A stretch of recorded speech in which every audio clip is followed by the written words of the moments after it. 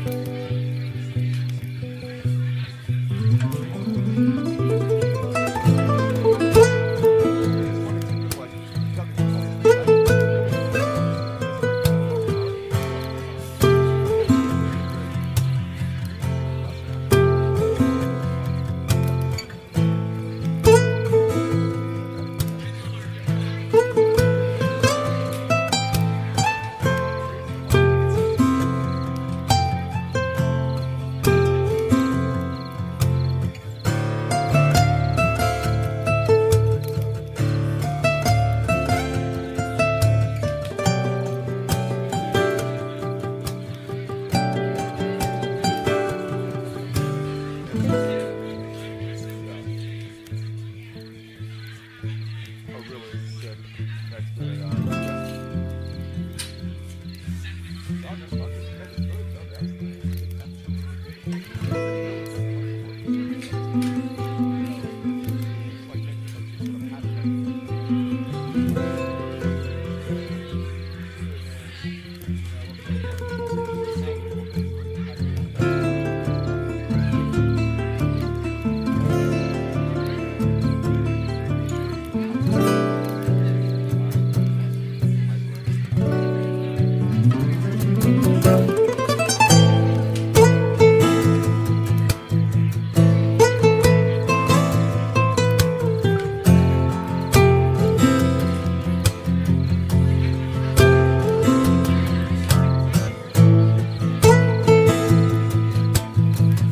to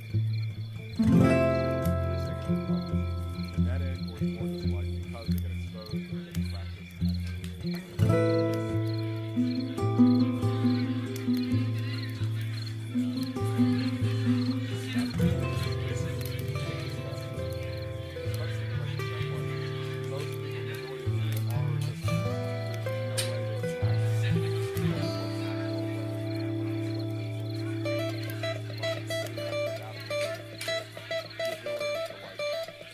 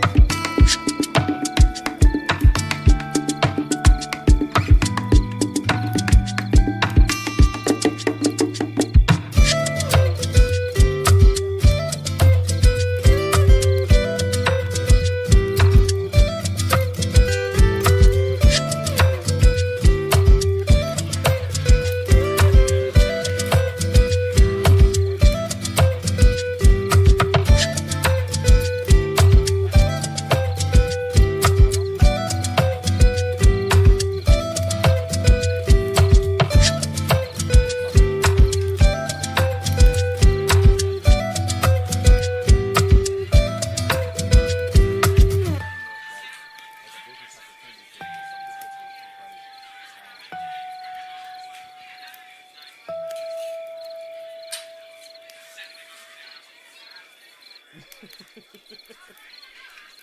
Well. Oh, dog. Well, hand me that guitar. Hand me that guitar, dog. Let's get this show on the road. Here's one you'll know.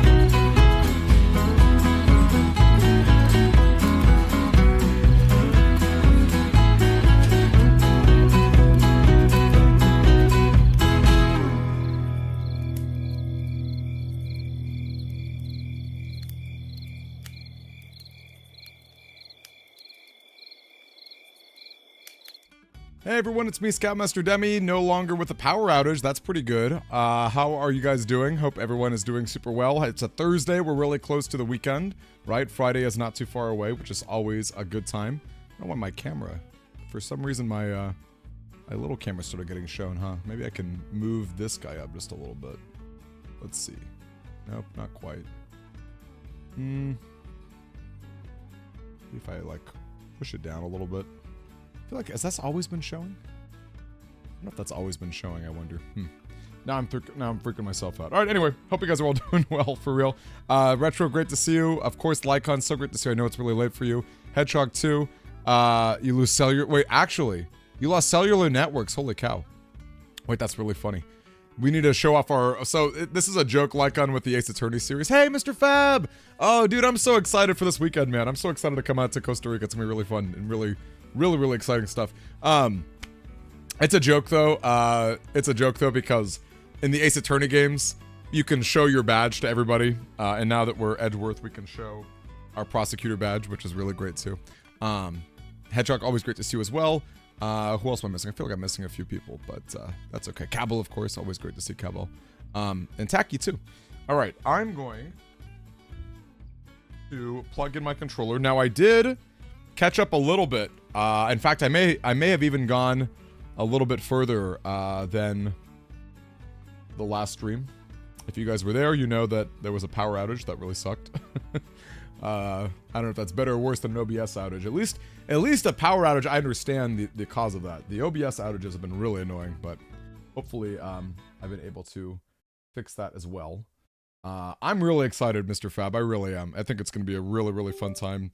And like I was already excited just to be there, but to have a friend who can guide me there too is really great. Hey, Curie, it's so nice to see you. Okay, so just to catch people up, we are a prosecutor named Edgeworth, and we basically have figured out that this other prosecutor was a killer who killed his own detective. Further, all the prints on my office doorknob have been wiped clean. I can only assume it's because Miss Bird's fingerprints were on it. Don't you think it's time you gave up on your charade? We know you stole in my office with the intent of stealing something from me. And Detective Faith found you out, possibly because he heard sounds coming from a room whose occupant was on leave. Mr. Portsman, you killed Mr. Faith to silence him. And I had the misfortune to return when I did, You had to threaten me as you escaped. As I said when you had the gun to my back, no one gets away with committing murder in my office. And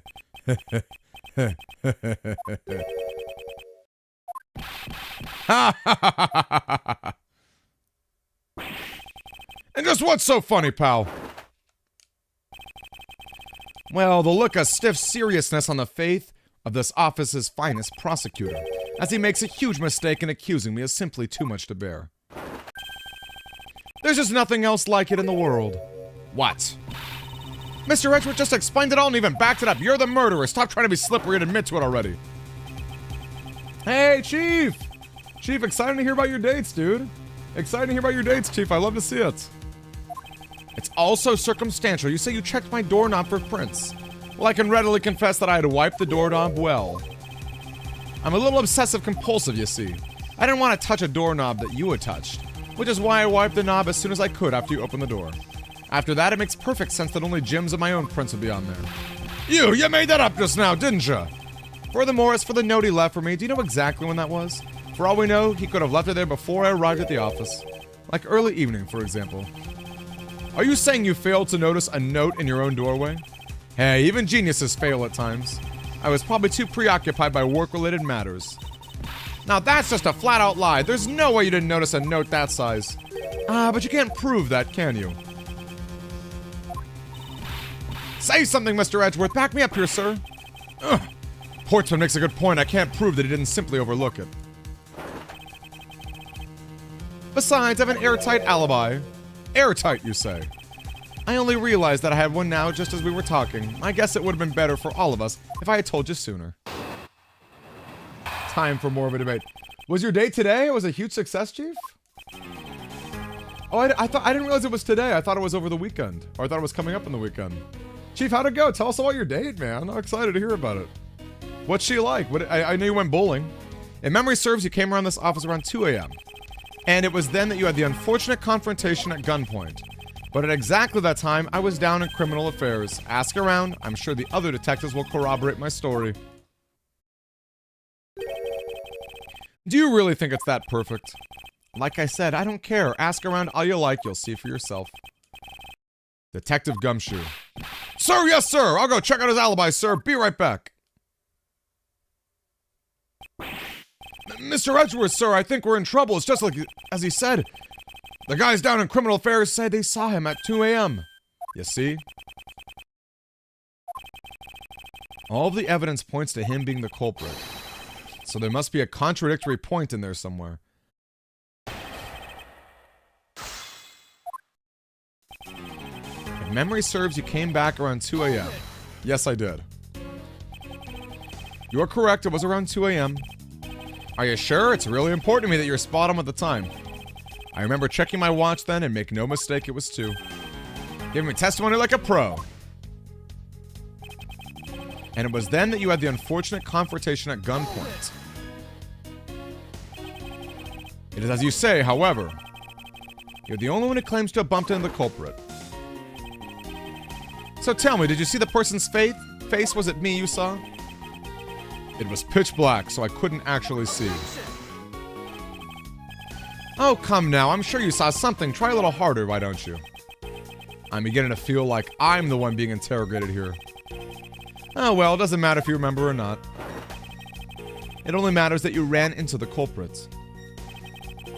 But at exactly that time, I was down in criminal affairs. So you paid the criminal affairs department a visit. Yep, right after I left the prosecutor's building, I headed straight for the precinct. Ask around, I'm sure the other detectives will corroborate it. We gotta really keep pressing this guy. Well, we did go and ask around to confirm your testimony. And it was just as I said, right? Yes, sir. A number of detectives said they saw you around that time.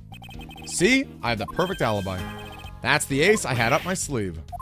Ugh! Impossible. He actually does have the perfect alibi.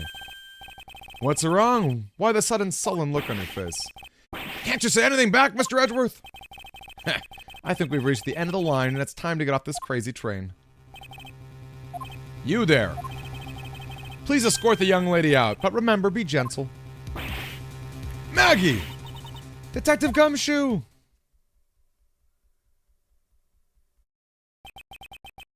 Is there nothing I can do? There must be a way to turn this situation around. If only I had a clue. Did I miss something that can help me cast doubt upon his alibi?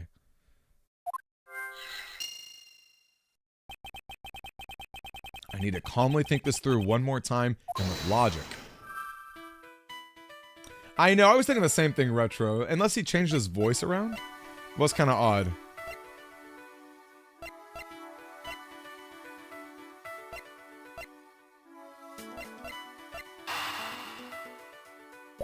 Okay, so hold up. The culprit rearranged the files twice, once before.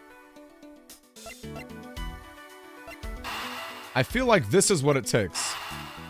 Because that proves that there's two people there at the crime scene. Evidence points to the shelves being disturbed once before and once after the murder. But who is to say that the second person who did it is not the same as the first? There was another person who paid a visit to my office tonight.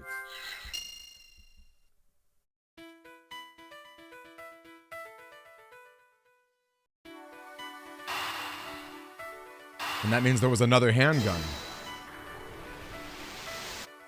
Hey, Budokai! Nice to see you, Budokai!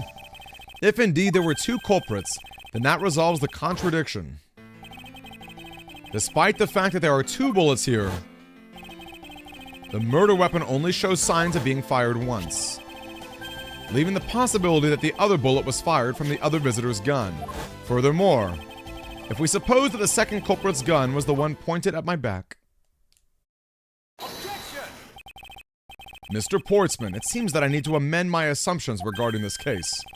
Great, so you finally come to your senses. Sir, what are you saying? This has been a big misunderstanding on my part from the start.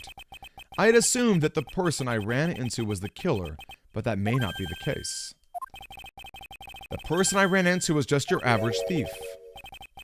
A thief? But sir, doesn't that cause some sort of contradiction? Not at all. It simply means that the killer was someone else. And it means that in actuality, two culprits stole into my office tonight. What do you mean two? It explains both why my shelves were disturbed twice and how there were two guns. Mr. Portsman tricked Miss Bird and gained entry. Now you're just leading the argument. You still don't have any actual proof, you know. If you could please go along with my hypothetical scenario for now, Mr. Portsman. In the end, if you really are innocent, you should have nothing to worry about. Now then, returning to my scenario, Mr. Portsman was out to steal something from me.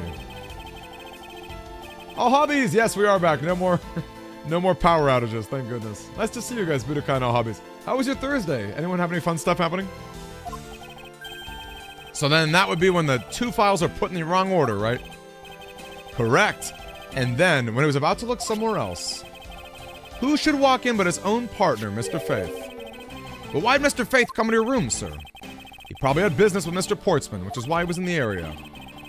This music is so good. This music is so good. That's when he noticed sounds from the office. Oh, because you were supposed to be away, right? And he must have thought it was odd, so he came to the office to check it out. Correct. And as a detective, that was the right thing to do. But when he came in, he found his own partner standing there.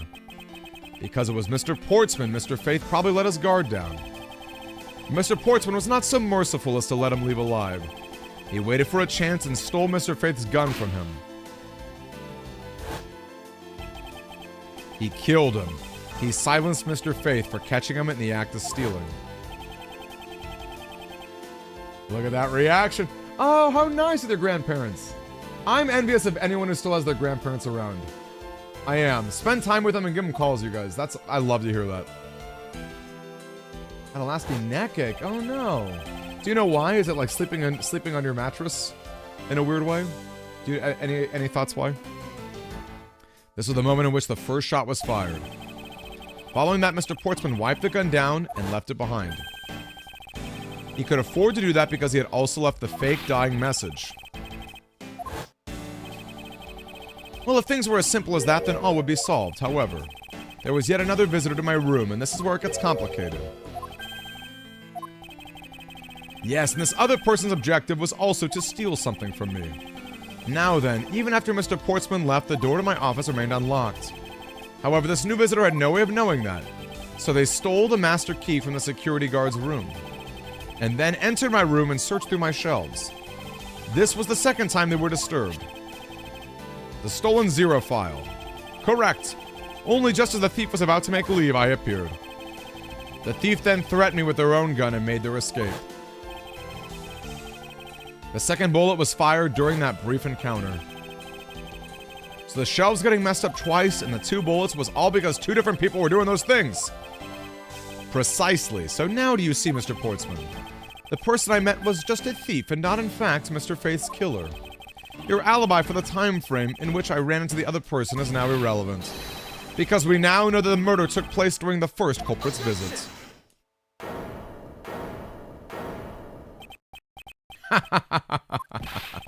What's so funny, pal? Absolutely splendid. Your scenario explains everything. Of course it does. It's Mr. Edgeworth after all. But you know, it still doesn't change the fact that it's all circumstantial. Supposing if, and that's a big if, your theory is right, it would indeed render my alibi, which has withstood scrutiny, mind you, irrelevant. But there is still one defining point of your argument for which you have no evidence. Your supposition that I was the first visitor. Mr. Edgeworth, you can't let him get away with that, sir. He slept funny, yeah, classic. I need to get a better mattress and better pillow, if I'm being real. I gotta be better about that myself. My sleep is not necessarily the best. My back sometimes hurts too. Don't say that, sir. I don't believe this. Don't worry, Maggie, I'll do something if I must. You know something? I find your attitude to be somewhat peculiar, Mr. Edgeworth. If the person you met was really just a plain old thief, then why is that person not your main suspect? That is, if your theory is correct. Time for more of a debate. Oh, listen to this. That thief you ran into should be a real suspect, wouldn't you say? We should be out there looking for that thief right now. They might still be nearby. I hate to repeat myself, but as I've already said, I was training in my room. And when Jim came to deliver some evidence, I was down at Criminal Affairs. So I can't be expected to know what happened around here around the time I left. So you think we should be out there looking for the thief?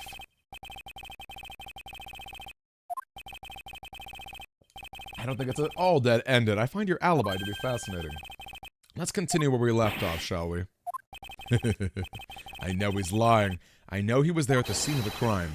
I just have to find a way to prove it. That's right, the grand finale theme indeed. That's right, Budokai. Budokai, did you say your favorite is Ace Attorney 2? Is that your favorite Ace Attorney? I know we talked about that yesterday. Maybe that was all hobbies. Actually, no, I wouldn't. That's elementary. The dying message, of course. The dying message. Mr. Faith's killer very clearly left those letters on the spines. And it was after that they were stolen. You mean the 0 files, right? That's how we also know the letters themselves were a setup, and not from Mr. Faith. If the thief was the killer, do you think they would try to undermine themselves? Maybe the killer just didn't think of that either. That must be it. Maybe, just maybe. We should be out there looking for that thief right now. Once escaped, I highly doubt a thief would linger nearby. Well, you never know. Maybe they didn't get what they were really after. Oh, you talk like you know quite a bit about this thief. It's nothing like that. I have no idea about anything, after all. I hate to repeat myself, but as I've already said, I was training in my room. But according to Mr. Faith's note... Hold on, I thought we already cleared that up.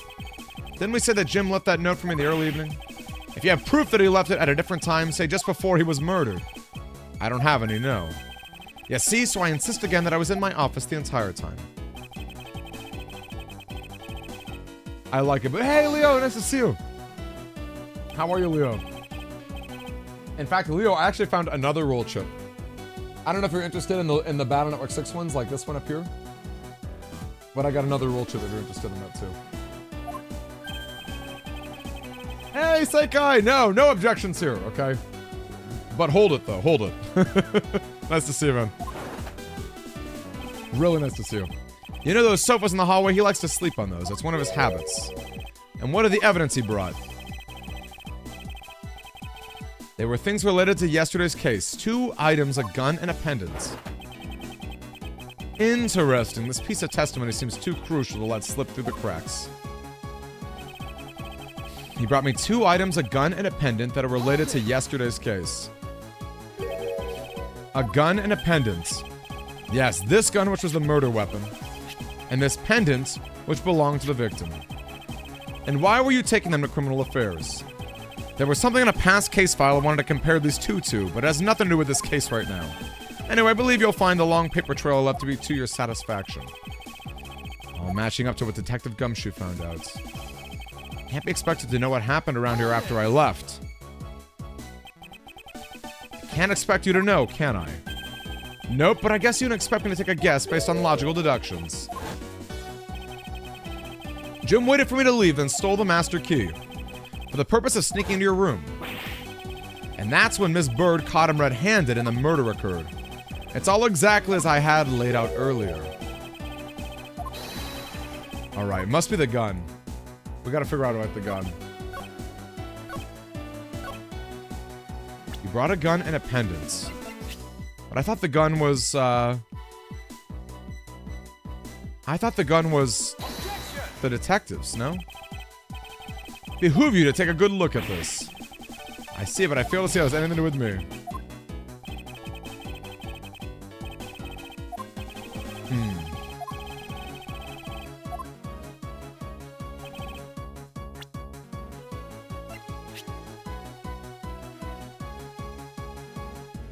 Let's stop and think here. 3 pieces of evidence. There we go. There we go. Only 2 pieces. I believe the proper phrase here is, you fail. Excuse me. You fail as a prosecutor, Mr. Portsman, as you intend to keep evidence hidden from me.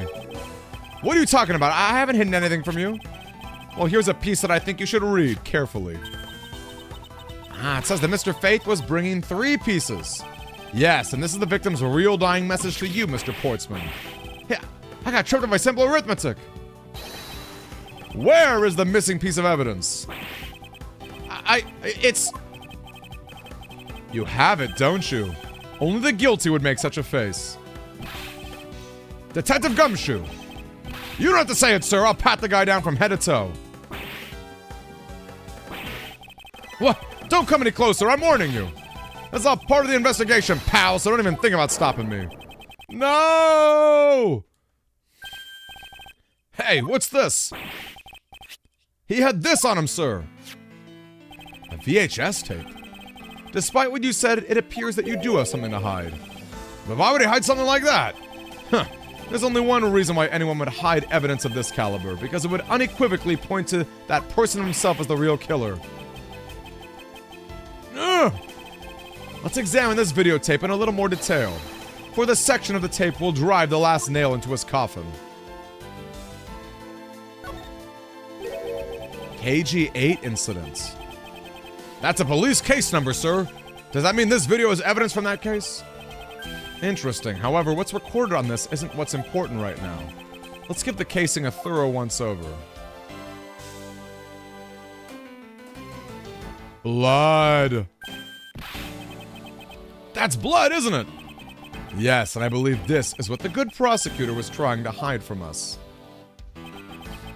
This blood is still fresh. You mean this might be Detective Faith's blood? No, no! You've got it all wrong! Ha! No amount of denial can save you.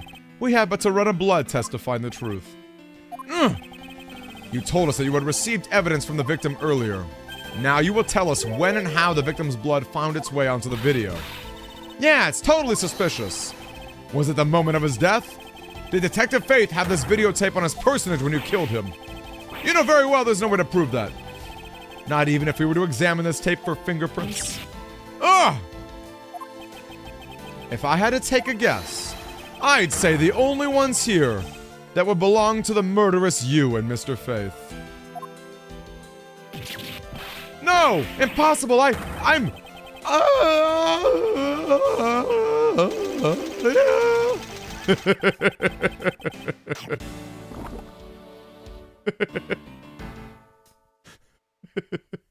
I love the breakdowns.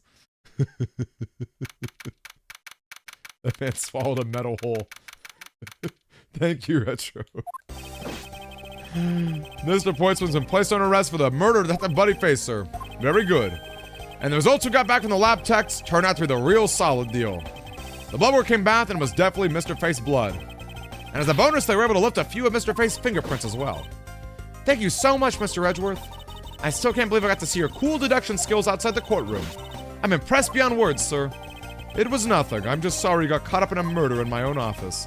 Please accept my apologies. Oh, it was nothing, really, compared to what I've been through. I mean, I consider myself lucky that it was only a burglary and a murder this time, sir. If it had been a holdup or a hostage situation, I'd have thrown my hands up in the air.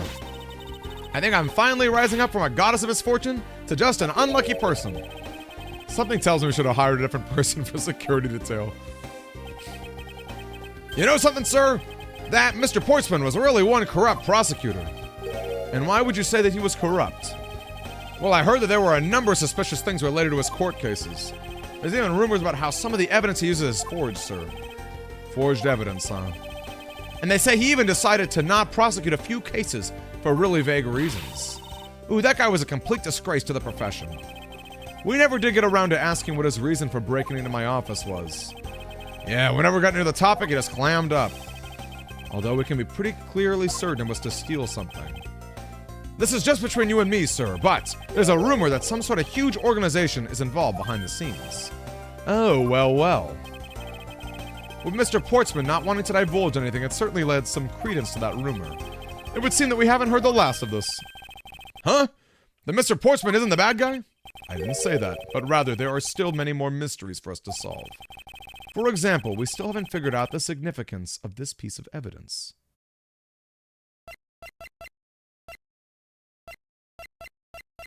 Probably the stolen Zero series?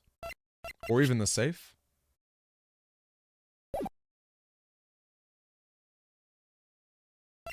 Is it the safe or is it the stolen Zero series?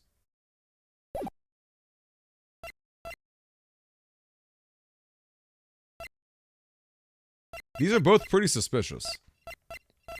Because we don't know what the Zero series... We don't know why this one. And we don't know what he was trying to get into in the safe. Alright, let's try the Zero series. Like Budokai said. The other villain of the night. Wonder who it was. What happened to the stolen pages? Yep, love it, Budokai. Who in the world was it that held me up at gunpoint?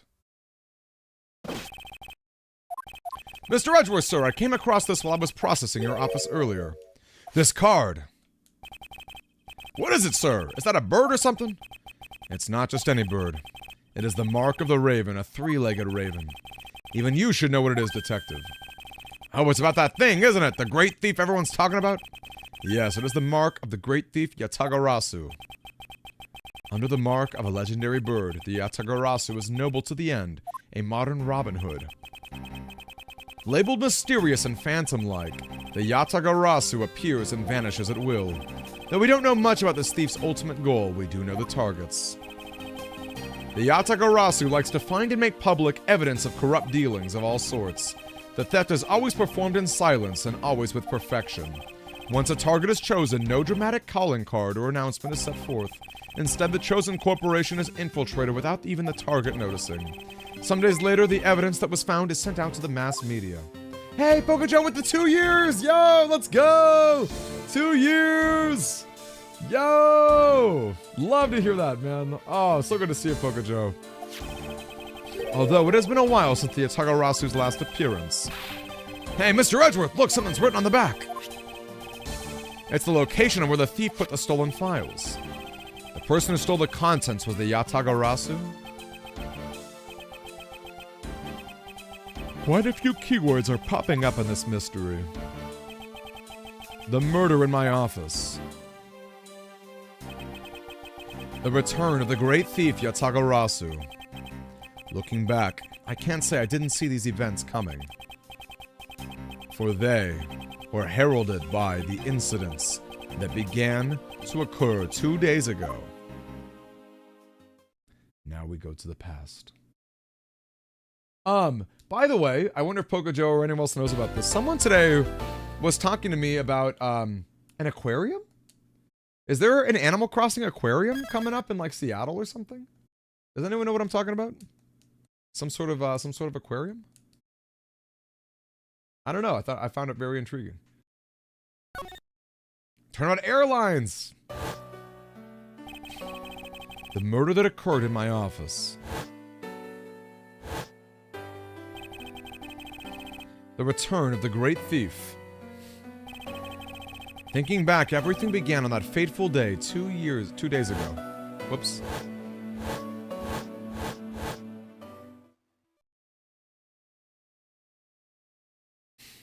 Yeah, new to you. Okay, so what, oh.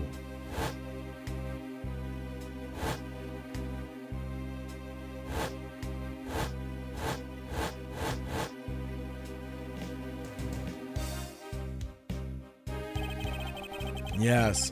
Everything began high up in the air, 9,000 feet to be precise. Thank you for flying iFly Airlines. We are currently experiencing some slight turbulence. We are asking all passengers to please return to their seats and fasten their seatbelts.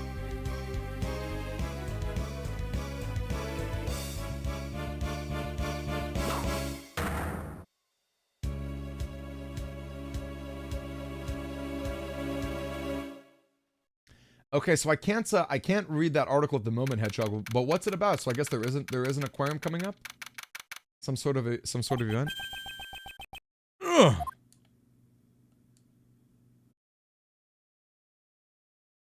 Also, look at this.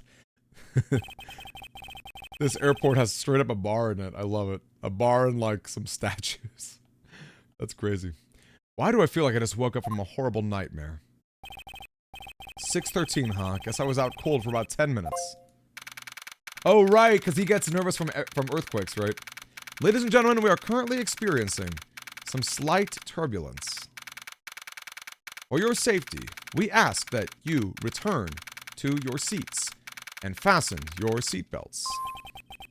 I suppose turbulence is to be expected on a flight. Though admittedly, I'm less than comfortable with anything resembling earthquakes. Yep, remembered that. Definitely a high society here. Of course Edgeworth can afford it, huh? A travel wallet, but it's not mine. How did someone else's travel wallet wind up in my pocket? Ugh, my head. Why won't this headache go away? I'll take care of this travel wallet later or hand it off to an attendant. Ugh! From an earthquake-like turbulence to an elevator. Look at that. We get to go deep into Edgeworth's lore. Huh. What am I doing hesitating like this? Actually, I know full well why I hesitated. It was when I was still but a young child. I was caught up in a murder that happened in an elevator. But how long am I going to let my past haunt me? It's just an elevator. I'm a grown man now. I need to behave like one.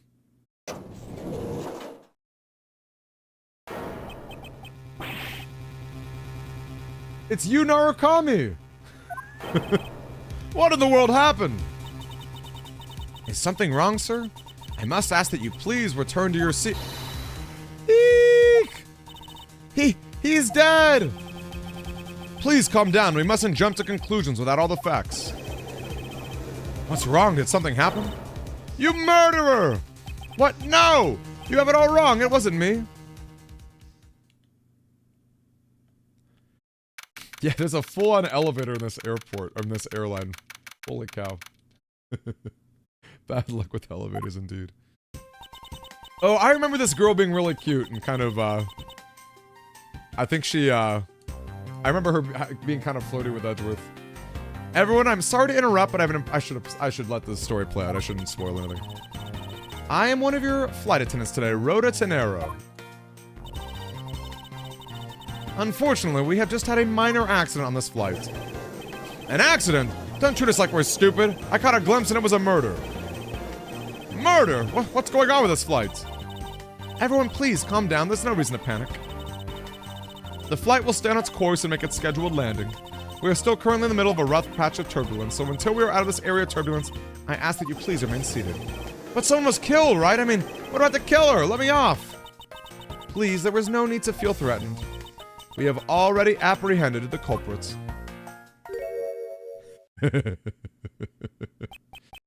Look at his face. He looks... Edgeworth looks... He looks so annoyed. He's like calm but annoyed. I please ask that everyone remain calm. What the heck is he talking about? Why should we remain calm? My name is Miles Edgeworth. I'm a prosecutor, and I assure you that I am not the killer. Ha! Being a prosecutor doesn't mean you're incapable of murder, buddy. Now you listen here. I am not the killer. I simply found the body. Okay, there we go. This is the face. So you say, however, I am sure that you are the perpetrator of this crime. I swear on my honor as a professional flight attendant. Oh, is that right? I know what I saw. And there's even very strong incriminating evidence to back me up. What kind of incriminating evidence is she talking about? We've already alerted the proper authorities at our destination. Until we land, he will remain in our custody by the powers vested in our captain. I'm very sorry, but please understand our situation. Your situation? I'm more concerned with mine and the direction it's going in. I'm not about to just sit idly by while I get accused of murder. Miss Tenero, is it? Yes. I was wondering if you might give me a chance. A chance to do what? A chance to plead my case. And a chance to ask what you meant by incriminating evidence just now. I'm Team Rhoda. Because let me tell you, Francisca's great and all, but I personally like flight attendants a lot. I think they're really cute. And she seems really sweet. And Francisca Francisca needs to find somebody she can dominate. She's definitely the dom in whatever relationship she's in, so I don't think she and Edgeworth would get along too well. To accuse a passenger of such a grave crime without allowing him to give a proper defense, can the professional flight attendant inside of you really call this action righteous? You have a point. Very well, I'll listen to what you have to say. But be wary of what you reveal. I'm afraid you'll only look more suspicious if your explanation fails to satisfy. I also do not have the time to deal with you all day, so please make it quick. Of course, as you wish. Good, very well then. Let's get started. I know for a fact that I didn't kill that man in the elevator. What I don't know is what sort of evidence she has up her sleeve. But I'm certain it doesn't fit with how the crime really occurred. She's too pretty to be innocent. That's right. Gumshoe is perfect. You think Oh, actually... No, but we have Gumshoe and Maggie Bird. It's so much better. I swear to tell the whole truth as a professional flight attendant. Unfortunately for you, Mr. Edgeworth, I am certain you are the killer. The scene I saw in front of the elevator. It was you standing there with fresh blood dripping off the murder weapon. So if you would please cooperate or return, he'll turn you over just as soon as we land. I love that expression on her face. That's her evidence? I don't think you just ask for a more perfect witness testimony. Wouldn't you agree, Mr. Edgeworth? Not really. Look at this face. Look at this face. This is the face of a man who's about to get devious. Okay, Larry and Francisca. I'm gonna give a Larry thumbs up for me, buddy. In fact, I think Larry flirts with her in some cases, right? Wait, that is a box bun. Wait, that's so funny. I just noticed her hair too. After you said that, that's so funny. Unfortunately for you, Mr. Edgeworth, I am certain you're the killer. The scene I saw. Yes? What did you see in front of the elevator? That's what I was just about to tell you, Mr. Edgeworth. Framed by the elevator doors and bathed by the light coming from within. It was you standing there with fresh blood dripping off the murder weapon. The murder weapon dripping with blood, really now. I swear that was the grisly scene I saw before me. Thank goodness it wasn't a passenger who saw it, or there'd be widespread panic by now. As I recall, you were quite panicked yourself at the time. Excuse me? You were scared enough to misread the situation and accuse me of murder. Nonsense! Professional flight attendants cannot afford to be that flustered. I witnessed the murder scene, and now I am listening to your defense, all with a smile. Apparently, you also lie with a smile on your face. So if you would please cooperate, we'll turn you over just as soon as we land. Okay, hold up a second. And what exactly is the murder weapon?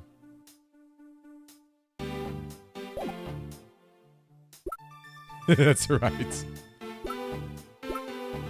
Yelling eek.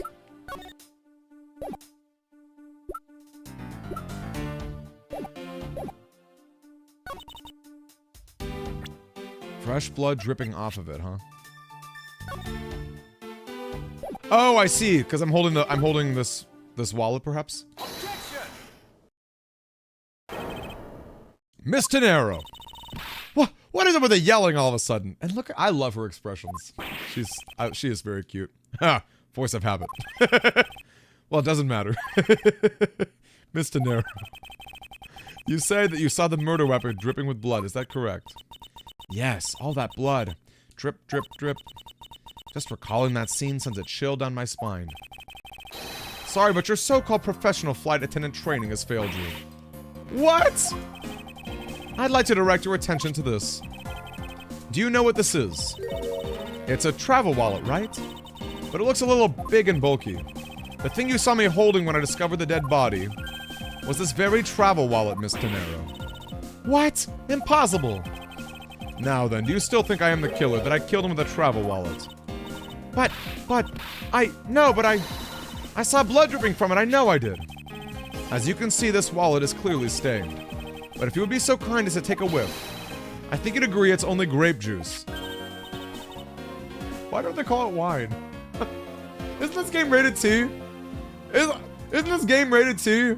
Why are we calling it grape juice? That's right, you mistook grape juice for blood. The murder weapon dripping with blood does not, in fact, exist. No! That should clear up this pesky accusation. Wait just a second. Hey, how are you, Snake? Wines aren't kid-friendly. Yeah, but murder is, right? Really? They never reference wine in the Japanese version either? Really? Okay, so I guess wow, that's so funny. So I guess in Japan they were like, here's grape juice. That's so funny. I mean, even a wallet could be deadly if it was wrapped around something heavy. I demand that you show me what's inside, please. She's trembling, and that tacked on please at the end. Sounds like I've got her. There's no need to look inside. Even you can tell from its appearance that it's light. No, I can't be sure of anything until I see the contents for myself. She's a persistent one. I suppose we have no choice but to see what's inside. Miss Tenero, if you'd be so kind as to open the wallet and check its contents for me. All right. I usually don't pry into passengers' belongings, but we have no choice here. I definitely thought it was Western censorship. It seems this passport is all that's inside here. Oh, Borginia! But as you saw, there was nothing but a passport inside.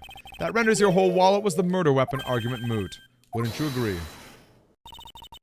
Please, hear me out, Mr. Edgeworth. What is it now? Well, I was wondering, whose passport is it exactly? Can I take a look? Why not? I'm rather curious myself. Borginia! Just as I thought. Hicks Ackby. Or Ackby Hicks. Ackby Hicks. What's the pun there? Hicks Ackby? Hicks Ackby? Like exactly? Ackby Hicks? Which makes it the victim's property.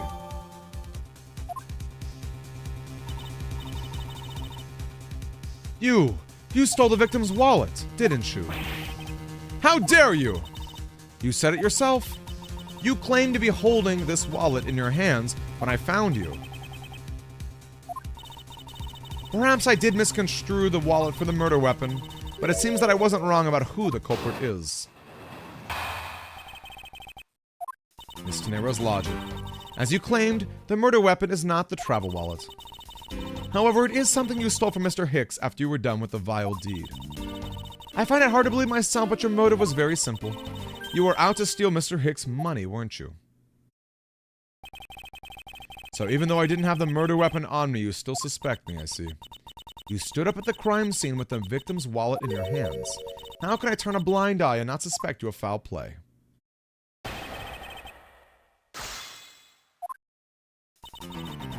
As you claimed, the murder weapon is not the travel wallet. It is something you stole from Mr. Hicks. Gang, what's the pun there? There's usually a pun with Ace Attorney names. Hicks Ackby? Do you think it's like exactly? Or do you think Ackby Higgs means something? Yes, I'm very sorry to say it, and I wouldn't usually be so rude, but it must be said. I never thought I'd see the day, but here I am calling a passenger a thief. Maybe I should put on a serious face and say it more directly. I believe you removed the wallet from the victim's personage. It really doesn't matter how you phrase it. What I'd like to know is why you think I stole Mr. Hicks' wallet. Motive was very simple. You were out to steal his money. You think I was after his money? Where did that cockamamie idea come from? True, you are also a passenger in first class, but I thought something was off about you and those deeply etched lines on your forehead. They're not lines! They're perfectly normal and a part of my natural face. I don't think I've ever met someone with such terrible countenance on a flight before. That's when it hit me. You have the face of someone with money trouble. She really is making a fool of herself pursuing this line of logic. I should spare her and present that piece of evidence that contradicts her testimony. I love that smile on Edgeworth's face. Thank you, Edgeworth. That was a perfect expression. The money's on the floor, right? Objection. I wonder if I might get a word in, Miss Tenero. What is it now? Miss Tenero. I wonder if you noticed the contradiction within your own testimony. What are you talking about? It's simply impossible that the motive for this murder was monetary theft. One glance at the crime scene should have told you that.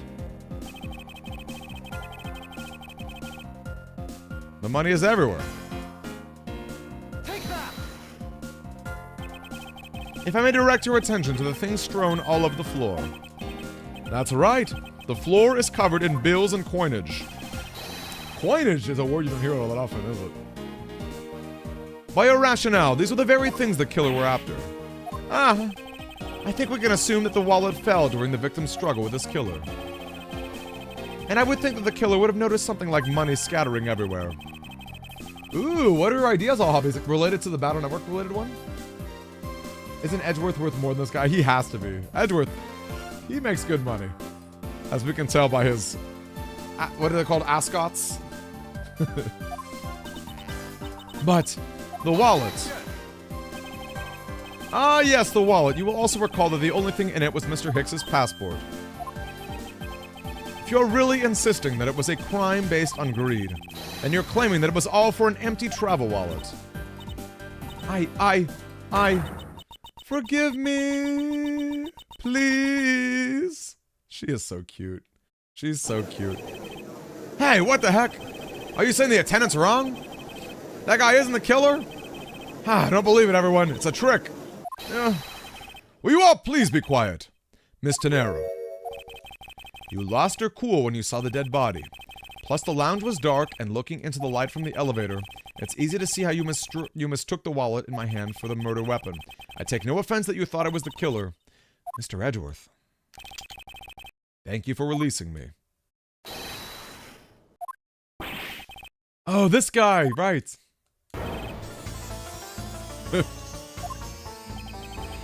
Miss Tenero, if you could please translate, I'd be much obliged. It sounds like Borginian, but I don't understand any of it. There's another attendant on this flight who... I said that he is giving the roundabout. I don't require an interpreter. I speak English just well, see? You, the attendant. Yes, sir. I want this person to be under the arrest until we arrive at the airport.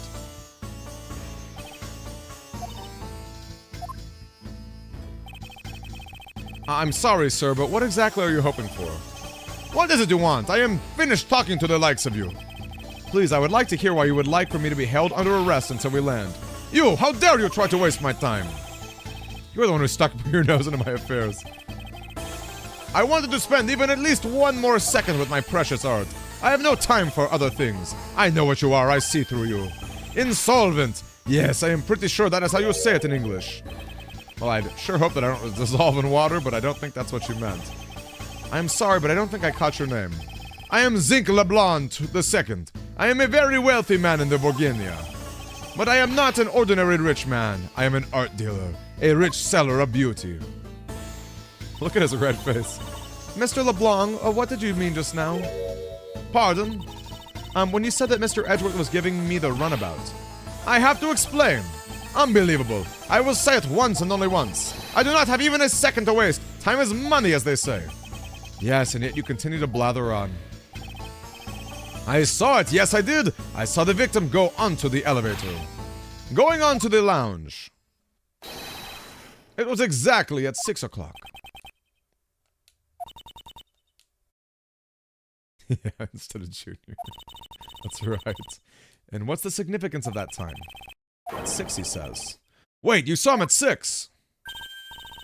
Ah, what's the matter, Mr. Edgeworth? He understands, I see. Miss Attendant, what time did you discover the body? Well, it was a little after that patch of turbulence, so I'd say around 6:15. Hicks was his name, was it? Then I say that man Hicks was killed in a 15-minute time span. And the only person in this lounge at the time was the prosecutor, yes. Yeah, I was in my seat the whole time. Me too. I was watching the movie and enjoying a fine glass of grape juice. I was still eating. I still haven't finished, see?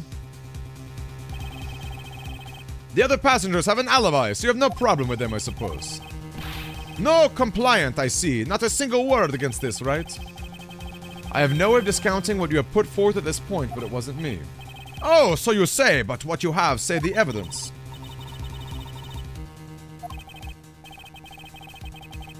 Mr. LeBlanc, I am certain that what you saw. Would you give me some testimony? Of course, I was looking at that man the whole time. He was playing with that annoying little small machine. Machine? Yes, that's what you people call it in English. Yes, I was making me crazy with the click, click, click. By the description, it sounds like some sort of small computer. I believe what Mr. LeBlanc is talking about is a cell phone. I have to say that I did see him playing with it quite a bit myself. A simple cell phone, a laptop or organizer I can see, but that's kind of low budget. I hate that noisy little machine in his hand. Not a single fragment of beauty. All it produces is ugly sounds. Anyway, I know what I saw. Miss Tenero, I was wondering if I might be granted permission to examine the crime scene. What? You want to examine the crime scene? It was a PET, that's right. Oh, man. I don't like the sound of that. Fox in the duck pen. Yes, I think this is how you'll say it in English. It's a fox guarding the hen house, and I believe my innocence was proven earlier. And if I'm given the chance, I can clear up all the remaining doubts. Miss Tenero, if you would wait until we arrive, there was a good chance that there was some evidence that will be destroyed by then. I understand. Let me see what the captain has to say. Ha! This should not be approved. Please, Mr. LeBlanc, in an emergency, all decisions are to be made by the captain alone. Now please wait here while I go ask him what to do. I'll be right back. I love this, like, awkward. You are not planning to erase the evidence while you're doing investigation, yes? Of course not. Ha! We will see. He's enjoying Phantom of Network and Legend of Network, that's right. Snake, what's your favorite Ace Attorney game?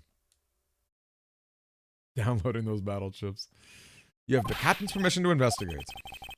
I'm in your debt, Mr. Nero. However, there was one condition. I'm to supervise you. Can you agree to that? Of course, I see no problem with that stipulation. It's only natural as I am still a suspect in this case. I take full responsibility and will watch Mr. Edgeworth's every move. I hope this is reassurance enough that there will be no foul play. Now then, Mr. Edgeworth, shall we proceed?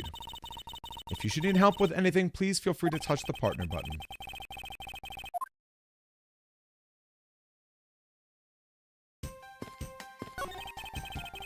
Mr. Hicks's seat. I don't see the machine he was talking about. Should probably head down to the crime scene. It is weird calling them grape bottles, huh? Be glad Wendy Oldbag's out of the picture, huh? Yeah! I'm happy to hear that, Snake. I should really purchase it myself to support the Ace Attorney series.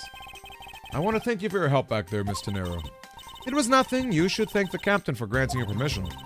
And just so everything is perfectly clear, I still don't trust you to that extent. I don't want you to think that your standing with me has changed. I see. I will bear that in mind. I received an order from the captain earlier. He wanted you to know that we reserve the right to stop your investigation if we feel you are not making progress.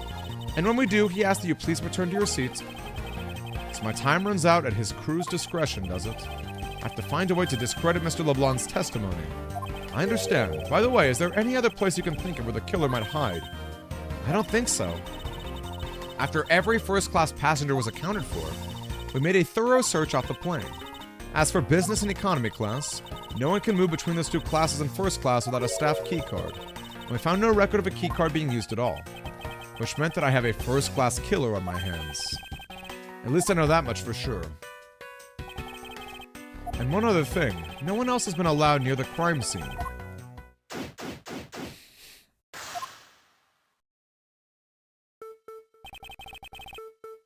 I'm really excited for the sequel. I'm really excited to play the second. Honestly, I might follow this up with the second. I might. Even though it's not an American, I wouldn't count it on my list, but I would still consider doing it. I've been really wanting to play it. Though part of me hopes that we'll still eventually get a real translation. Hey, NTH! Where should we start from? Hey, NTH, were you playing Persona? Were you playing Persona 3? The crime scene occurred between 6 a.m. and 6:15. During that interval, the only person in the lounge was myself, which would make me the prime suspect. However, since I did not kill Mr. Hicks, it means the killer was around somewhere. If we are to believe what you say is true, then yes. The first order of business will be to gather information to win your trust. What floors does it service? The first and the second. Can also go down to the cargo hold. That requires a flight crew keycard. The only floors accessible are the first and second. I cannot believe there's an elevator. Imagine that, not even stairs, a full-on elevator on the plane. They did. They did, All Hobby. So the original trilogy has had one for some time. And then very recently, as of last month, Apollo Justice got one too. So Apollo Justice, so 4, 5, and 6. So 1, 2, and 3 has been one for a bit, and then 4, 5, and 6 has been one too. Money is strewn all over the place. I would guess it was in Mr. Hicks's wallet. Let's take a look at this. What is this sinister-looking figure? That's a piggy bank of our company mascot, Mr. iFly. Okay, this would be a really cute thing to make in real life. This would be really cute. A little iFly Airlines. It's one of the many pieces of merchandise we sell. Hey, Silent Heart, nice to meet you. I love NTH. And you must be a Persona fan or an NTH fan. And either way, you're in very good hands with us. This bank is a it's a piggy bank. We have an in-flight shop. Just beyond the lounge to the right. The shutter to the store is closed at the moment, but it was open the whole flight until Mr. Hicks's body was discovered. There's blood on here. Could this have been the murder weapon?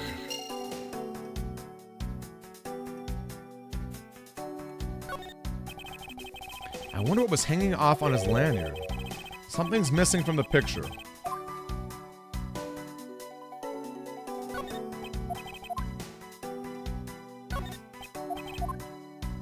Oh yeah, what's that in his pocket? There's something sticking out of his pocket. Hope he won't mind if we take a look at it. Wait, really? iFly is a real airline? Are you serious? That's wild. I know it's just a coincidence, but that's actually really wild. Looks like it was taken somewhere inside of a building.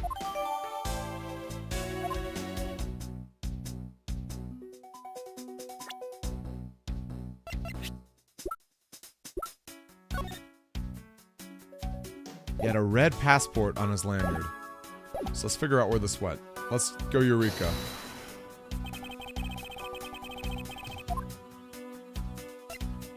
Eureka! Mr. Hicks's machine is nowhere to be found. His machine? His cell phone, Miss Tenera. Ah, so I guess it's because it's not here. Yes, I think we can safely deduce that the killer took it. Yeah, was it Persona 3? Were you guys playing Persona 3 today? Okay, there's something else I'm missing here too. Silent, thank you for the follow. I really appreciate that. How about this card key, maybe? Okay, I guess not. I doubt anyone was expecting to find a dead body in an elevator. Story's banging so far. Love to hear that. Love to hear that. Stupe. Ace Detective. In Persona 3? Are you talking about Junpei Stupe? Is that what Yukari still calls him? Mr. Hicks, if you're really dead, then please answer yes. Should focus on the victim's body. There's blood on the back of his head. Could this be the cause of death? He appears to have been struck very hard. Okay. My question for you guys is... Wait, how far have you gotten? How far have you gotten, NTH? Who are your party members? Who are your party members? Let's see if we can put some logic together. We got a lot of logic. The elevator. What caused it? Let's try the blunt force trauma. Let's connect this logic. That's right. Hobbies, are you a big One Piece fan? Do you read the manga or do you watch it?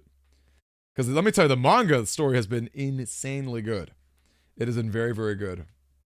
A statue. So I want to ask you a question, NTH, but I want to know how many party members you have before I ask it, so I don't spoil you. A statue with blood. You just got okay. So that's my question. Okay, Fuka, Mitsuru, or Yukari? Who's the waifu? Who's everyone's favorite girl? Baka, right? Right, Baka?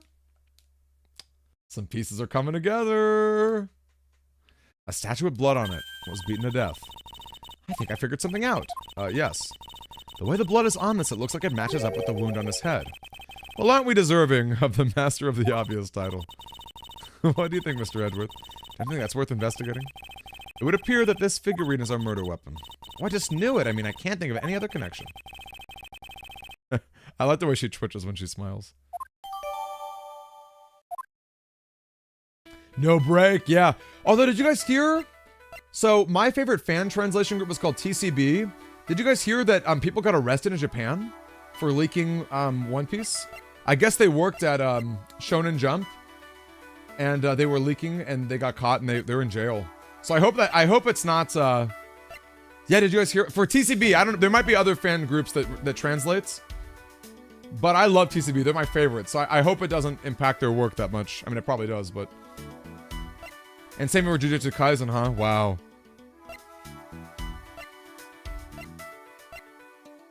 They broken during his murder. That's probably the only bit of logic we have at the moment. I like how they make it very clear. I know, I'm sorry to hear it, Sue. Just like you for real. Yeah, Fuka's definitely like... I don't mean this in a mean way. She's... Yukari and Mitsuru are just like... They're out of most people's league, I would say. Fuka's just like a nice girl, you know? She's a nice, cute girl. Mr. Edgeworth, you look like you're talking to the clouds. I don't know, but it looked like a rather one-sided conversation. They tell me nothing. These bottles and glasses must have been broken by the turbulence. Please be careful when passing through the area. But no matter how kind you are towards me, know that it does not clear up any suspicions I have about you.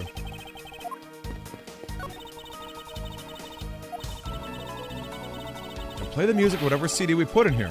That's not a piano, it's more like an overgrown music box. Its keys to press along with the music as though someone really is playing it. Alright, we should definitely examine this. This toppled over chair was in the intro. Look at all that grape juice standing in the back. It may not look like it, but the chair was extremely valuable. It was used when the Rocker Pals... Who are the Rocker Pals? I'm sorry, but what are these Rocker Pals? They're all the rage. The Rocker Pals are an extremely popular international band. They had the Pals part as they became more popular, especially among teens. I'm not really one for music of today. Maybe I should ask Detective Gumshoe about them later. On second thought, I can already see how confusing the conversation would get. Oh, the Pals, that's funny. Candles and glasses thrown in a disarray. I'm a Mitsuru fan. I am a Mitsuru fan. She is way out of my league. But That doesn't stop me from being a fine appreciator. Pity that the bronze statue knows not when a good drink has been spilled. A statue of our founder, Mr. Hugo Ifly.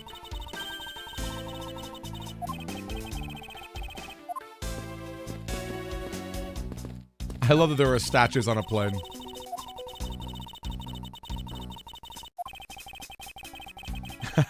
How can a plane take off? I guess cargo. You can have cargo on a plane, but you can have cargo on a plane, but wow.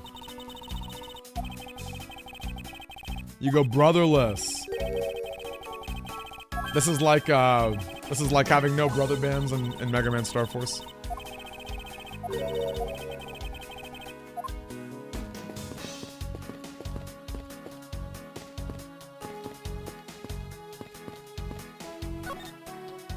There we go. Spilled grape juice. I assume was spilled during the turbulence. What is it, Mr. Edgeworth? I found something very important.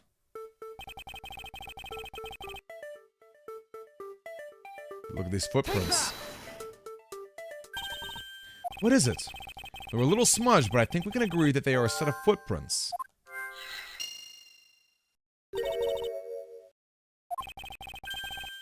Hey, Silent Heart knows. Silent Heart, you know Mega Man Star Force. That's awesome. Yes, that's true. And Star Force 3 is the same. You can get rogue forms in both of those. Right? Just because she's that early doesn't mean you can't try. That's also true. You miss every shot you don't take, ladies and gentlemen. That is the truth. But here's my best advice to all of you. Don't try to get with your friends. It's keep then it gets awkward. I can say that I've regretted every time I've ever dated a friend. That's just me though. Maybe you guys can pull it off. I certainly cannot. But you miss every shot you don't take with strangers, that's for sure. Okay. Spilled grape juice. In front of the elevator. That's some logic right there. Kirito, do you know too? What? That didn't work? Are you serious? The spilled grape juice in front of the elevator and then the elevator itself? Oh, where the killer could have been, yes. Let's put the footprints there.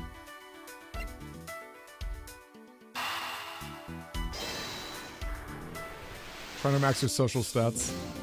What? Are you serious? Edgeworth, come on, buddy. You want to know where the killer went? We see footprints.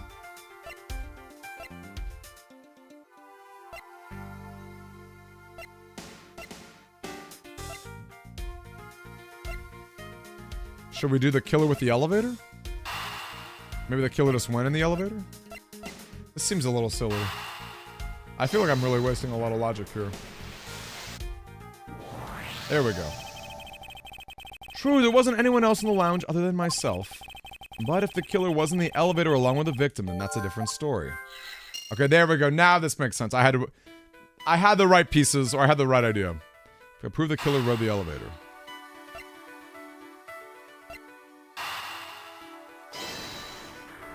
Hey, Beto! We just started the investigation. We just started. Well, this is the second case, which is fun. And we have a very cute flight attendant. By the way, if you guys want some demi lore, my two favorite professions, teachers and flight attendants. Those are, I'm a fan of both. In different ways, for sure. I'm sorry, but I don't understand, Mr. Edgeworth. I can prove that someone other than myself was here around the time of the murder. The class was half full, yes. Oh, man. The proof is in the pudding, or rather the grape juice. These footsteps here confess to me this very fact that someone exited the elevator alive. Seeing as how the victim is dead, that would mean a second person. But couldn't the footprints be from Mr. Hicks himself? But if you take a look at our victim's shoes, you can see the soles are spotless. There was one other person inside of the elevator.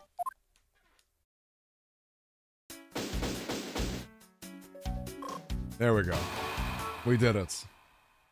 I do, though, hobbies. I do. People make fun of me. People make fun of me about Miss Murray, but it's true. That is accurate, actually. Blah, blah, blah, blah, blah. Unforgivable! This is unforgivable!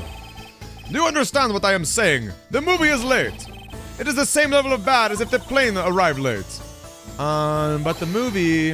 What? I will not talk to you anymore. You're just wasting my time. What is the matter, Mr. LeBlanc? If there is no emergency, please return to your seat, sir. Do not tell me what to do. I need not to sit down. Well, Mr. Prosecutor, did you prove you're innocent yet? If you would like, I will prove my innocence to you right now. What? Nonsense! Are you saying my eyewitness testimony is mistaken? Not mistaken, merely that there is room for doubt. I'd be most honored if you could please tell me what you saw in detail once more. Fine, suit yourself. What I saw. I am certain I saw Mr. Hicks enter the elevator. It was this point where the needle on my pocket watch pointed to the 6 and the 12. Hey there, Cha! Yes, we should. Let's save the game. I like it. Why not? Let's save the game. I might even do a save state. Just to really save the game, you know what I mean? How are you, Cha? You never liked Edgeworth, really? Pizza Roll! I wonder if Pizza Roll likes Edgeworth. No, she likes Larry Butts. I'm sure she would like Larry Butts. Hi, Pizza Roll. Nice to see ya. The body was discovered 15 minutes after. Then you, the only person in the lounge, must be criminal. How come you know? I like Edgeworth a lot. I like him a lot. But to each their own. Mr. LeBlanc's conclusion seemed to make logical sense. After all, the only person in the lounge at the supposed time of the murder was me. So, my eyewitness testimony. If you can destroy it, come, let me see. Do I look like I am having the time to wait for you? Why is he so irritated? I'm the one accused of murder here. I love it, Silent Heart. Silent Heart, the 64 in your game, I'm sure, comes from the N64. What are your favorite N64 games? It was when the needles were pointed to the 6 and the 12. The body was discovered 15 minutes after that. Then you, only person in lounge, must be the criminal. So I don't know that I have evidence. That is the most mistaken way of thinking I've ever heard of. No. Your silly opinion is what is mistaken. Please calm down, the both of you. In a sense, you are both mistaken. Well, if that isn't the pot calling the kettle black, then I don't know what is. He certainly has a lot of confidence in his testimony. If push comes to shove, I'm gonna need to press him for more info. It was random. Oh, how funny. Just a set of numbers you like. Hold it. Ah. I'm superior, but also a cuddly kitten. I like. That's a good point. So, what do you think about Von Karma? What do you think about Manfred Von Karma, his mentor? I assume the pocket watch is the one you keep checking, correct? Oh, you noticed. It is a very expensive antique, I will have you know. The feeling is wonderful when I fully wind it up by hand. It does look very well designed and quite classy.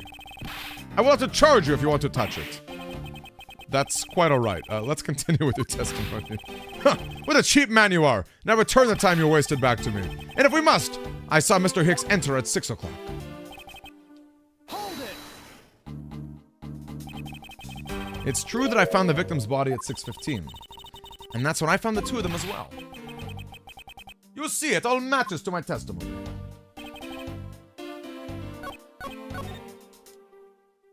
Hold it.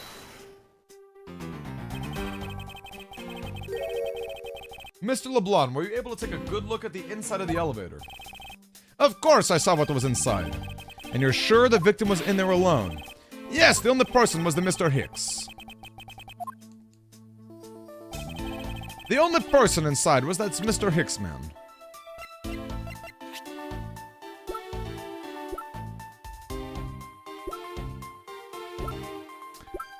So I don't understand. What evidence should I show to prove that? Because I know we've solved it with logic that there was a second person. Oh, I guess the footprints. Objection. Ocarina's a great one. Really? I've not played it. You should really. You've got to. You got to live up to your name and start playing a few more. That is probably. I mean, that's just an amazing game. Actually, what would other people say are their favorite N64 games? There was a very glaring contradiction in your testimony. What do you mean? Please take a look at the area in front of the elevator. There at the spilled grape juice. Yes, and will you admit you spilled it with the blood?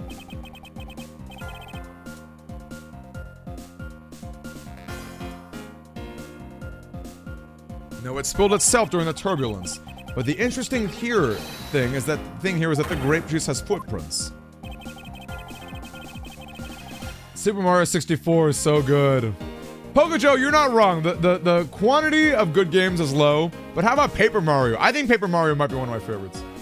It would probably go Majora's Mask, Ocarina, Paper Mario. Those are just like a few. And obviously, original Smash Bros. Is great.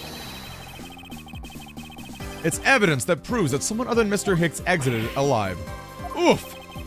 There must have been another person in the elevator with Mr. Hicks. Now then, I'm done playing games. Why don't you tell us the truth? Can you please translate for us?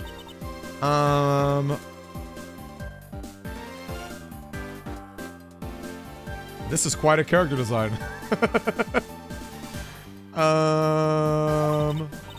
No way! That's totally impossible, I guess, is what he said. No way! That is totally impossible! I know there was no other person in there. I saw with my own eyes. If you want to know what I think, Mr. Edgeworth, I don't think Mr. LeBlanc is lying to us. I suppose she's right. He doesn't seem to be lying. But then what does it mean? What about this contradiction?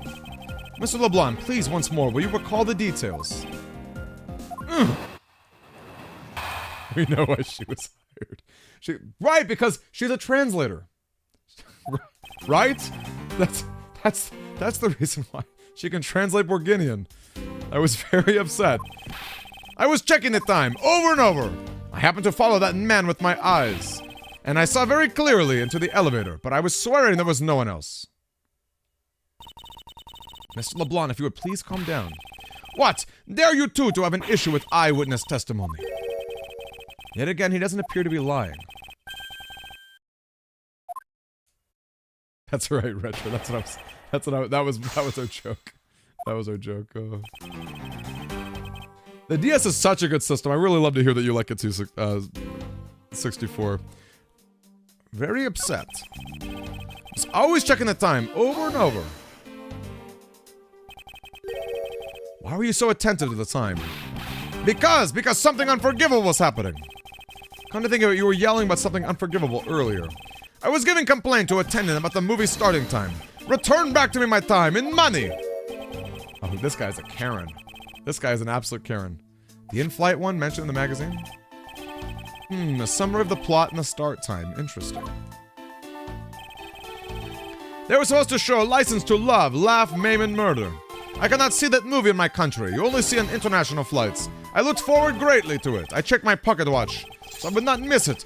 I even set my pocket watch to the destination time. So my watch is not wrong, it matched the schedule. But the watch is still late, or the movie was late. Your pocket watch? I'd like to ask you a little more about it, if that's alright. The movie I wanted to see would not start, so I checked my pocket watch many times. Objection! Oh, no? Uh-oh. Oh, yes, from the old word contradictus. I guess I had to press him there instead of object to it.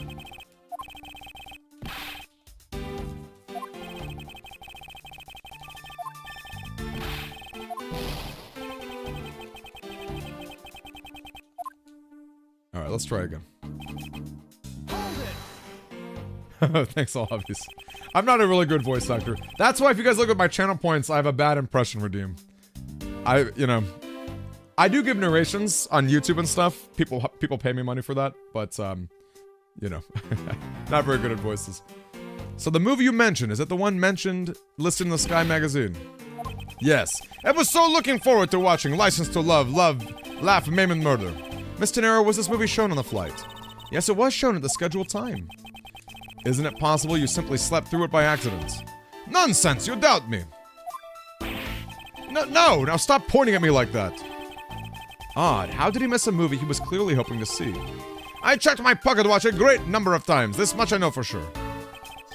My watch is set to my destination's time. I always set it when I board the plane. Hold it! You're sure about what you just testified, Mr. LeBlanc? Yes, of course. I'm a very busy man. I have many places to go, and no time to waste adjusting my pocket watch. Okay, here we go. Flatter me all you want, but you will not get 1 cent out of me. That's alright. All I require is this piece of testimony. I happened to follow that man with my eyes when he passed me. Okay, so now we can object to it, maybe?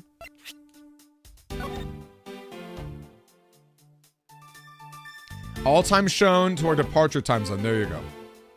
Alright, that was it. Thanks, guys. That is the green bar, Beto. Mr. LeBlanc, you said this just now in your testimony. I even set my pocket watch to time. Now, if your watch has been set to our destination's time zone, it would mean that your watch is displaying the time of our destination. Yes, and the correct time is worth its 6 cents. I would like you to take a look at this.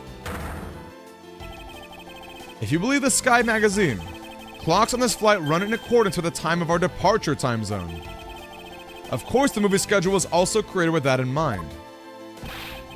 Miss Tenero, for confirmation's sake, what time zone is this flight aligned to right now? Well, we made a short stop at a transfer point. That's right. It was in that small Asian country, the Republic of Zhengfa. But we didn't readjust our onboard clocks at that time. So right now we are still running on Borginian time. What? The time difference between Borginia and our destination is 9 hours. In that case, it's only natural that your watch would be out of sync with the schedule. Wait, that's one of the funniest breakdowns, I think. Further, with your analog watch set to our destination's time, it would appear to be running 3 hours fast. It also changes everything about what your testimony says, and you can bet 1,000,000 cents on that. In light of this information, it means you saw Mr. Hicks 3 hours prior at 3 a.m.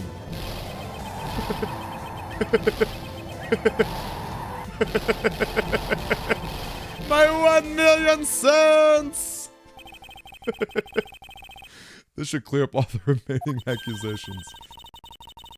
So this basically widens the time frame for the time of death, right? Yes, because Mr. LeBlanc saw the victim enter the elevator at 3 a.m. It means the time of death could be anywhere from 3 to 6:15 a.m.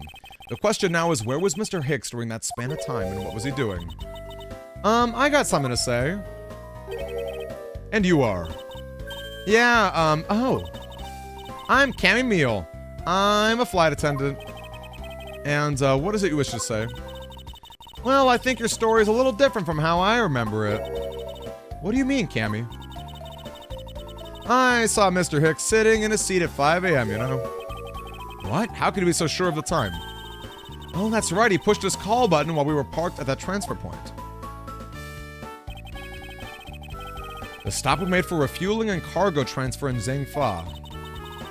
Yes, it was from 4 to 5 a.m. And during that time, did any of the passengers leave, or did any new ones board the flight? No.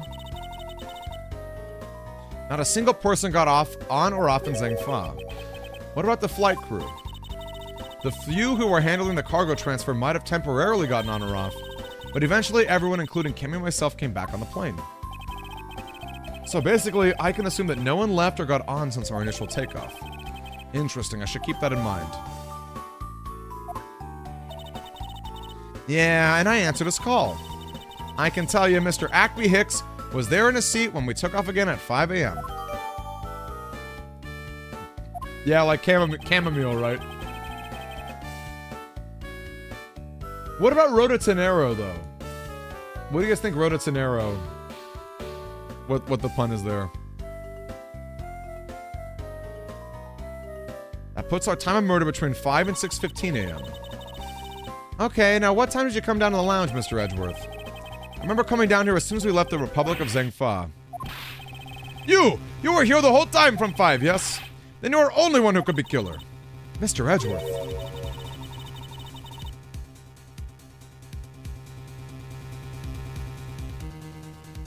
Oh, Tenero Road? I see. So, and actually that makes sense because I think Hicks-Ackby is like exactly Tenero Road, LeBlanzing. Yeah, I don't know. Interesting. I think it's Rhoda, right? Or Rada? I don't even pronounce this. I think this is Rhoda. Unfortunately, yes. But then how do we explain the footprints? Is it not that obvious? The man waited for Mr. Hicks, waited to kill him. Then he put the corpse in the elevator. This is when the turbulence happened. My eyewitness testimony may have been mistaken, but what I saw him enter on the second floor does not matter because the entire incident concluded here in the lounge. Everything happened in this lounge? Is that really what you believe, Mr. LeBlanc? Well, do you have another idea? I simply feel there is something out of place in the scenario you presented. Is there something that can tie this crime to a location other than the lounge? Yeah, the elevator itself. Or even wherever this is. That souvenir photo? Okay.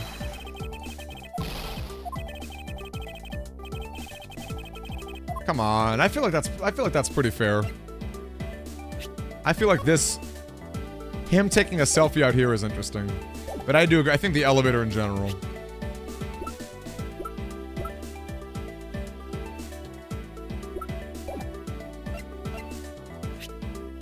Is there a way to show it?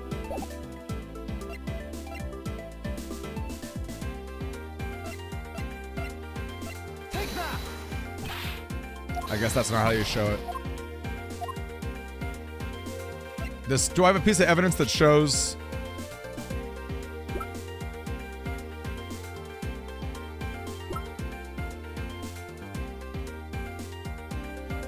I mean, maybe the footprints themselves? I don't know.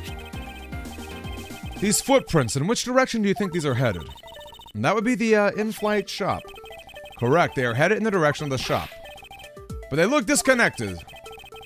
You're right to point that out, that they do not form one continuous trail. However, there is another piece of evidence that connects the shop to our crime scene. And that's the piggy bank. Take that! The murder weapon, this little piggy bank.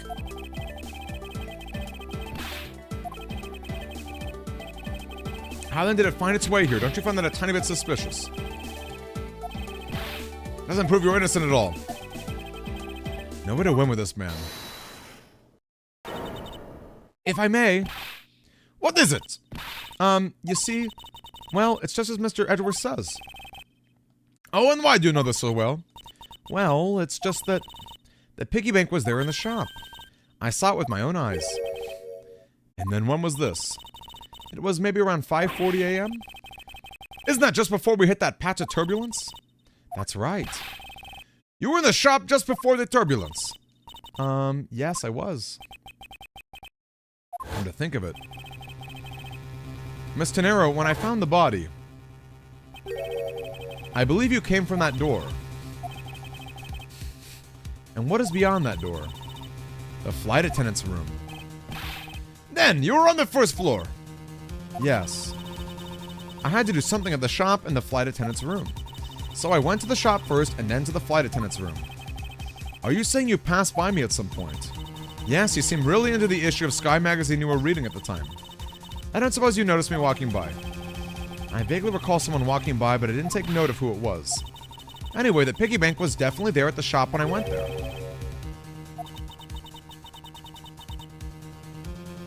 I went there for a work-related matter. Hey, Master Jun! How are ya? How are you doing, Master Jun? The upkeep of the shop is also one of my responsibilities. Why did you not say anything about this until now?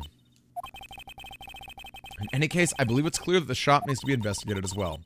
Shall we head over there, then? What is it now? Aren't you forgetting something, Miss Rhoda? Don't you need the captain's permission to check the shop? No, I haven't forgotten. But I've already asked him for permission to search the entire plane. So I think we're alright. Huh? That's weird. What is? Well, I just talked to the captain, see? And he said that he didn't give you permission to do anything like that at all. What is the meaning of this, Miss Tenero? It means she's lying. Go on, admit that you are. You said you had permission to search all over, but you don't, and yet here you are. You, flight attendant! What are you trying to do? Pull this ship over us! The captain's calling for you, Miss Rhoda. Oh, but don't worry. I already got permission to search the shop from the captain. See, unlike you, I do things the right way. Miss Tenero, why would you do such a thing? Please excuse me. Looks like I get to be in charge now. Please go back to your seat, Mr. LeBlanc. Now then, Mr. Edgeworth, if you would follow me, I will be your guide from now on. There's something about Miss Tenero that has piqued my curiosity. But right now, investigating the in-flight shop is my top priority. I'm very good, my friend. Thank you for asking. I'm looking forward to the weekend. I'm looking forward. It's coming up soon, y'all. Who's got some fun weekend plans? So this is the in-flight shop. It's quite a mess in here. You think? Guess I'll have to clean things up then. Teehee. Hold on! You can't clean up a potential crime scene. Oh, thank goodness. I hate cleaning so much. I mustn't rush things here. I must remain cool, calm, and collected. Because this piggy bank was left at the crime scene.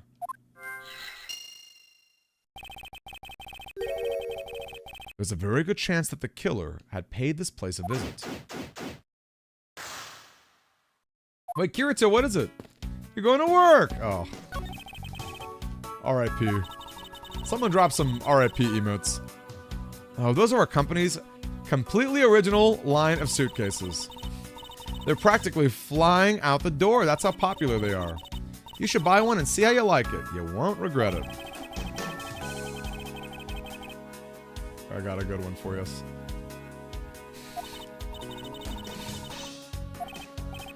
True. Either way, why would anyone buy a suitcase after they boarded the plane? Look at all those Mr. iFly heads that are painted on there. Cute company mascot, isn't it? They're painted on with a lot of care. Doesn't he look like he's about to jump out at you? It's certainly making something jump inside my stomach. Oh, I guess there's no fooling your refined tastes. You look like you really wanted to get one.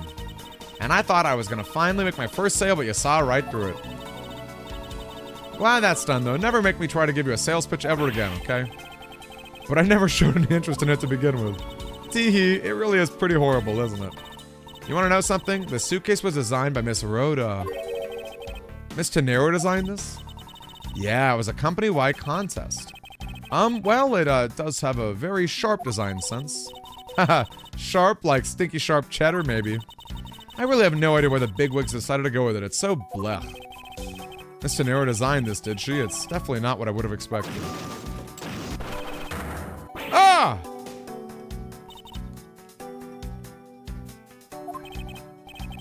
I'm fine. Please watch yourself, Miss Meal. Letting a suitcase freely roll around has got to be a safety violation. Yeah, 4 weeks. That's coming up. Glad to hear that. Thanks, Retro. Wide selection of souvenirs. I love this, like, catty nature that, like, Cammy Meal and Rhoda Tenero have with each other. I can't think of a single reason why I'd want to buy you anything. I've had my eye on that pennant for such a long time.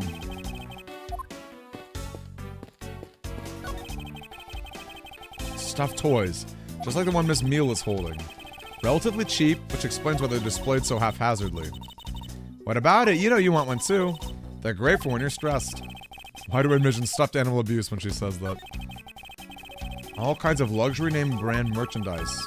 And they're lined up in a manner to scream "buy me" to any passers-by.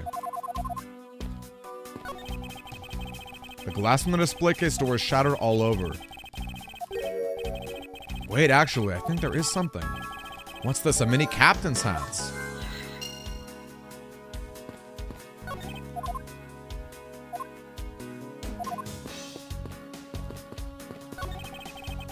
Beautiful flowers and a beautiful arrangement. Mr. Edgeworth, you're getting pollen all over. Excuse me. Alright, let's see if we got some logic here. She wants me to buy stuff. You could be wrong, though. Oh yeah, the captain's hat goes on Mr. iFly.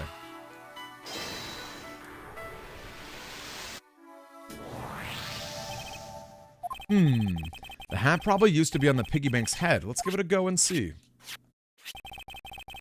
I believe this piggy bank was forcibly removed from the display case.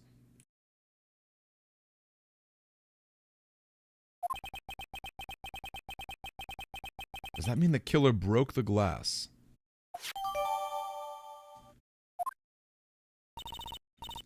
Yeah, really? Don't tell me you don't know where things go in this shop. Well, I don't. Miss Rhoda's in charge of this place. So come on, how should I know anything? I sense that further inspection of this display case is needed.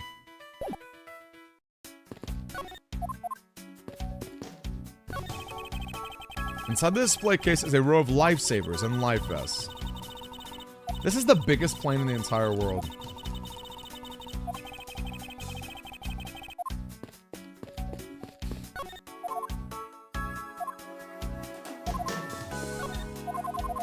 This display case?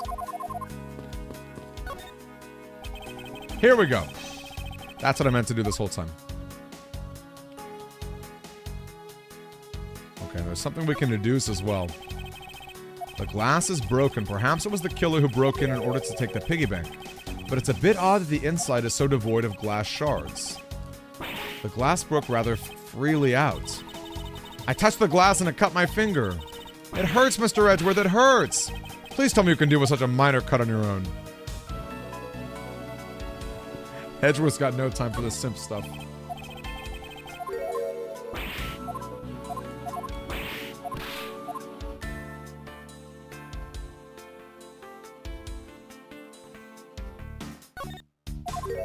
Okay, I think I have the deduction. Something should have come out of this, right? It feels like whatever was inside of it. Here we go. I think it probably flew out.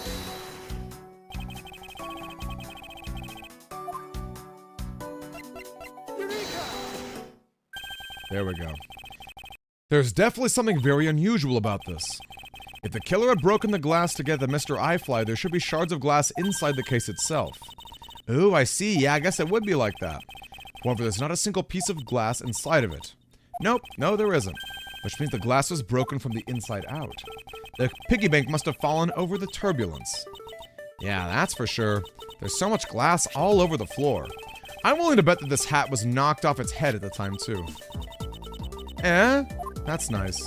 Which leads me to believe that the killer took the Mr. Eyefly from here after the turbulence.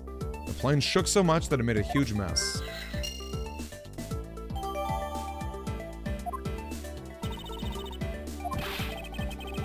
Take your power naps on your own time, Esmeal, and listen when I'm talking.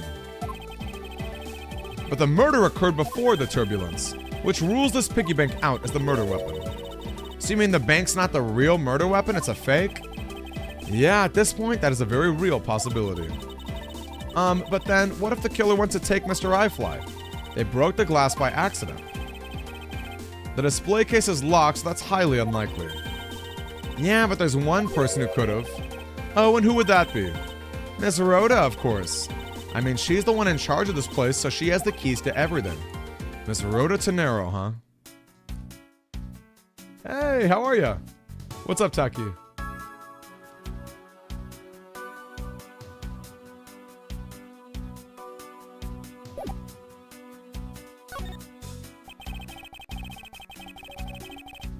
You date Miss Meal.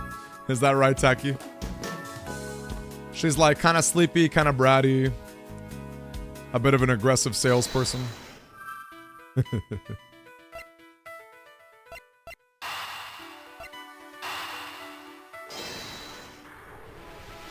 got this. Yes, there's definitely something wrong here. What? What's with the sudden yelling? Tell me, Miss Meal, don't you think there's something strange about these suitcases? Oh, well, sure, they're totally ooze-strange, like the color and such. That's not what I'm talking about. Now pay attention. Ah, you're scaring me, Mr. Edgeworth. So sorry. These suitcases are lined up a bit too prim and proper. Yeah, they look a bit uptight, don't they? But I guess they take after their creator, hee-hee. Again, that's not what I meant, Ms. Meal. Don't you find it unusual that these cases are the only things undisturbed? Never mind, I'd sooner find an answer by inspecting the suitcases myself. Upon closer inspection, they really are quite hideous. I wonder how Miss Rhoda would have reacted if she heard what you just said. What's wrong? She makes a good point. It'd be wise of me to watch what I say out loud.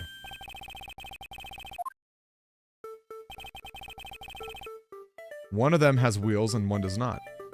Take that! Oh. Okay, I gotta show the ones without the wheels. Okay. Those both work. Come on. Those both work. Game's being mean. Something very peculiar about these wheels. As in, there are no stoppers in place here. Without the stoppers, one would think that the turbulence would have sent it flying. It's very likely the suitcase was placed here after we hit that turbulence. Good night, Taki. Good night to Taki. See you soon, my friend. Have a happy Friday, too. Friday's coming up. What's this? The wheel is completely covered in something. This color and scent appears to be grape juice. But why would there be juice on the wheel of a suitcase? It would appear to be unlocked. Let's take a look at what's inside. A piece of cloth. And it's soaked with blood. It's blood! It appears the suitcase is very strongly tied to our murder after all.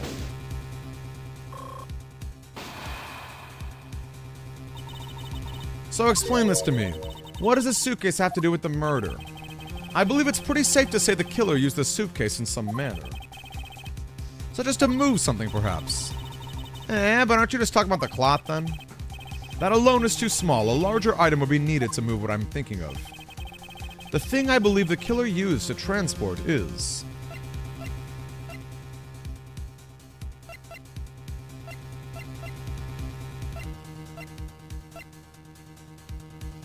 the body? Take that! Something that would fit inside a suitcase that is also covered in blood. Sounds like a dead body, doesn't it?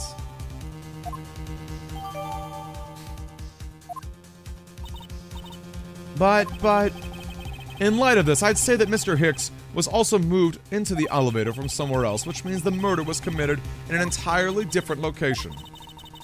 So you're saying that after you moved the body in the elevator, the killer brought the suitcase in here and just left it? What is it? Nothing, just that I was thinking about what Miss Rhoda said about coming here for something. Excuse me, Mr. Edgeworth. I wanted to give you a bit more time, but I'm afraid I wasn't able to convince the captain. I'm very sorry, Mr. Edgeworth, but the captain feels that he has allowed you ample time. He says he'd appreciate it if you could wrap it up here and return to your seats. I understand his sentiments, however, if I'm not allowed to complete my investigation, the crime scene may become contaminated by the time we land. If I must stop, then I insist I be allowed to oversee the preservation of these two sites. Under your supervision, of course. If that's your only condition, then I believe we can accommodate your wishes. I'm here to assist you in any way I can, Mr. Edgeworth. Sounds like fun. We can camp out and watch over everything together. I found proof that the real crime scene was not in the lounge, and I have enough evidence to prove myself to be innocent. And yet, regarding what Miss Meal has reminded me about Miss Tenero, I can't allow my investigation to end here. Spicy. Very, very spicy. This game was a lot of fun. I love the Ace Attorney games. I'm really excited to play the second one. I have yet to do that. And I have some really cool merch about the second one too, actually. I have some very, very cool Ace Attorney 2 merch. We landed, huh? Hope Springs Airport. I know that once we landed, I'm supposed to let the local police take over. And thanks to Miss Tenero and Miss Meal, I was able to preserve the crime scene. But I just can't shake it. I wasn't able to talk to Miss Tenero in private. So I'm left wondering, just what was she up to? Why did she do what she did? There must be a way for me to continue my investigation. Francisca! Francisca! I thought you were still in Germany. Oh gosh, can I do a German accent? Probably not. I go where I am needed. And wherever there are German criminals to be caught. Her name is Francisca von Karma. The daughter of my mentor, Manfred von Karma. She, like myself, is a prosecutor. Are you heading up this case? It would be a bit of a relief if you are. Don't you try to flatter me, Miles Edgeworth. I'm placing you under arrest. What? It's quite frustrating, actually. I'd hoped to exact my revenge upon you in a different venue. But I'll have to take what I can get. I never thought I'd see the day when a disciple of the House of Von Karma would become a criminal. Have you no shame? Wait, it's all a big misunderstanding. I didn't kill the victim. A misunderstanding. I heard all about the murder over the police radio from the captain himself. You waited for the victim on the first floor and then beat him to death. Francisca, do you honestly believe that I killed a man? I suppose I should reserve judgment until after I've investigated this for myself. I can put you under arrest on hold until then. That's as it should be. Ha! I don't need a lecture on how to perform my duties from you of all people. To be perfect in every way, the fulfillment of that creed alone is what I strive for. Well, I have my own creed which I must fulfill, so why don't we solve this together? I have to get going, the crime scene awaits. Don't you dare leave town. Trust me, I had no intention to. Detective Gumshoe! Yes, sir! Too slow! Ow! Listen up! I'm leaving you in charge of watching this man. Don't mess up, understand? Mr. Edgeworth, I'm supposed to guard him? A simple yes or no, detective. Yes, sir. Understood, sir. You just leave it to me. Miles Edgeworth. If you interfere with my investigation, I'll arrest you on the spot. Are we clear? Now then, if you'll excuse me. That's a powerful woman. Good to see you again, Mr. Edgeworth, sir. Boy, am I glad to see you're okay. Thank you, detective. I believe in you, sir. You can lean on me. I'll get you through this. I have to admit, I'm a bit curious as to what Francisca is up to. Maybe I should ask the good detective. Very well, in that case, I have a few questions for you. Gumshoe's theme! So how was the initial investigation going? We just shipped the body off to the coroner's office. And we're taking statements now, sir. That sounds like Francisca. She was always good at quick responses to a case. The guy on the left, Kirito, with the maroon jacket and the coiffed hair. His name is Edgeworth. I'd say she was a little too close, sir. Oh, how so? I rushed on as soon as I got word of the affair, sir, but somehow when I got here, Miss Von Karma was already here barking out orders at everyone. It's kind of creepy, as though she knew there had been a murder or something. And had come in advance to await your flight's arrival. That is sort of odd. She did show up rather quickly, and out of the blue. Yep. Miles Edgeworth. There must be some backstory to all of this. Miss Von Karma just kind of popped up at the prosecutor's office about a week ago, sir. Somehow chasing down leads related to a certain incident. No details? It's kind of top secret, so she can't talk about it, even with me, sir. Knowing that, the only type of talking she likes to do is with her whip. Plus, I doubt the top secret part was what stopped her from talking to you, detective. Although, I wonder if her case has anything to do with mine. Anyway, that's about all the info I have, sir. We should find out more as we investigate. So we're talking to the people involved in this case afresh.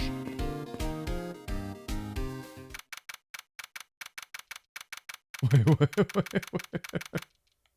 What are we talking about? Oh, that's funny. Hey, catch you later, Snake. Have a good one, man.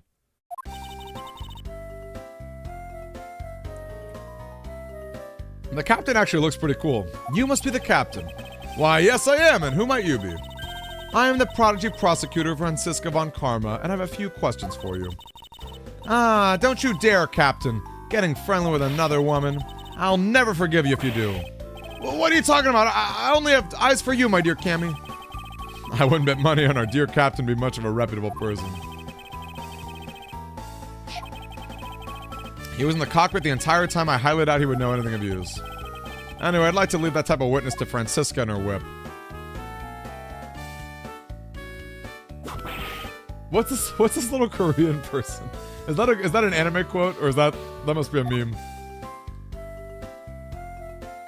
Ace Attorney, they have a lot of memes, don't they?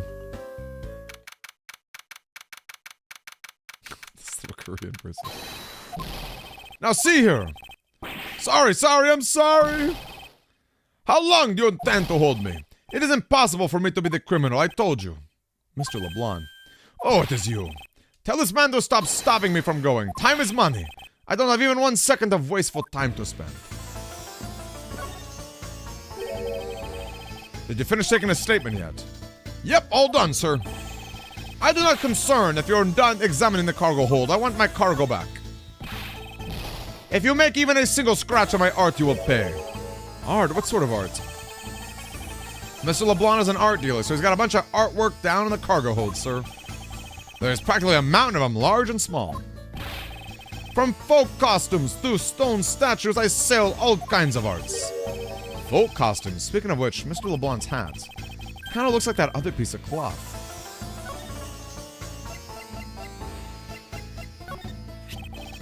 Mr. LeBlanc, can you please take a look at this for me? Oh, it is Bourguignon cloth. As I suspected, your hat is made of the same material, I suppose. Yes, of course. The fabric is so famous, orders come from overseas.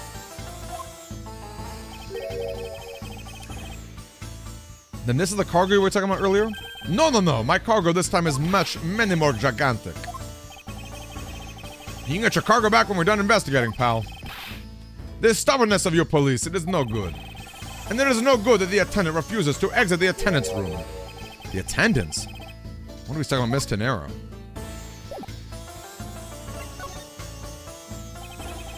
What did you mean by that attendant, Mr. LeBlanc? She was taken into the attendant's room for her interview, and they have still not come out. No signs of coming out either. I was finished with my own interview much earlier. Why is Miss Tenero's interview the only one that's taken up so much time? Miles Edgeworth, you were given free rein to examine this plane, weren't you? Yes, I was able to obtain the cooperation of the flight attendants. Speaking of attendants, I'd like to speak with Miss Tenero. I wonder if you might grant me permission to enter the flight attendant's room. Huh. Before I do, you still have to clear up a few issues surrounding your own circumstances. I understand. You may have tricked those attendants with your sophisticated talking, but you can't pull the wool over my eyes, Miles Edgeworth. Yeah, how about a little debate from Francisca's logic? Let's not complicate things and go with the most obvious conclusion. The scene of the crime was here, in the very lounge the body was discovered. From the time the victim was seen calling for an attendant. The only person in this lounge the entire time was you, Miles Edgeworth. This unmistakably makes you the likeliest suspect. The likeliest suspect, Francisca? You have a problem with that? No, but it's not like you to use such vague wording.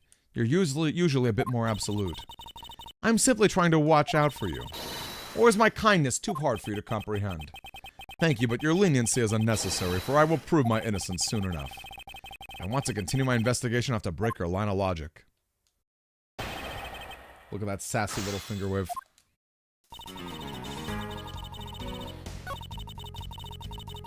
Scene of the crime was here.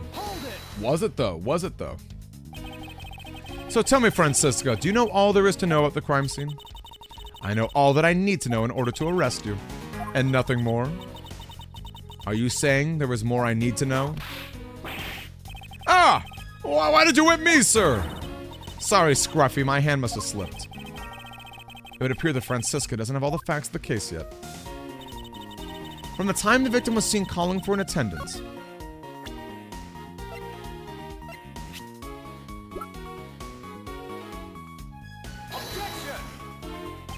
Too bad. Seems your logic is not nearly as perfect as you think it is. And what is that supposed to mean? This piece of evidence should show you exactly what I mean. Okay, I should press for more. I should press more.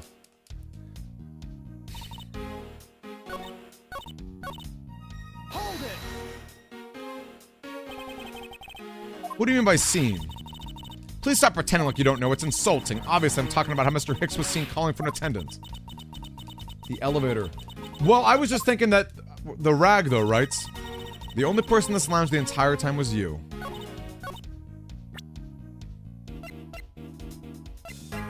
I was thinking that this... Objection! There we go. See? Yeah, it wasn't the cloth. It was the... The cloth was inside the freaking suitcase. I had the same idea. It would appear that you do not have all the information you needed after all. And what does that mean? I found a nice piece of evidence just before I was forced to stop investigating. A piece that proves the body was moved from a different location. The killer used the suitcase to move the victim's body, meaning the real scene of the crime is not this lounge at all. Now who's the one rashly jumping to conclusions? Excuse me. All you did was find this piece of cloth inside the suitcase. That doesn't prove the body was moved. It could be that the killer simply chose that suitcase as a good place to hide the cloth. I expected you would come to that conclusion. It would seem I can't escape that easily. Von Karma is perfect in every way. Ah, but did you know that the killer definitely wheeled the suitcase around at some point? As if there is proof of that. The juice at the bottom of it. Okay. There's juice on the wheels. Ugh, come on. Alright.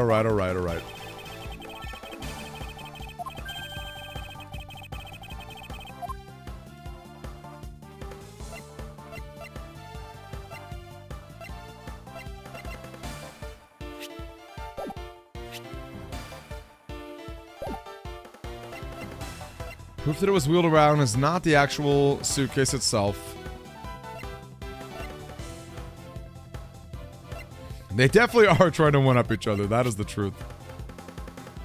Something being dragged, I guess.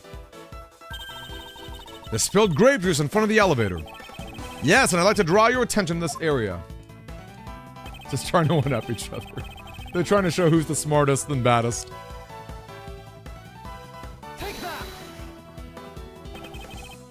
This mark here, wouldn't you say that it looks suspiciously like tracks from two wheels?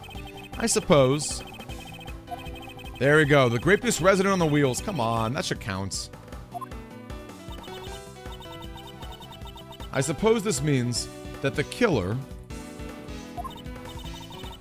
did move the victim's body from somewhere else. I'm glad you've come to your senses. Not so fast.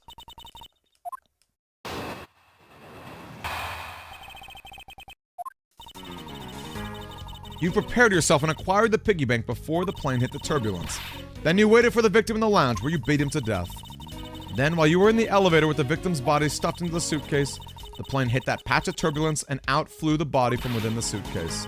With no way out, you hastily put the suitcase back where you had taken it from and pretended to be the discoverer of the body. Not a bad bit of logic for something you thought of on the fly.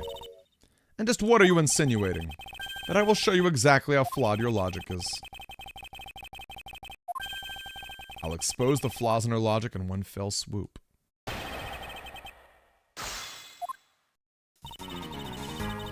Prepared yourself and acquired the piggy bank before the plane hit the turbulence. But the piggy bank got shattered. How do you suppose I was able to take it out of its display case? That's easy. If the case was locked, you simply had to hit the glass like this. Yow! You shattered my heart of glass! So, she wants to talk about the in-flight shop. That takes care of how you obtained the murder weapon. Then you waited for the victim in the lounge.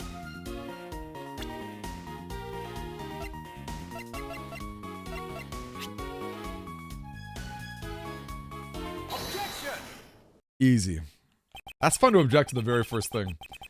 The fact that you took this piece of evidence into account is to be commended. Your legal prowess is certainly something to be feared. Evidence and logic, essential tools for those who would stand in a courtroom. But what if there was a fake piece of evidence thrown into the mix? This Mr. I-Fly piggy bank is such a fake, it is not the real murder weapon. What? The timing of when the bank was taken from the shop is important, and it was taken after the turbulence had occurred. But then what about the blood on the bank? What do you make of that? I assume it was added after the murder when the killer fabricated this weapon. Looking at it this way, the killer basically did three things. After exiting, the killer brought the suitcase to the shop and left it there. Then the killer proceeded to pick the piggy bank off from the floor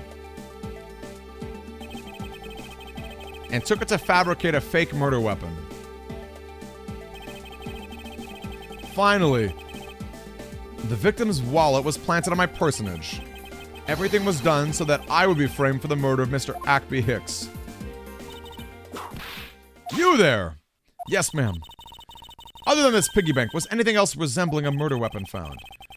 We didn't find anything in the lounge or in the shop that could be used as one, ma'am. Most of the other items were broken during the turbulence, and the remaining items all tested negative for any trace of blood. Well, Miles Edgeworth, it appears your stall tactics are at an end. But it's possible it's just hidden away somewhere, sir. Eek! If the criminal had wanted to hide the weapon in a safer place, I think the weapon would have been hidden in the same place as the bloody cloth. Exactly what I was thinking. Hey, Kirito. Does Kirito like Francisca? Because the cloth was hidden inside it signals to me that the killer had not prepared a more secure place to hide the evidence. Which means the real murder weapon is either still on the murderous personage or is still at the real crime scene. There is one more possibility. That the piggy bank is in fact the real weapon. But didn't we just... Let me finish! The killer took the bank out from the display case by opening the lock on the display case door. And it was at that time that the glass pane was broken. I'd say that's a perfectly reasonable line of reasoning. That means the killer had the key to the display case. Francisca, the person you're talking about. Not so fast, I'm not finished. The person I'm talking about also committed another sin. She tricked the captain and granted you permission to conduct your investigation. Speaking of which, I recall you also wish to speak with her. Permission granted, but only if I can sit in on your interrogation. I have no intention of interrogating her, but you are welcome to accompany me if you so wish. Miss Tenero is in the flight attendant's room. Okay, so Kirito likes Francisca, but I like this attendant. I like Rhoda Tenero. That's my kind of girl. So you're the one who poked around inside the plane without the captain's permission. Deviating from the flight attendant's manual is very unbecoming, you know. What were you hoping to accomplish? Miss Tenero. Ah, Mr. Edgeworth, you're here too. Can you please help us shed some light onto what you did and why you did it? This expression, she's so pretty. Why did you lie about receiving the captain's permission like that? Hey, Lich King, nice to see you. Because I didn't think I'd be able to get his permission. What do you mean? The captain, he only has ears for Cammy. I spoke with the captain a little earlier myself. He definitely seems to have been rather taken with Ms. Meal. Yes, and on top of that, I had mistakenly accused Mr. Edgeworth of being the killer. I wanted to make amends. In that case, please allow me to thank you for what you did. Thanks to you, I was able to clear myself of all charges. Really? You were able to prove your innocence? Oh, thank goodness. Miss Tenero, is it? There was one more thing I'd like to ask you. You were in the in-flight shop just before the turbulence, weren't you? Please answer honestly. Yes, I was. Hey there, Outlaw! Outlaw, how's your week been? Sounds like you've had a busy week. And Blue Ace, too. Look, everyone's popping in. Everyone's popping in. Yo, thank you, my friend. Thank you, Outlaw. Thank you, thank you, thank you. Can we take a second to salute Outlaw? Whoops. I did not mean to do that.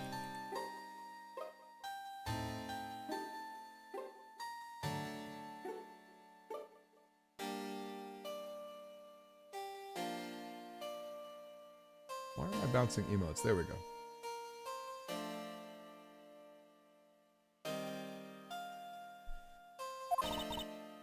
Well, working all week for the past 2 weeks. What do you do again, Outlaw? I don't remember what your job is. Well, that's in hesitation. All I did was go check up on the shop like I always do. You're saying it was for work then? Yes, I'm in charge of the shop, so I have to keep an eye on it. I don't have any reason to go there. After your visit to the shop, you paid a visit to this room, correct? Yes, I came back to freshen up and adjust my makeup. I'm sorry, but there isn't much to tell. Miss Tenero claims to have no reason other than duty to go to the shop. But is that all there is to it? We should show off her design. If you could please take a look at this for me, Miss Tenero. Oh, that suitcase! Yes, about this. You are the one who designed it, correct? And I think I figured out something out about it. This suitcase is the reason you went to the shop, isn't it? There's nothing you won't find out eventually, is there? Won't you please tell me more about this suitcase? Yes, well, I was interested in seeing how the suitcases I had designed were selling. I know that as a service professional, I'm not supposed to care. But I really wanted to know. And I was glad to see that it was the last one there. The last one there?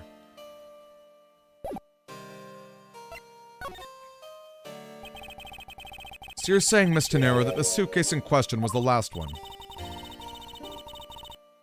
Yes, they're practically so popular they're flying off the shelves. That's not exactly the impression I got. The one in the shop is most definitely the last one. Well, we're currently looking at that suitcase. Well then, I guess we sold all of them. Thank you very much for taking the last one. I didn't say anything about buying it.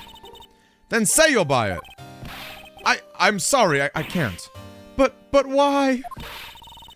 I think it'll go great with your complexion, Mr. Edgeworth. It really suits you.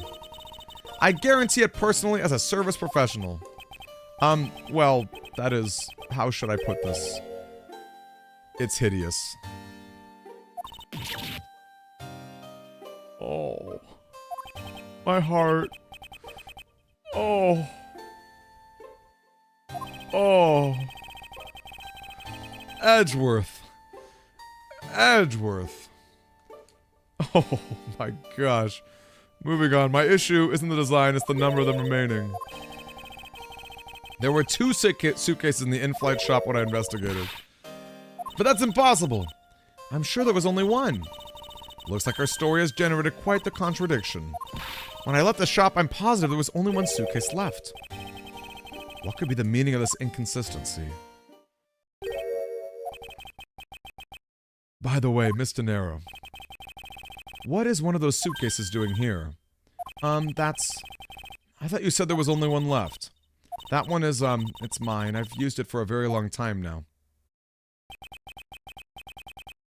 She's used it for a long time? I think not.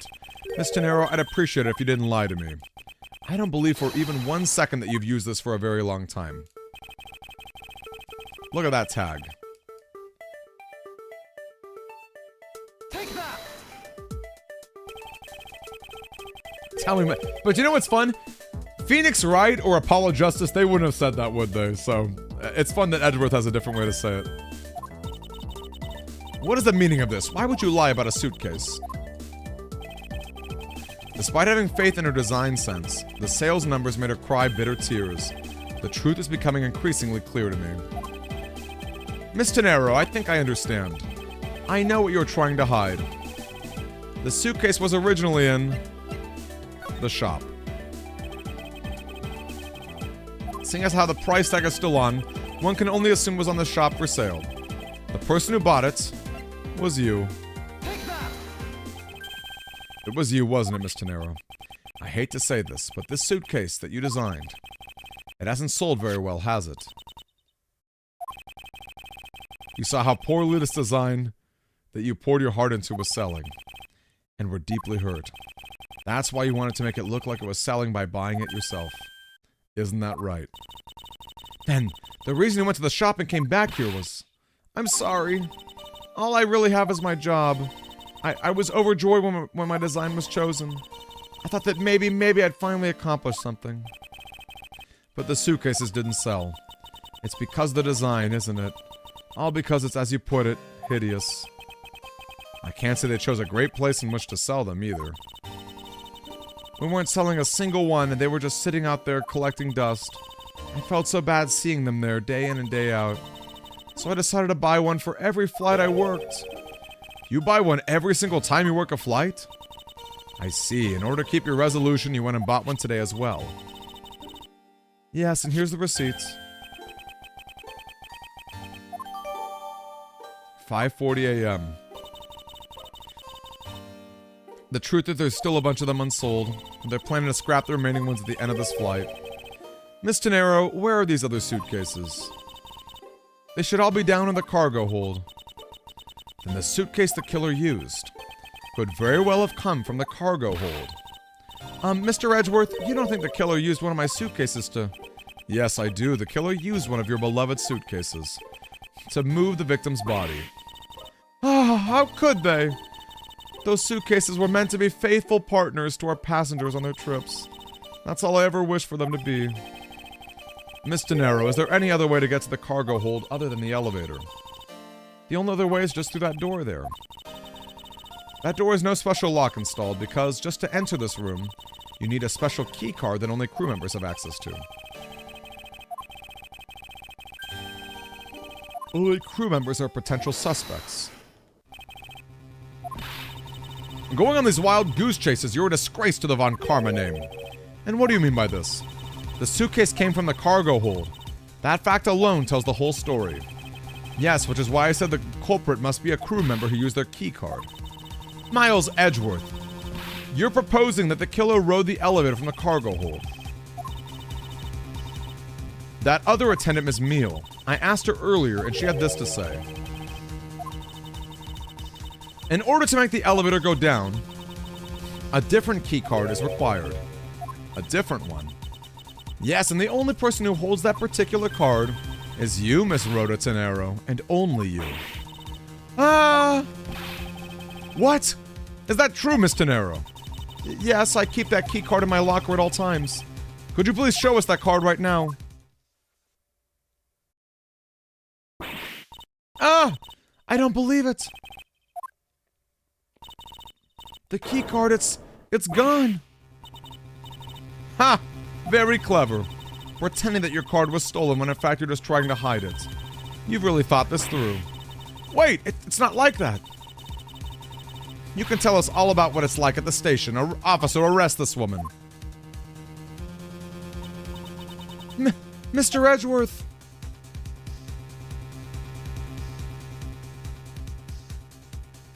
That look on her face. Oh. What's wrong?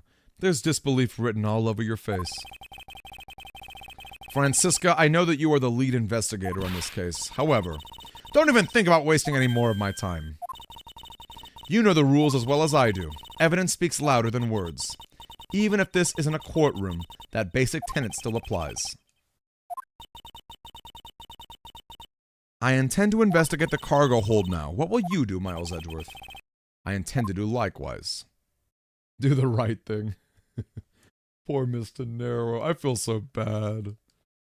I feel so bad for her. That look on her face.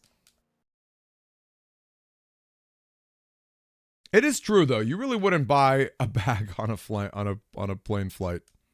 You've already got a bag.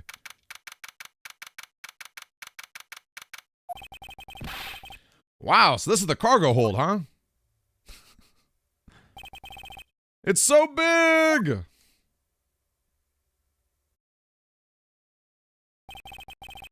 This plane is a special model. It has both a super large cargo hold and an ultra luxurious first-class seating. This is the real scene of the murder. Certainly a high probability of that, which is why we are here, correct?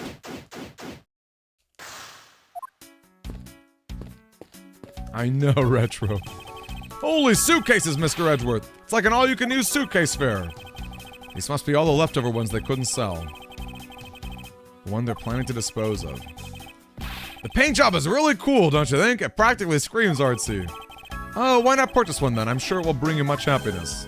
You think so? Then maybe I will. Let's see here. $1,200!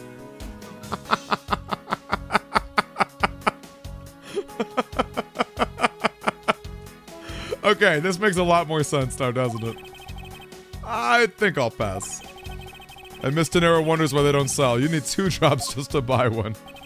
That means that Miss Tenero has been spending $1,200 every flight? She's been spending $1,200 every flight to buy one?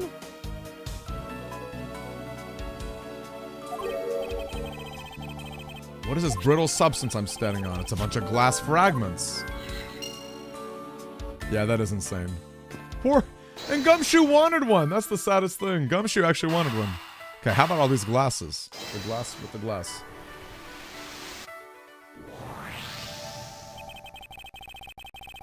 I think we can safely conclude that these fragments are from a pair of glasses. And the victim was wearing a pair of broken glasses. I'm sure the shards would match up perfectly with the remnants of his glasses lens. The victim was here just as I suspected. Isn't that what I've been saying for a while now? Oh, I didn't know that. Perhaps it's a bit early to draw that conclusion. However, I do believe the probability has just skyrocketed. All that's left to do is find the murder weapon.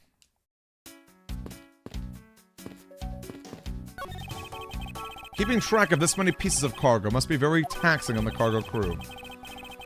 This sure brings back memories of when I worked as a part-time mover, sir. By the look in his eyes, he's waiting for me to ask about the rest of the story. But no matter how he pours on the puppy dog eyes, I have no intention of doing so. Poor Gumshoe. I'd love to know about Gumshoe, the part-time mover. The victim checked in, sir. The suitcase belonged to Mr. Hicks. Nothing out of the ordinary in here. A file and a photo of Miss Von Karma in it. Why did Mr. Hicks have documents on Francisca in his possession?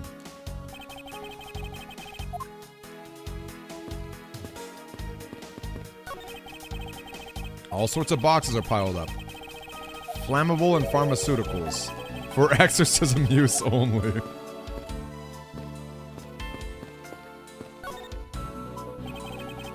You arrived at the scene of the crime before Detective Gumshoe, correct? And you then immediately began to direct the investigation. Seems to me you were already here at the airport for something else. Yes, I was. I've been following on a very large and involved governmental level international crime, but it's much too large for one person to take on alone. It was decided I should form a joint investigation. Interpol is involved. It's a top secret operation, so I can't really tell you any more than I already have. Alright, time to put some logic together. What kind of demons are they fighting? You know, there is a lot of spiritualism in the earlier trilogy. Now, why would Mr. Hicks have documents profiling Francisca? Oh, I know. I bet he's just a big fan of Miss Von Karma soon. Hey there! Minotas, it's nice to meet you. Thank you for the follow. Hello. Welcome on in here. Are you a big Ace Attorney fan? Nice to meet you, Minotas. Francisca said that she had come to the airport as part of an Interpol investigation. Oh, maybe Mr. Hicks heard it. She was coming in and followed her. Detective, I think it's more likely that Mr. Hicks was in actuality Interpol agent Hicks. I thought the direct was cool. You know, it wasn't, maybe it wasn't the most exciting thing overall, but I thought there were some cool moments. I thought the Shin Megami Tensei 5 stuff was cool. What else was interesting? I actually thought the game that I thought that was the most interesting was the one that's like the puzzle, like, you know those, sliding cubes? You know those puzzles where you slide the cubes? That one game that has you slide the cubes I thought was kind of cool. Mega Man fan, nice, even better. Even better, Minotas, if, I'm sure maybe you know me from YouTube, but, we're hosting another tournament, in April, which will be really fun. I don't know if you enjoy PvP yourself or if you just enjoy Battle Network in general, but, love to hear it. Love to hear it, Minotas. What are your favorite characters? Nonsense! What are you talking about? We found a profile detailing information about you and the victim's luggage. I suppose it was prepared for him so we could recognize you when he landed. Which makes him not Mr. Hicks, but rather Interpol agent Hicks. Isn't that correct? I should have known you'd figure it out, Miles. But it looks like they got to him first. So you really did come here to receive an Interpol agent, then?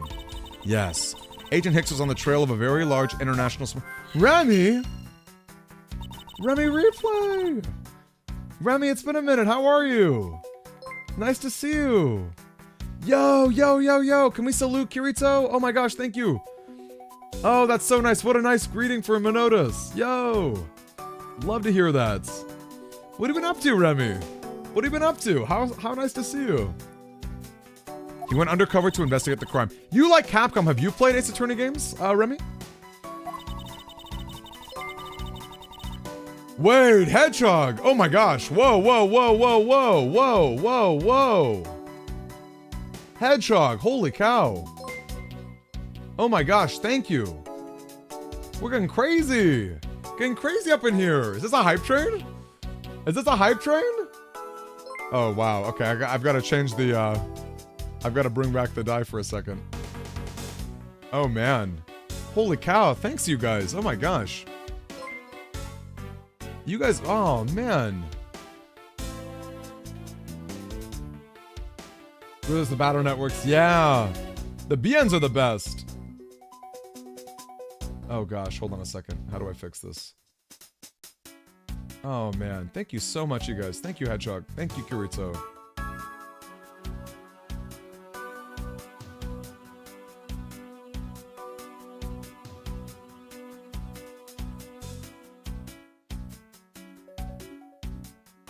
Holy cow. Full steam ahead. I need to get a conductor's hat. That'd be fun. Just a Battle Network series. Minotus, how about your favorite BN? And how about some favorite battle chips too? Oh my gosh, you guys, thank you. You sure did? Yeah, Minotus, Kirito did. Our friend Kirito just gave you one. For a new friend. Oh. We always love new friends. Oh my gosh, thank you, Kirito. That's so sweet of you, man. Oh gosh, now we got a D20? Okay, let me save this up real quick so we can do a D20. Let's have some fun with that. Alright, gang, so here's the deal. I bring back the Demi D20 every time a hype train goes down. You can spend a whole bunch of channel points for this. You can see the options right here. They're a little silly, a little crazy. I roll it. Let me set up my dice. I roll it 3 times, the 3rd time's the charm. Uh-oh is right. We've had double ones before. Which is quite funny. It's kind of bonkers that it's happened. You know what? I have an idea. Well, hold on a second. Let me see if I can set this second camera up here. So basically... Yeah, let's see if I can...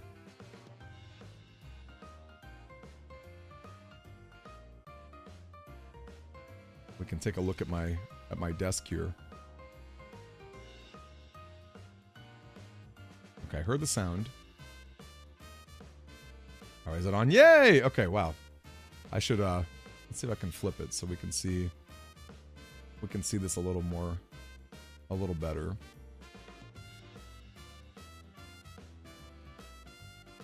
Okay, that's fun. You guys can you guys, I don't know if you guys can tell, but I got my little campfire. This is my playmat. Or my, maybe that's a little better. Although you see my disgusting table. I'll drag this back a little bit. Or I'll cut it off. Either way works. Alright, let's see. In fact, let's move this up here. Yeah, we should shrink it anyway.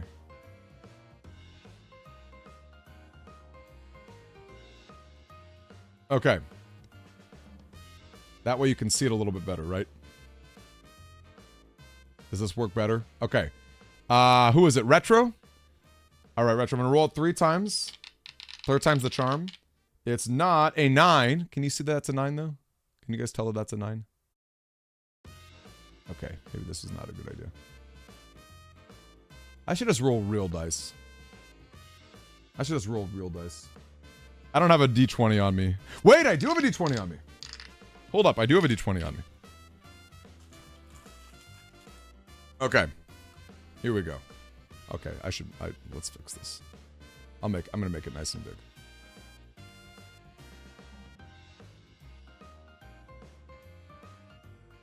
Okay. It's not a 9, but it might be.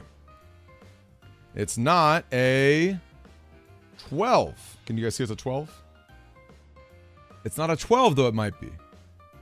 It's not an MS Paint portrait. Tell me when to stop, Mr. Retro. Tell me when to stop. I don't know if this is better or worse. Maybe the actual cell phone is better in the future.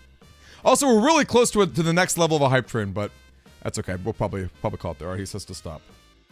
All right, it is a 15, which is spend $15 for me. Okay, that's a really fun one. So, just as it implies, if you have a link to something, or if you know something you want me to buy, that's $15, it shall be done. So you can find out, you can send me a link, you can tell me what to get, you can do whatever you want. But yeah, spend 15 bucks for me. That's a fun one. That's one of my favorites, if I'm being honest. I think that one is really fun. Okay, let's get back to the game, and then we can keep up the good stuff. $15 worth of naughty girls. First of all, what could you even do? Let's say I did want to, let's say I wanted to be naughty. What could you actually spend $15 on? I actually don't, I wouldn't even know what you could do. I guess you go to like a 7-Eleven and you buy like Maxim magazine or something. Something crazy. Why does Remy have a freaking wink emote? She is the emote queen. Wait, what's this idea? What's this idea? No, why would you clip that? Why would you, that's not clip worthy. That's a bad clip. That's a bad clip. That's a bad clip. Oh my gosh, these emotes. She is the emote queen. I was supposed to receive a call. I never expected to receive a call about this murder instead. I think we now have pretty definitive evidence that Agent Hicks came down here to the cargo hold. But what was he doing down here, sir? There was nothing but luggage. Oh, I get it. Maybe he forgot something in his suitcase and he came down to get it. Yo, parentheses! Oh, dude, parentheses, gang. We have to spam all the salutes in the world. I want to show you something. Here, I'm gonna go on my phone. I'm gonna go on my phone and show you guys something. Trust me, he deserves it. This man deserves it. Okay, take a look. Is everyone ready? I'm gonna go back to the D20, I guess, because I can turn the camera on really easily. Or you know what? I can just hold it up to the screen. Can you guys see this? Can you look at this pizza? This is from Prime Pizza. That's a high quality pizza in my area. On my birthday, it timed out really well. I came home from a whole day, so I spent my whole birthday getting freebies all over town. I signed up for a whole bunch of like fast food stuff, and I just went to all the places with a couple of friends and got all the freebies. I came home to this. Well, actually, I came home to this. I came home to a random guy. This random police. I'm like, what the heck? This man sent me a pizza. This man sent me a pizza. It was the coolest thing. And that's not the first pizza. That's not even the first pizza that's ever happened. Okay? This man. I love this man. I love this man. Amazing. Amazing man. I love all of you too. But a pizza. It's an extra level of love. I love you so much, dude. How are you? Are you working hard on trading cards? I know that you've been. I've been meaning to call you, to be honest, but I know you've been like you've had a job that's been traveling all over. And Chaos, it's been a minute, Chaos. How are you, Chaos? How are you, dude? So nice to see you, Chaos. Anyway, great to see you guys, man. All the gang's all here. I'm sure he was here to investigate the smuggling operation. Francisca, do you know exactly how we intended to pursue this investigation? No, unfortunately I was going to find out from him after he landed. I see, but this raises another question. A normal passenger can't access the cargo hold on their own. Agent Hicks must have identified himself to a member of the crew and entered the cargo hold with that person.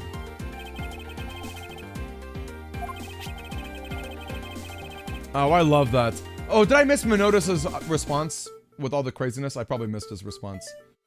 Menotis, if I did, can you repeat your answer? I'm sorry, Menotis. It's been a while, Chaos. I hope you're doing well, dude.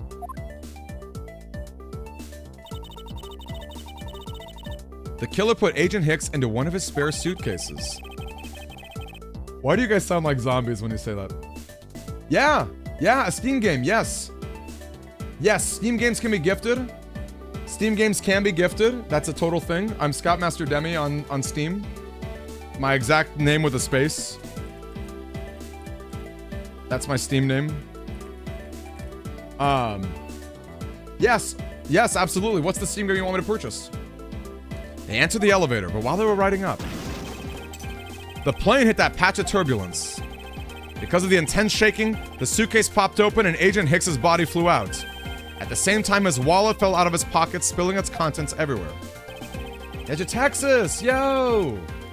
Training for the new job! You guys. I'm glad Retro got this. And not freaking any of you weirdos who want me to buy dirty magazines. Really? Okay, 3 is the best for sure, Menotis. I don't see a lot of people who love 1 as much, but we give it respect for the start of the series. And have you played the DS one, Operation Star Force? There's a really great English translation. Maybe you've heard of it. It's great. It's really, really good. If you like BN1, that's the best way to play it, in my opinion. What? Really, sir? I know what you're thinking, Miles Edgeworth, but the killer can be none other than Miss Rhoda Tenero. Time to dispute some logic. If it was a crew member, any one of them could have shown Agent Hicks the cargo. Tell me more, tell me more. I want to hear more about your opinions, Minotus, and everyone else, gang. I want your hot takes. Give me all your hot takes. But the point to keep in mind is the key card that allows the elevator to come down. The only person with such high-level access is Miss Rhoda Tenero. That's a pretty decisive piece of information, wouldn't you? Okay, that is a hot take. That's too hot a take. That's too hot a take. In fact, that's... Okay, I know I asked for hot takes, but you watch yourself, Hedgehog. You watch yourself right now. You watch yourself right now. You're on thin ice, buddy. You get to 5 subs and I love you tremendously, but you better watch out. Okay. I got my eyes on you. There was a crew member. Hold it. That might be true, but then it could be anyone, including Miss Meal or even the captain. Don't be a fool. A plane without a pilot in the cockpit is like a horse without a rider, a crop in hand.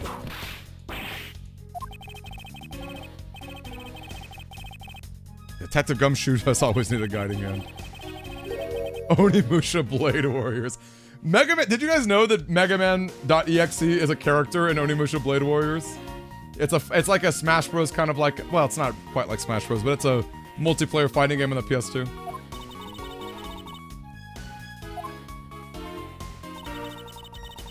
That's so funny. But it's highly likely that the key card was stolen from Miss Tenero. It's highly likely? Is that possibility the best you can come up with? And you call yourself a disciple of my father. Ugh. Yes, well, while I don't have any evidence, Be quiet! You're a disgrace! There's more evidence pointing to Miss Rhoda Tenero, you know. And not just the key card that gives her away. Are you talking about the murder weapon, the Mr. I-Fly piggy bank? Hey, 4.5 is sick. Gang, that's why you need one of these bad boys. You need one of these bad boys right here to pop in your real-life battleships. If you've never played 4.5 with a battleship, you're absolutely missing out. It is super fun. It is a really, really fun time. I would highly, highly recommend it. And not just because I sell them. No bias here. Well, a little bit of bias, but it's a great game. It's a unique experience. It's a really unique experience. I need to make a video on that, don't I? I should really make a video on that. Further, there is the matter of the key to the display case. I gotta push everything. Yeah, I don't remember how Zero gets unlocked, but I remember you can play Zero. Stop right there, Miles Edgeworth. You don't have any proof that this is just a red herring. If you must keep on insisting that it's a fake, then what is the real murder weapon and where did it go? Speechless, I see. That's not a surprise. After all, you know we've searched this entire cargo hold and came up empty-handed. There must be a way. There must be something that can help me rule out the piggy bank as the murder weapon. What should be examined further to help us ascertain the authenticity?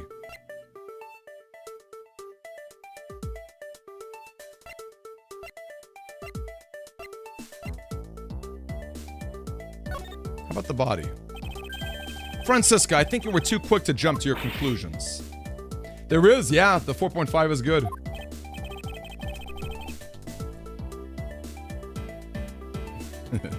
Maybe do a little... Actually, I don't think I ever linked my eBay. I should remind myself to do that. In fact, let me do that right now before I forget.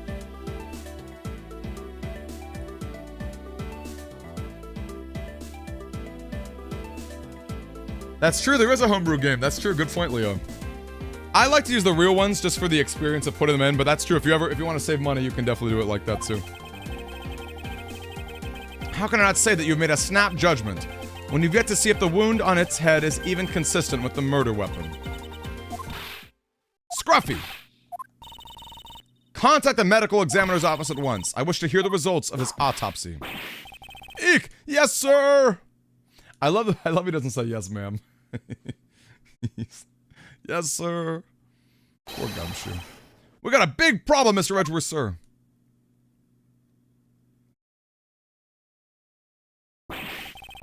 What is it, detective? They're still doing the autopsy, but they said they already know one thing for sure. The doc said that it's one giant bruise from a beating from his shoulder down to his mid-back. From the victim's shoulder to his mid-back, he was beaten over such a wide area? Well, I'd say maybe it was a sign the killer held a grudge against him. It wasn't just his head, the killer went all out and hit him multiple times, sir. Scruffy. What is that supposed to mean? Well, Was the wound on the victim's head consistent with the murder weapon, detective?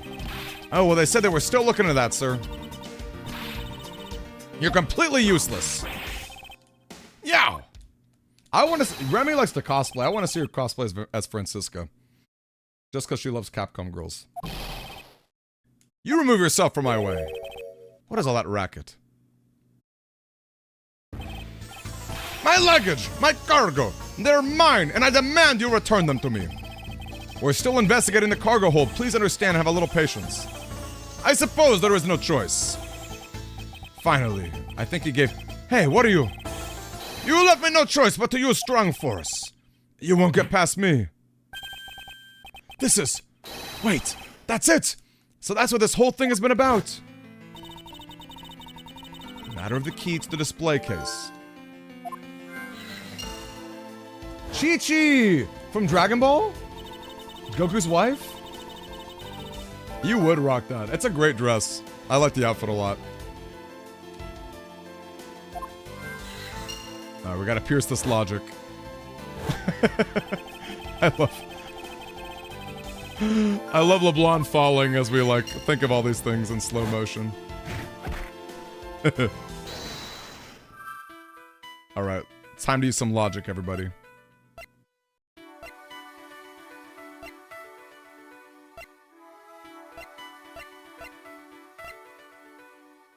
Nothing can be found that could be considered the real weapon.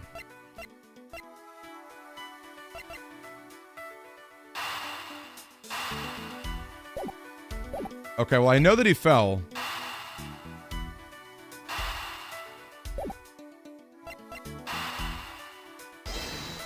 We know that he fell. It's Persona ROM hack. That's right, Lich King. It's the entire hold. Allegedly, the killer struck the victim many times over, which is why there's extensive bruising. But is that really the correct conclusion to draw from the evidence? The bruise from his shoulder to the middle of his back is one continuous mark, which is more suggestive of a single blow. The piggy bank is much too small to have caused that. Therefore, the murder weapon had to be something far bigger.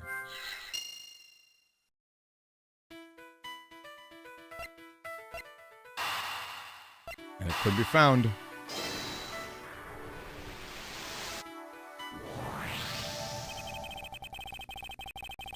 If we're looking for a rather large weapon, you'd think it would stick out, but so far we haven't found anything that resembles a weapon. Perhaps, just perhaps, it's something we all overlooked from the very beginning, because normally it's too impossibly big to be taken into consideration. What was that all about? Was he trying to jump his way down here? Francisca! What? What do you want? I found it, Francisca. I found the real murder weapon. Oh, I love this Edgeworth theme. Oh, hobbies, you're all good, my friend. You're all good. We had a lot of fun. We're just chatting it up with our good buddies. By the way, I don't know who else is a Twitch streamer, but definitely consider following Remy Replay. She is awesome. She plays a lot of Capcom games. She likes to cosplay. She's really fun. And she's also an ENFP. I don't know if anyone follows the Myers-Briggs, but that is my personality, very much so. It's actually crazy how much I'm an ENFP. So if you like my personality, she's like 20 times better than me. The answer has been right in front of us this entire time. He might be hurt. We should go check on him, sirs. There's that pompous attitude of yours again. You should learn to drop that habit. This coming from a prosecutor with a habit of whipping everyone she comes across. Anyway, if you really are a prosecutor, then you'll back yourself up with evidence. You two aren't listening at all, are you? Come on then, show me this real murder weapon you speak of. Huh, I don't have any evidence to show you. Foolish reasoning for a foolish fool from a foolishly foolish fool meant to fool me. What do you mean by I don't have any evidence to show? Perhaps I should have phrased it as, that which caused Agent Hicks's death is incorporeal. Forgive me, but I do believe I figured out what was the real cause of death. Good night to you, Minotus. It was great meeting you, man. Yeah. See you soon, buddy. So I stream tomorrow as well. Tomorrow's my last day for some time because this weekend, starting on Monday nights, I'm gonna be in Costa Rica for like 3 or 4 days filming stuff for YouTube because I'm trying to do more IRL stuff on YouTube. So I'm probably not gonna return from my trip. Gosh, it's probably gonna be about a week actually. Now that I think about it, I think, I guess it'll be basically a whole week off of no streaming. So don't have too much fun without me. But Minotus, just because you won't see me for a week, you'll see me tomorrow. But just because you won't see me for a week, I stream mostly every day. So I hope to see you again real soon. And then you know what? I'm gonna drop our Discord link again too, in case Minotus or anyone else is interested in hanging out with us because we have a lot of fun there too. The victim fell from a great height and subsequently died. In other words, the real cause of death is free falling to the ground. He fell to his death. Yes, this is the only plausible possibility. The victim has extensive bruising on the back of his head and back. The only rational explanation is that he fell to his death. But the murder happened inside this plane. I know. Are you claiming that there was some place in this plane from which he could have fallen from? As I said earlier, the answer has been right in front of us the entire time. You can't mean... Yes, I do. The victim fell from the top of the stairs of this very cargo hold. What? Then, we're in trouble. We have a second death on our hands, sirs. Hey, you! Tell me, you aren't dead, pal. Quiet! Why are you screaming? He's alive! And there you have it, Miles Edgeworth. It's not possible that Agent Hicks fell over the railing to his death. That man is living proof of that. Yeah, I love it. Catch us soon, Minotus. Post in the Introduce Me channel too, so I can learn more about the things you like. I like to learn more about our friends. Those battleships won't fund themselves, ain't that the truth? This Edgeworth money, are you kidding me, man? I have my Edgeworth money. You know, I'm staying at a hostel, man. At least one of the days I'm staying at a hostel, so it's not quite Edgeworth money. But they're also, I mean, Costa Rica's not that expensive of a country, so thankfully it's pretty affordable. And actually, the plane flight wasn't too bad. The round trip was like $400, which I think is pretty reasonable. The current circumstances. What is that supposed to mean? Suppose that large piece of cargo wasn't there at the time. What would have happened then? He would have been a Borkinian pancake, that's for sure, pal. I suppose that man over there wouldn't be breathing. But the reality is that the cargo box is there, so there was no point in entertaining your wild hypothetical scenarios. It may be there now, but there's no proof it was always there. As if there could have been a window of time where the giant box wasn't there. Ah, but there was. What can I use to show that it was possible? Oh, it's definitely the brief departure in Zhengfa. You refueled in the Republic of Zhengfa? Yes, this flight had a short layover in Zhengfa in order to refuel. But that wasn't the only reason for this layover. We also transferred some cargo. What if hey, Jinya! Tigress Jinya. You're good, parentheses. I know what you meant. I love you, buddy. Don't end up like Edgeworth. That's for sure, though, hobbies. Definitely can't end up like Edgeworth. Also, I'll say this. I have not made any videos on this channel yet. I have a bunch of footage that I've been stockpiling, like that 101 road trip I did a month ago. I've done absolutely nothing on it. But if you guys want to see it as soon as it goes live, I'll drop this link right here.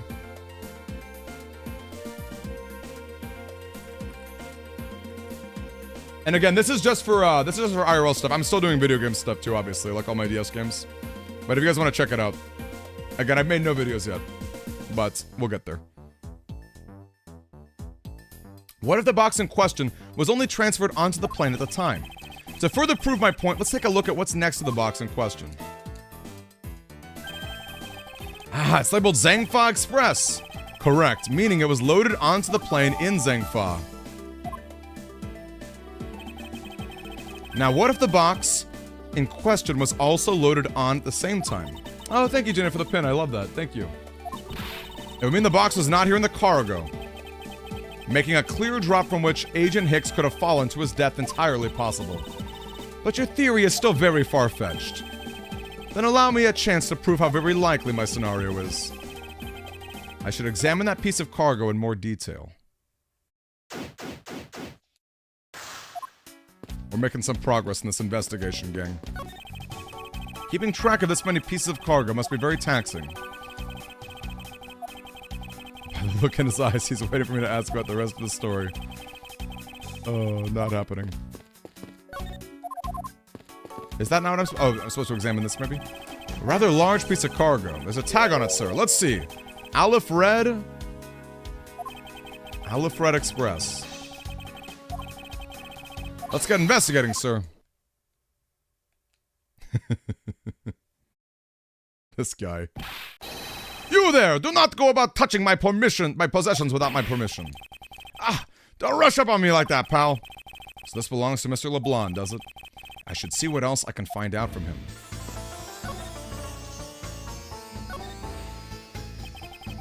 I take it this large piece of cargo belongs to you, Mr. LeBlanc. Of course it is mine. I shipped this fine piece of art from Europe. This Aleph Red statue is worth 10 million cents. No, maybe much, much more.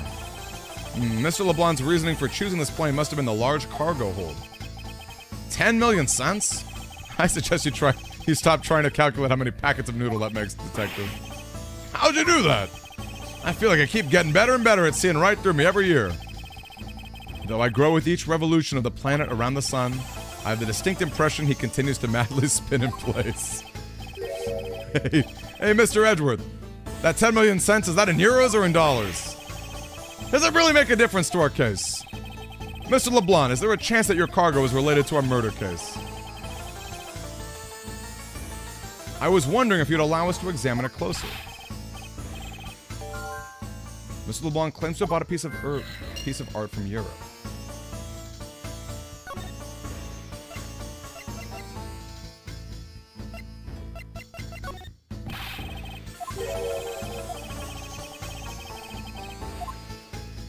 Hold up.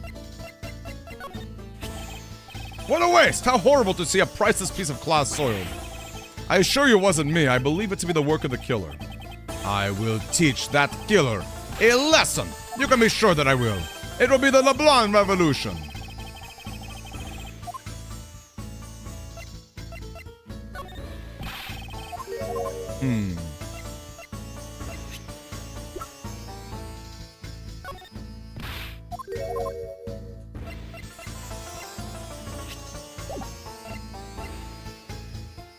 Maybe I should try some logic here. Let's try some logic. Wait, I thought it was Friday, Kirito. Also, I admit that I forgot to I admit, Kirito, I forgot to make a post about it. There we go. I thought it was Friday, maybe?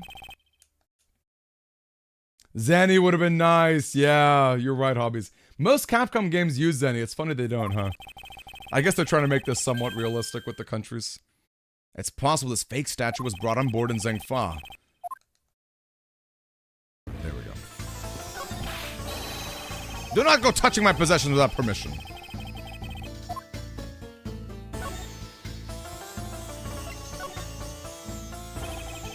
About your statue, Mr. LeBlanc. I wonder if it might be a fake. What? How dare you say my art is a fake? I suspect that your statue might be the target of an international smuggling ring. Do not say such fantastical things. Those thieves would not dare. I have the certification of my cargo right here. Do you mean this document? Why didn't you say so earlier? Please show it to us at once. I can't read this. What does it say? It says as plain as day, the cargo was put onto the plane in Europe. And there you have it, Miles Edgeworth. Too bad for you. This statue was brought on board in Europe just as it states in the certificate. No, that's... Which means there was never a window of time in which the statue wasn't sitting there. I respectfully disagree. We can't discount the theory until I see the statue for myself. Then you can have your wish. Look at it yourself and see that I am right. This, I know I've seen something like this before. I can practically smell the art. High amount of historical value. After it was unveiled at a museum in Europe, I brought it to this country to exhibit it. I believe a closer look is warranted here. This is the infamous Aleph Red statue.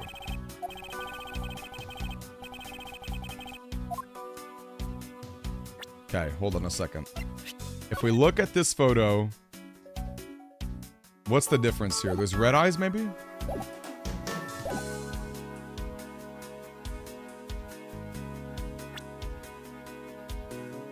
We gotta see. We have to see what it is. A smile. There's a kind of a strange smile. The way the arms are. Hmm.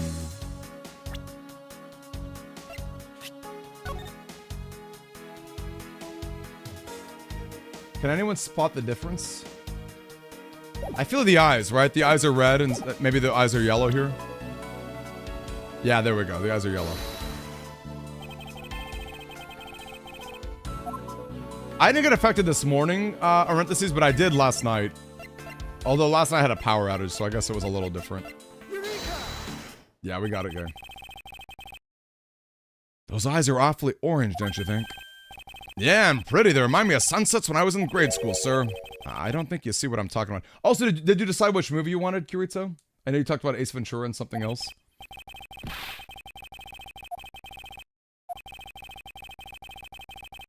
I remember standing out in the field. I don't care about sunsets. Focus, detective. What color are the eyes in this photo? Ah, sir, they're red. As I thought, this statue is a fake. Mr. LeBlanc. What do you want? Do you not know I'm a busy man? I allow you only 2 seconds for your answer. The Aleph Red, I suppose this is your pride and joy, is it not? It is the biggest trophy on this European trip. Do you know why I wanted to possess this statue? The trigger started 17 years ago. Better grab a chair, sir. Sounds like this is gonna be a long story. Mr. LeBlanc, I regret to inform you, and you have my heartfelt sympathy, but... Sympathy? For what? You'll see. I'd like you to compare those eyes. That large fellow there has very bright and pretty eyes compared to you. I wasn't talking about the two of us. I meant the eyes of the statue in front of us and the one in this photo. Oh! There's a photo of the statue on display at the museum in Europe. Ah! Now do you see, Mr. LeBlanc? The statue before us is a fake. Oh, fake! He has the funniest one. He has the absolute funniest one. Really? Wait, no, first of all, hobbies, I welcome all conversation. Second of all, I'm really glad to hear that because I love the One Piece Netflix. I heard friends who were kind of bashing the Avatar trailer, but obviously the trailers are not the same thing as the show, so I'm really happy to hear that maybe people really like it. Because I want things to be good. I'm not a hater, you know. I love the Netflix One Piece, so I believe that Netflix can do it. There must be some sort of proof that this was brought on board in Zhengfa, and I'll present to you evidence that will resolve the remaining contradiction.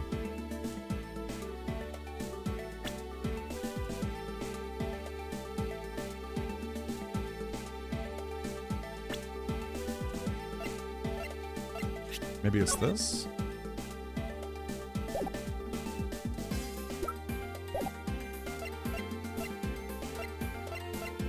Hold up, we gotta stop and think here. It's a fake piece.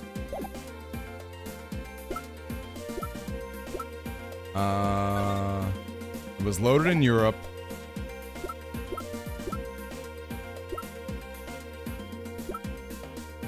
World famous exports. I'm glad you like it, Jinna, because I know you didn't enjoy reading it or watching it, the anime. And I think I mean, my mom loved it. Like, what the heck? My mom liked One Piece? Like, that's crazy. Never in a million years would I have thought that.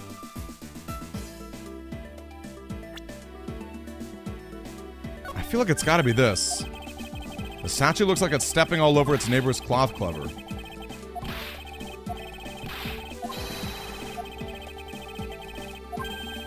Yeah. It's I mean, it's a great original show. The original back on Nickelodeon. I'm glad to hear it.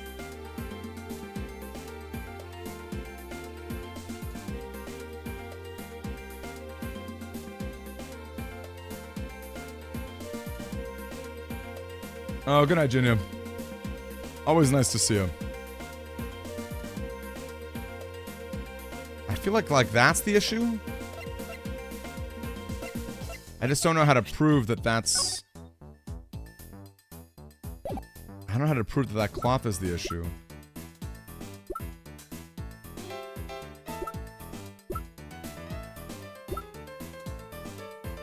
It was loaded in Europe. Oh, wait a second. If it was loaded on Europe, that shouldn't... Okay, it shouldn't be on top, right? That, right? Yeah, there we go. Got it. We got it, y'all. I deduce it. Time to deduce.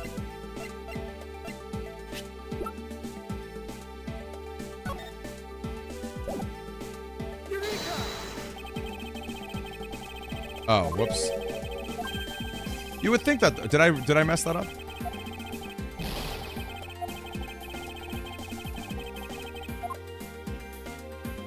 That's really not it? That it's stepping on it? It shouldn't be stepping on it. Because the thing next to it, maybe I should do Zhang Fa. Maybe I should show the Zhang Fa.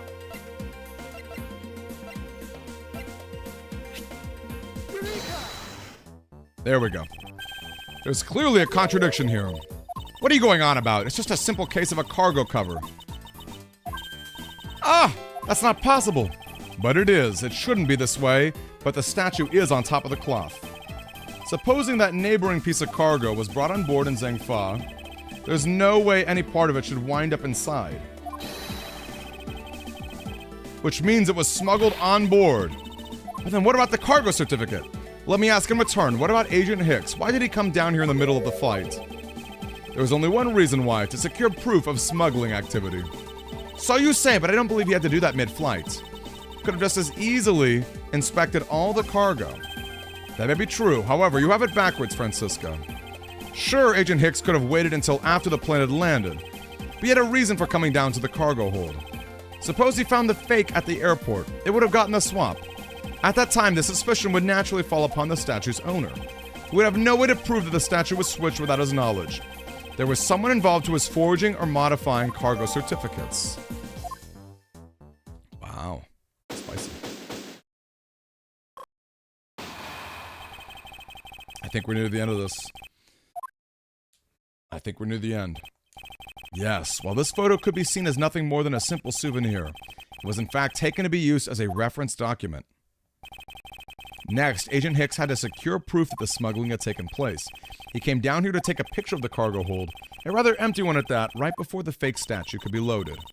A photo of the hold missing a valuable piece of cargo would be proof enough. After than that, all he had to do was go hold the Zhang Fa cargo crew and arrest the smuggler.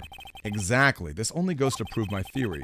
If the statue was not in the cargo during the Europe to Zhang Fa leg of the trip, there would have been enough height from which Agent Hicks could have fallen to his death. Officer! Move the statue immediately. I want a thorough examination of the floor underneath, now!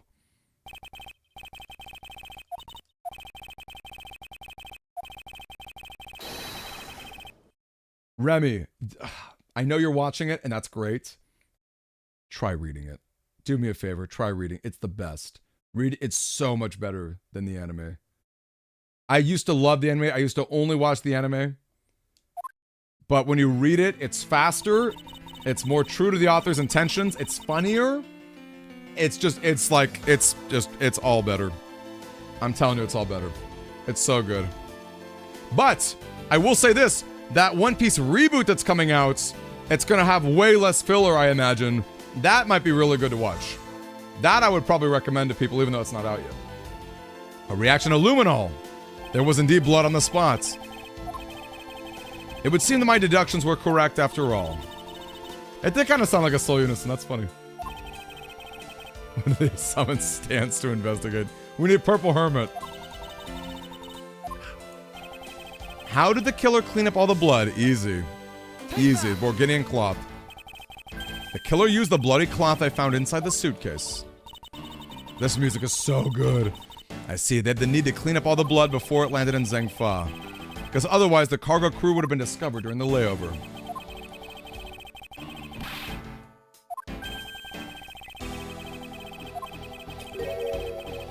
That's true, it throws a contradiction to a certain person's testimony. If the murder occurred before we landed in Zhang Fa, Miss Meal's testimony becomes suspect. Recall Miss Meal's testimony about Agent Hicks in regards to how we were departed.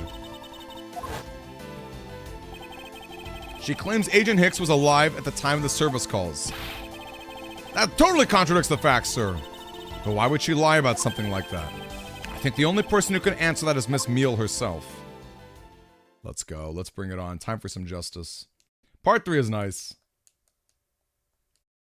Part 3 is nice. But Part 2, Joseph Joestar in his prime. You're gonna say Part 2 is not as good as Part 3.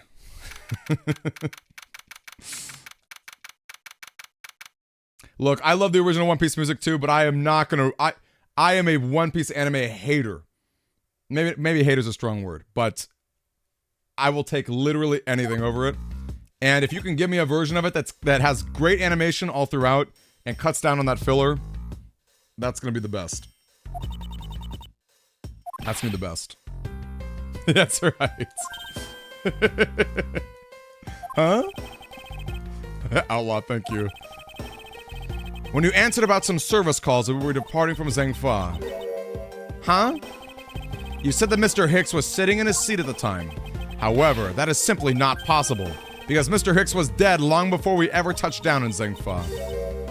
Oh? Miss Camille. Maybe I didn't see what I thought I did. No one could make a mistake so large, Miss Meal. But I make that kind of boo-boo all the time. Ugh. This is going nowhere. There must be a better way of resolving this contradiction. Very well, Miss Meal, if you would please tell me about your alibi during the time span. From just before we were to land at 3 a.m. and 6 a.m. Are you telling me I'm a suspect, Mr. Edgeworth? Let's go. Look at this freaking girl. This freaking girl.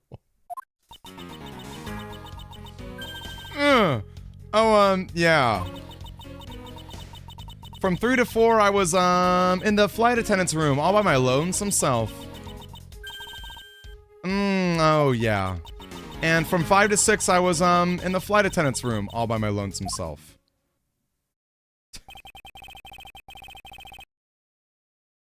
How is a man supposed to react to a testimony like that? Miss Meal, wake up! Ah. Zzz. She fell asleep again.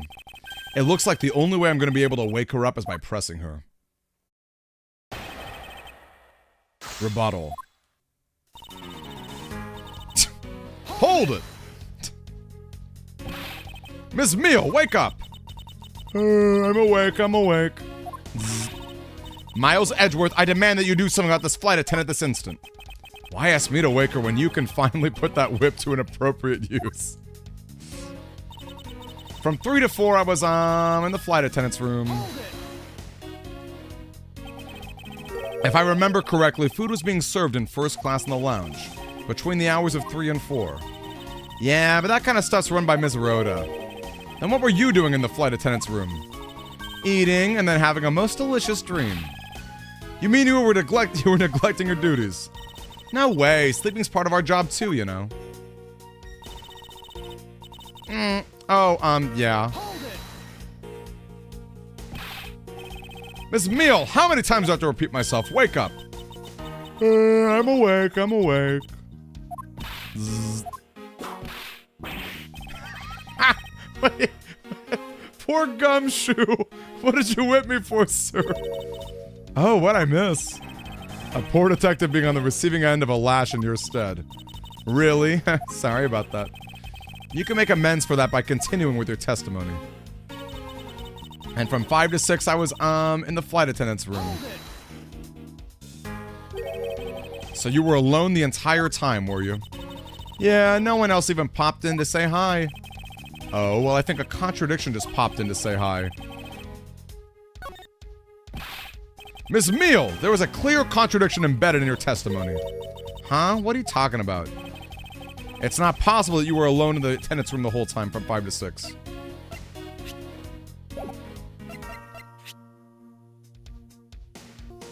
Take that. I wonder if you would be so kind as to take a look at this receipt, Miss Meal. Huh? A receipt for what? It's for the suitcase Miss Tenero bought. Now, if I may direct your attention to this timestamp, as you can see, it clearly says 5:40 a.m., Miss Tenero. Huh? Why is the killer here? I thought you'd have her locked up by now. I requested that she be present as a witness, so that we may straighten out your complex lie. Now then, Miss Tenera, between the hours of 5 and 6 a.m., you took a trip from first class down to the first floor of the flight shop, correct? Yes, I went to the shop to buy a suitcase. After which, I went straight to the attendance room to drop it off. I love this girl. And what did you see Miss Meal do at the time? No, I didn't see her at the time. So, Miss Meal, where were you really between the hours of 5 and 6?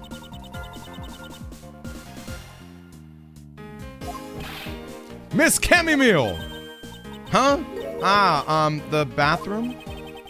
I'll be the one to ask the questions here. Yeah, maybe that's it. I probably just missed her. Nature calls, you know. You take me for a fool. That's a little too convenient to be true. But it's the truth. Cross my heart. I don't have enough conclusive proof to counter-argue her at this stage. You don't believe me, do you? But please, won't you give me a chance and hear me out? Yeah, Cammy Meal. Look, I know you're suspecting me because I'm one of the crew. But you think that maybe you should also suspect Miss Rhoda, too. She's the one in charge of the elevator, keycard, and the shop, you know. If you ask me, that makes her super suspicious. Please leave Miss Tenero out of the conversation. Only you are under suspicion for now. I don't get it. Why are you covering for Miss Rhoda all of a sudden? Oh, now I get it. Maybe you've got your eye on Miss Rhoda. Of course I'm keeping an eye on her. I can't very well let her escape, can I? Never mind. But you want to know something? Miss Rhoda actually kind of... I have absolutely no interest in people who can't appreciate my sense of design. Now's not the time for this sort of talk.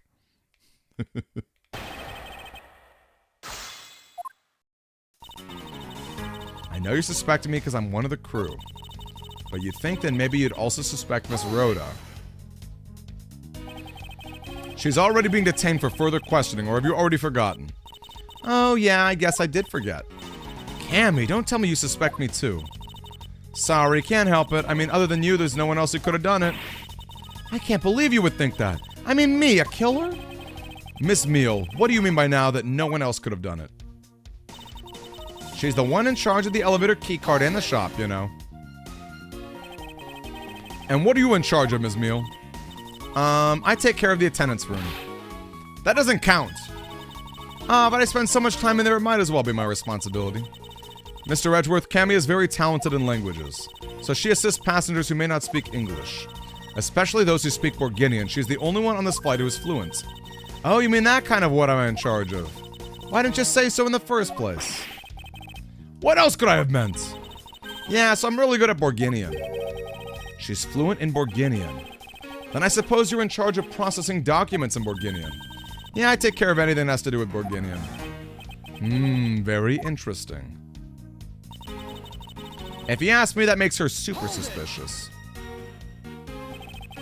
Actually, your on-the-job behavior makes you super suspicious in my eyes. Huh? But why? While Miss Tenero is busy with the passengers and all of her other duties, you have a lot of free time on your hands, thus providing you with ample time to commit the crime. Miles Edgeworth, I demand that you cease and desist in this line of conjectural questioning. I won't allow you to bluff your way through this like a certain defense lawyer. But I don't believe Miss Meal does any actual work aboard the flight. Oh, that's not true, Mr. Edgeworth, although, well... all I'm in charge of are the attendance room and some Borginian stuff. How about this forged document? Objection! There we go. We got him. We got him, gang. Got her. So you're the only one on this flight that speaks Borginian. Is that correct? Oh, yeah, I guess so. I studied abroad in Borginia for a while. If that's the case, then this signature on this document belongs to you, doesn't it? This is a falsified piece of documentation with only one purpose: to lead anyone who read it to believe that Mr. LeBlanc's statue was loaded in Europe. The only person who could have either prepared or processed this document in Borginian is you, Ms. Meal.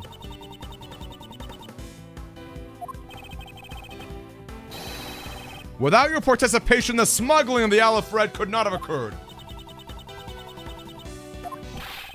Don't sleep while I'm pointing my finger at you.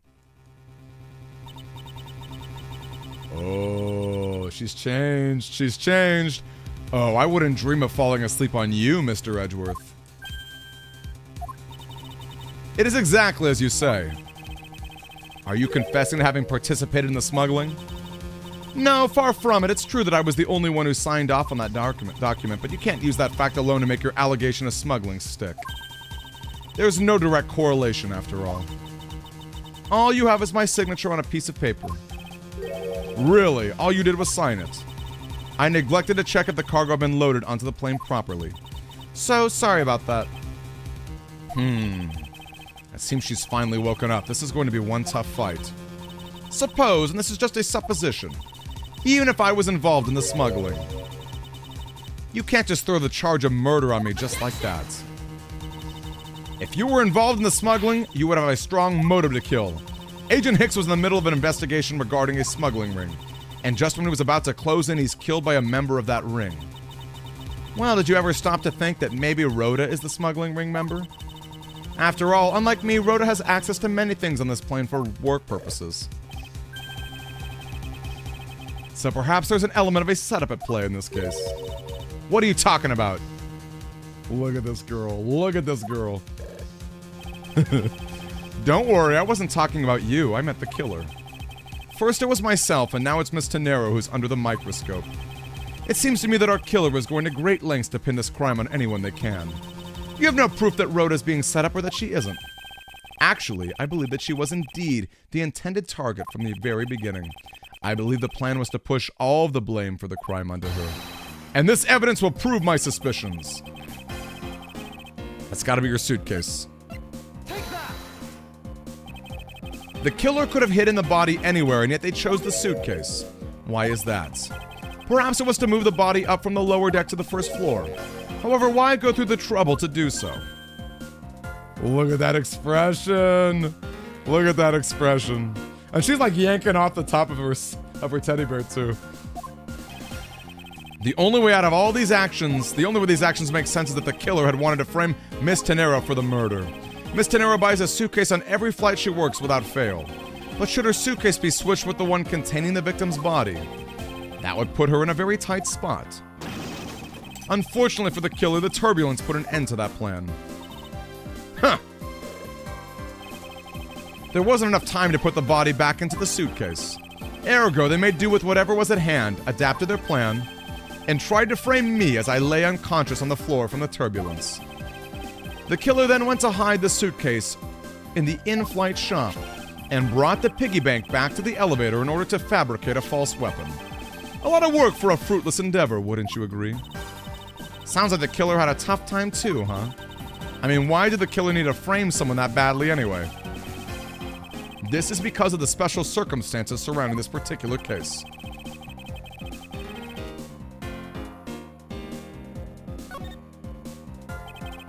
The special circumstance is simply the murder took place on a plane mid-flight.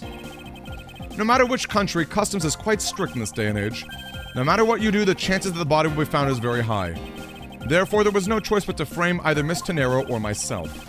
In other words, the only one who fits within the boundaries of the criminal's movements is not Miss Tenero or myself, but you, Miss Camomile. Only you and you alone could be the killer. And... Are you done already? I was about to fall asleep again. Anyway, let's be honest here. You don't have anything on me other than a whole lot of circumstantial evidence. Ugh. This is true of everything. Always the pretty ones, ain't that the truth? Oh, this music, though! I can see the outline of how the murder occurred, but I have no definitive evidence. And isn't there a piece of evidence that's still unaccounted for? The cell phone! The cell phone. Take that! I don't have any actual evidence. I thought not. But that's because it went missing, and still is. Missing? What do you mean by that?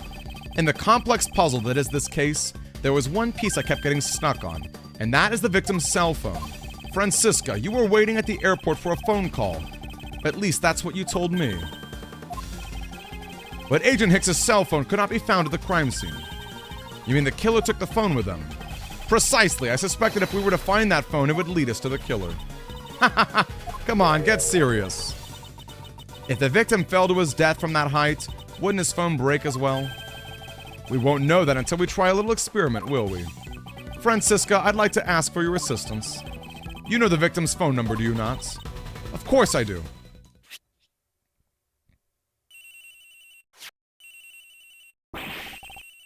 Agent Hicks's phone! It's ringing from somewhere, sir! I hear it, detective. Now, where is it coming from?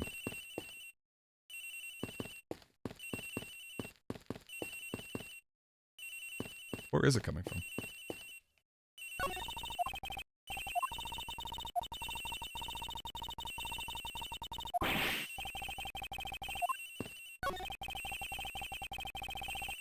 Up in the flight attendant's room.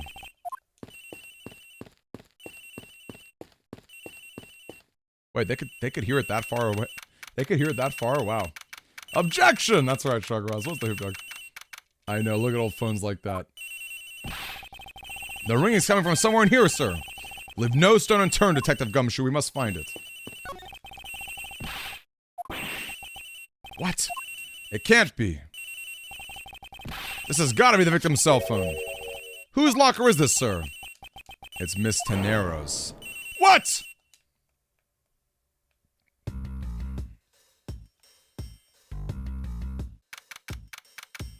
I know. If the investigations went like this and you got the courtroom, that'd be the perfect game, wouldn't it? Taking so long, don't think the Steam plan's gonna work. You didn't meet the criteria to unlock the friend feature. What does that mean? The criteria to unlock the friend feature? What does that mean, Retro? You're talking about the $15? So, Mr. Edgeworth, how did it go? Where'd you find the phone? I found it in the flight attendant's room. In Miss Tenero's locker. What? But... Rhoda Tenero! I don't know anything about the phone. It wasn't me, it wasn't me. Miss Von Karma, is it? I suggest you arrest Miss Rhoda Tenero right away. Wait! I have a theory. This is related to the incident with the keycard. When the killer went to steal the keycard, they conveniently stashed the cell phone in Miss Tenero's locker at the same time. This is related to the keycard, alright, in the same way that we have zero proof that the killer did just that. This is one bird we cannot ignore.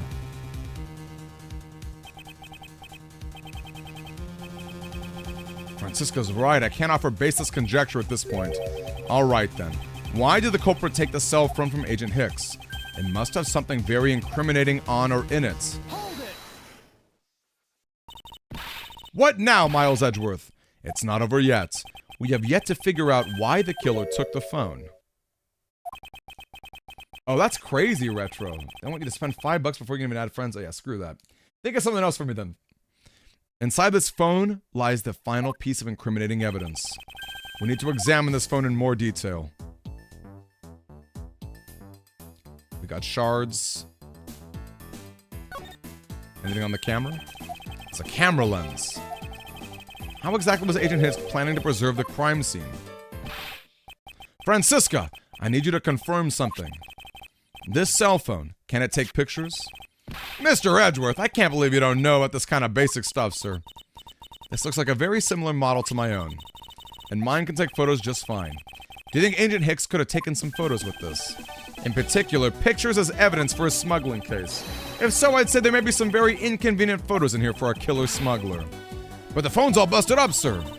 Even a super prosecutor can't repair a broken phone. Ugh! I'll find a way, don't you worry about that. Yay.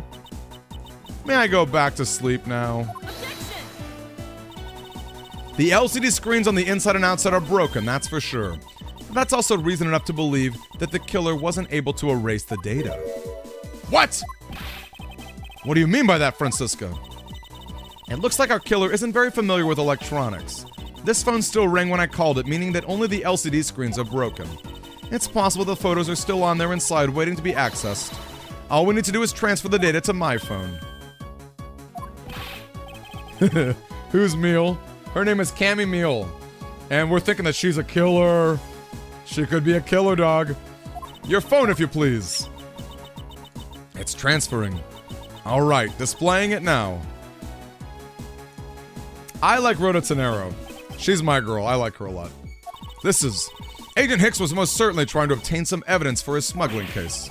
Hey, the Alfred's nowhere in this picture. Yeah, like the T, exactly. This has no meaning as a piece of evidence in this murder case, right? Ouch, she's right. There's not much we can find out from this about Agent Hicks's killer, sir. Is this it? Is this the end? Is there really nothing in this photo we can use?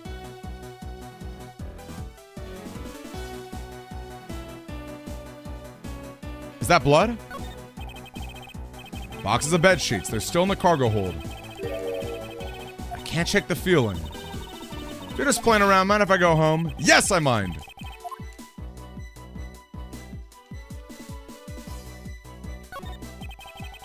The fact that all the suitcases are on here in the photo is odd.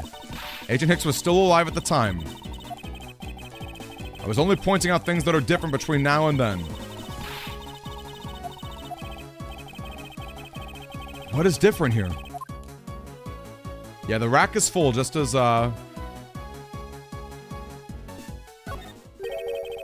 What's all this? Oh, they are cargo shipped from Borginia to Zhengfa. So the reason they aren't here now is that they were dropped off in Zhengfa. Mr. LeBlanc, can you tell me the contents of these boxes? Unfortunately, there was no English written on them anywhere. Ooh, one cluster of boxes is written in Borginian. It says, it is cloth in English. Cloth? Could it be? Is this where the killer... What? What is it what is with this scary face? Ms. Meal. Yes? It appears that Agent Hicks was no ordinary investigator. He left us with a piece of evidence after all. A striking piece that will point out who his killer is. Ha! Maybe you should enforce your mistaken reading of a simple picture, Mr. Edgeworth. The Borginian cargo in this piece of evidence will point us straight to the killer. The fact that it's in Borginian? Oh, because she read it! She knew that they were cloth. She knew that it was a cloth. She's the only person who could read it. And what is that supposed to prove? The killer used this piece of cloth to wipe up the blood they had spilt.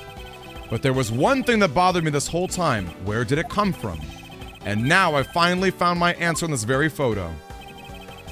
The cargo that was unloaded in Zhengfa had cloth written on it. In Borginian, that is. And that is where the killer grabbed a piece to clean up the blood with.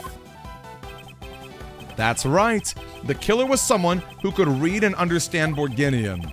And the only crew member that fits that description is you, Miss Camille.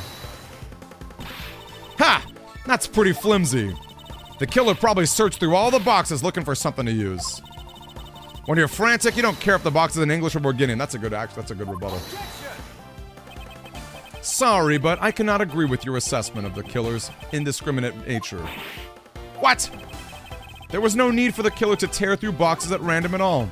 And if the killer supposedly could not comprehend Borginian, well then. Logically, the killer would have opened this box first. The one that says bedsheets on it. Hey! It says bedsheets in English right on it, sir. Precisely. And bedsheets would be perfect for cleaning up blood, wouldn't you say? Poor Gideon for canceled. So what are you trying to say? That if I were the criminal, this box of bedsheets would have been exactly what I spotted first. However, the killer chose to use some Borginian cloth. Do you have an explanation for that? The killer didn't want anyone to know that the real scene of the crime was this cargo hold. So they were afraid to leave signs that the box or the sheets had been opened. However, the Borginian cloth, well, that's a horse of a different color. Because the killer knew it was going to be unloaded in the Republic of Zhengfa. That's right. That's why the Borginian cloth was used. And the only Borginian reader on board who could make such a calculated decision is you, Miss Camille. You and you alone. Ugh! We got her. We got her, gang. We got her. It would be very easy for us to confirm if any of the boxes were resealed. All we would have to do is contact the Zhengfa authorities in time. We may even find other evidence to incriminate our killer within those boxes. Ugh! So what do you say, Ms. Meal? Why not confess your crime here and now? Or would you rather wait and see what we find out from our investigation in Zhengfa?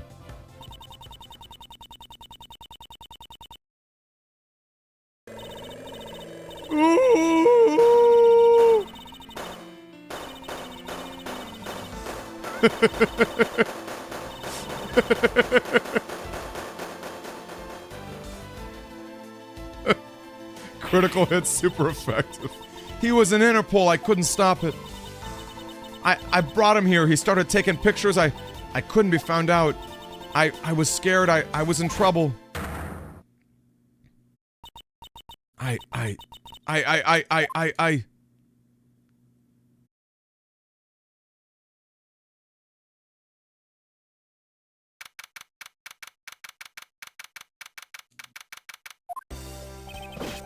We finished making all the arrangements to take the suspect in, sir.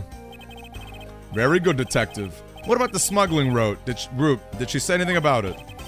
They're taking her down to the precinct now. Hopefully we can get more out of her there. Whenever we even approached the topic, she just started foaming at the mouth. It was scary, sir.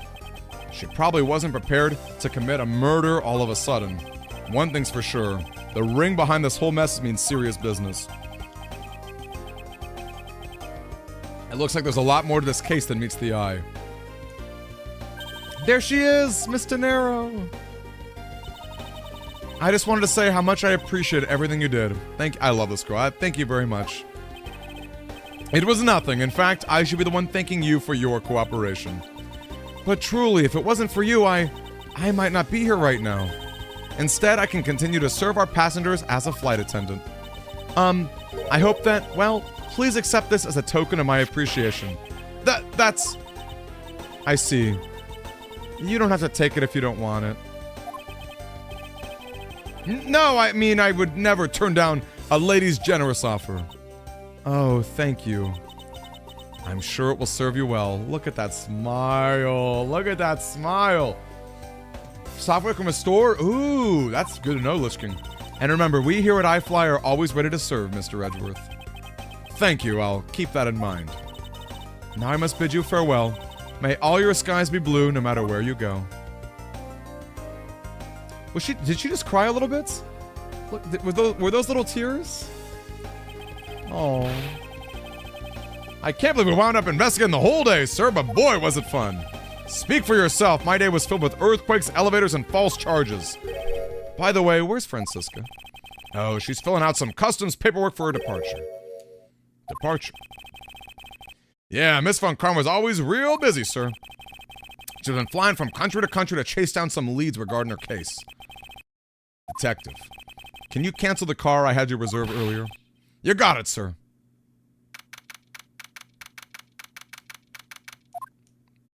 Yeah, that'd be fun, Lich King.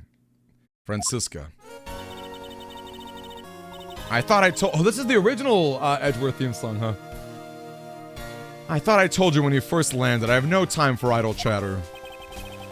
I have no intention of wasting your time. However, it has been a while since we last met. I also have no time for such familiar reminiscences. Just who do you think I am? You are Francisca Von Karma, a very proud prosecutor deserving of much respect.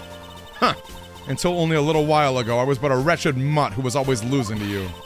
A dancing Pierrot?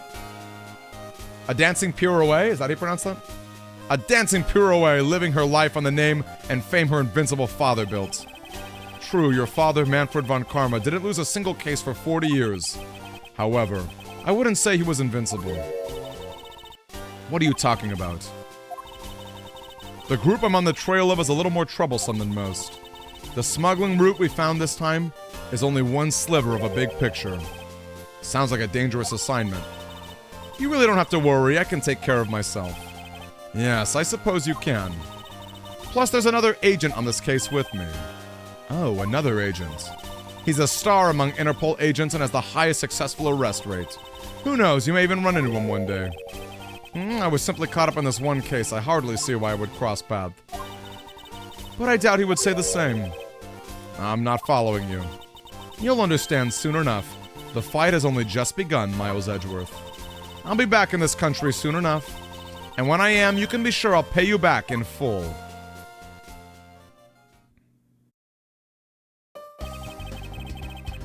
Oh, listen to this gumshoe theme. And just like that, she's gone, huh, sir? Thank goodness I can finally rest easy knowing I won't have to watch out for her whip. Detective Gumshoe, I want to thank you for all your help and cooperation. Ah, it was nothing, sir. Just happy to be able to work with you again. Oh, I think I'm gonna celebrate by adding a little extra salt to my instant noodles tonight. Ah, just how much did you cut his salary by, Francisca? Yes, all hobbies. Indeed. Indeed. Detective, I was wondering if you might be able to give me a ride down to the prosecutor's office. Sure thing, sir. I'll even fly down the road in the patrol car if you want. Don't make me remind you, Detective. Safety first. Thus, I solved the first case upon my arrival home. Francisca von Karma, the smuggling route she was after. The leaders of that ring had already put out their trump card into play. And the players on the other side of this war, they would begin to make themselves known throughout the next incident. It was so good, all hobbies. It was a great case. I love Ace Attorney Ace Attorney 1 is really good. Edgeworth speaking. Finally, I called who knows how many times earlier, but I couldn't get through. And you are. Ah, have you forgotten my voice, Miles, my boy? Mr. Amano? Ernest Amano? Ah, so you do remember me. I know it's rather sudden, but I can't ask this of anyone else. There's been an incident, Miles. My son, he's been kidnapped. Spicy. Yes, it was indeed very epic. I got a little more in me. Let's go a little longer. Let's go a little bit longer. The kidnapped turnabout.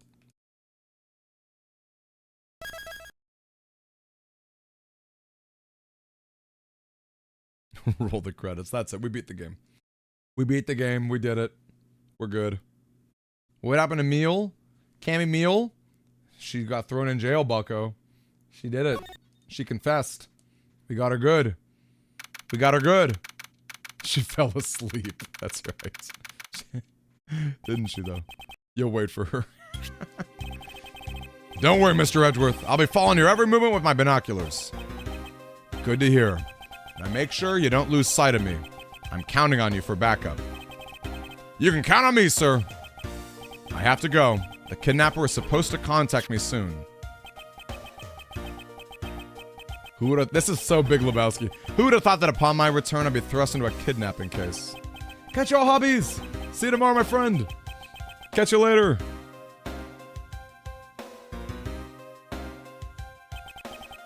Let's see. I checked the money is all in there, safe inside the suitcase.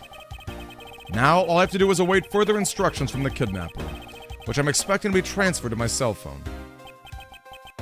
Look at that, he's using the suitcase, he's using... he's using Rototenero's suitcase.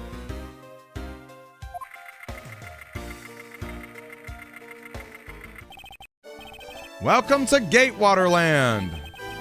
Thank you.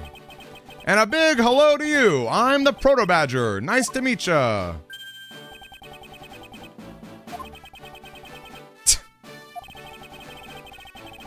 This Blue Badger theme. Excuse me, but were you perhaps thinking of taking a picture with me? A picture of you? Sorry, but I'm not interested. Oh, that's too bad. Well, have a good day. Hello. Who are you? You're not Ernest Amano. It sounds like the kidnapper is using some sort of voice alteration device. I'm his representative, Miles Edgeworth. Are you a cop? No, I'm a prosecutor.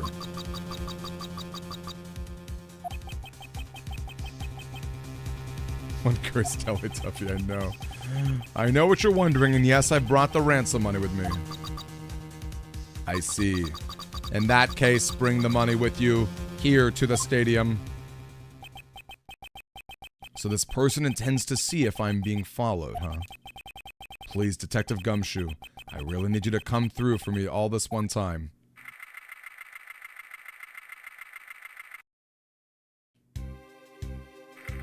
The Blue Badger is the police mascot, by the way, if you guys are curious.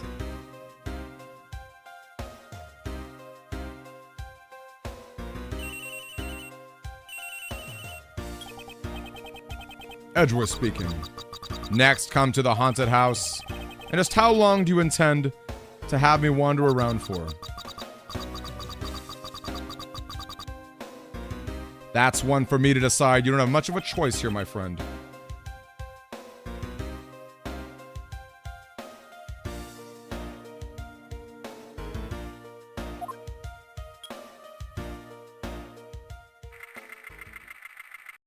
One curious Teletubby for real though.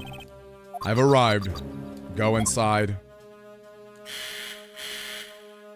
Look at this haunted house.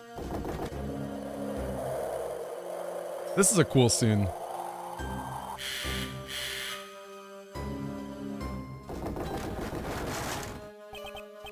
Huh. What a dismal place. Dismal's such a good word. That's it. Go through those doors. Am I being watched from somewhere?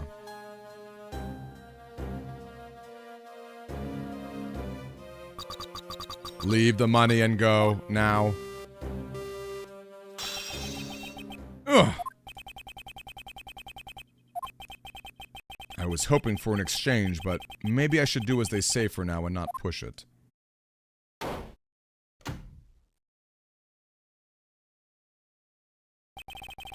I couldn't catch even a glimpse of the kidnapper. Perhaps I should keep an eye on this haunted house until the police backup arrives.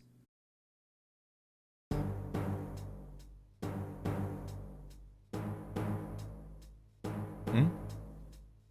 Oh no. Oh no. Oh no. Oh no. Oh no. Ah! It was a trap.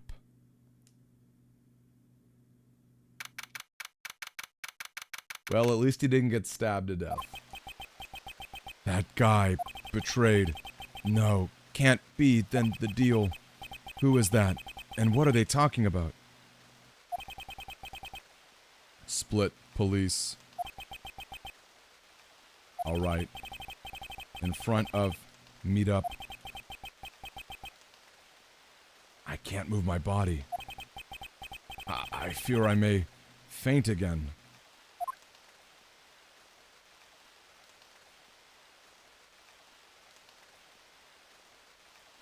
He got tied up again. Where am I? How long was I out? It wasn't raining like this now when I made the drop-off. This was supposed to be a simple affair. So why have I been taken hostage as well? I can only assume Detective Gumshoe lost sight of me at some point. The only reason I agreed was because of that phone call. It was from Mr. Ernest Amano, the director of the powerful Zaibatsu, the Amano Group. But aside from that, I also owe him a great debt of gratitude. His only son, Lance, had been kidnapped. I know that Lance is already in his 20s, but I guess some things he never grew out of.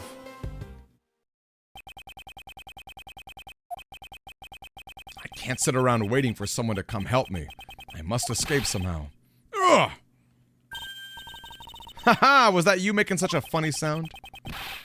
Who's there? And how dare you laugh at a gentleman's plight?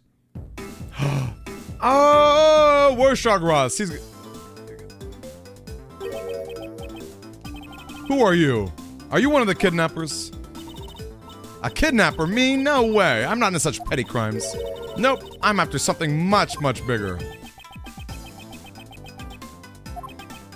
I forgot our music.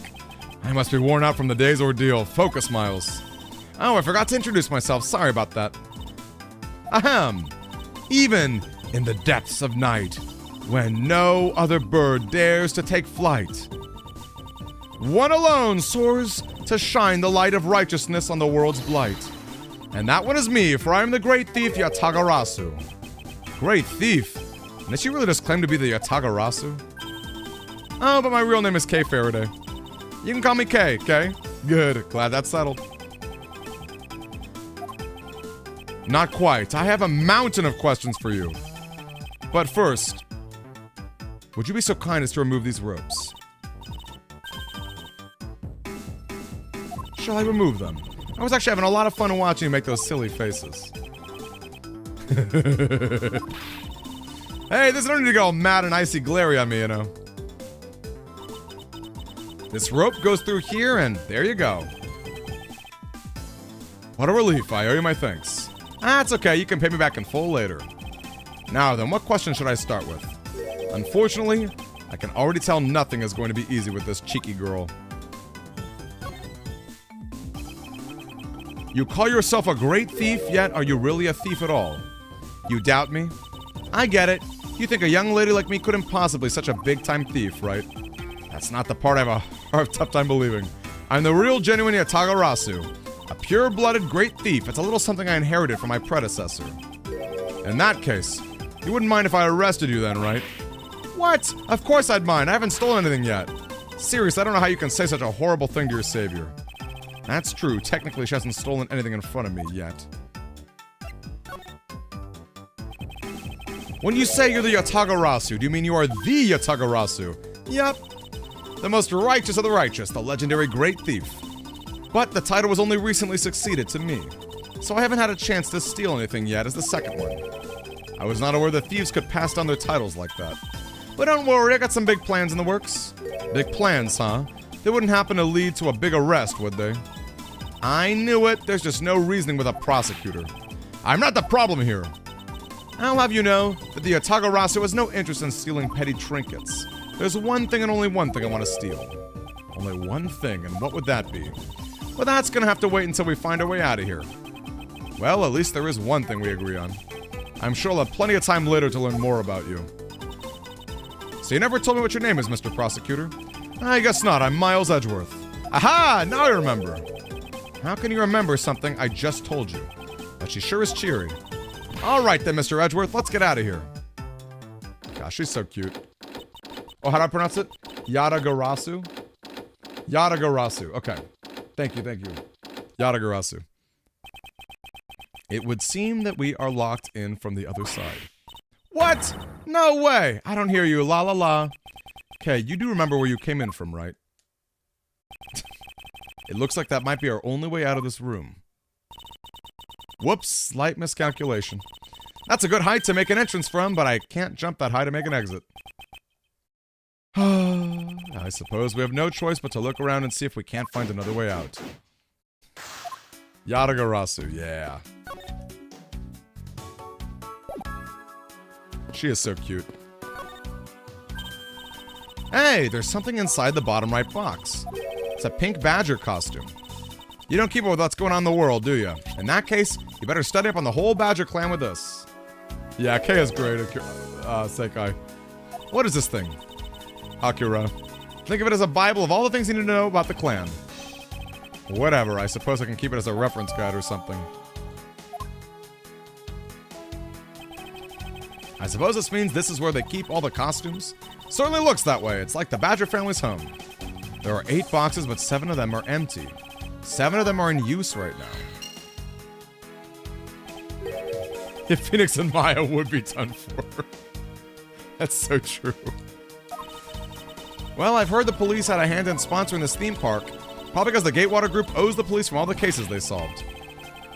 They have all the power of the state. They use it to make a theme park. It's not just any theme park. They have a handcuff-shaped, double-looping roller coaster. That's quite enough. I'm feeling woozy from just the thought of such a thing. Yeah, Kay is so cute. She'd want a hamburger. I mean, just look at how long her eyelashes are. And the fact that she's pink. And her lips are red. Nothing to say about the giant pink ribbon.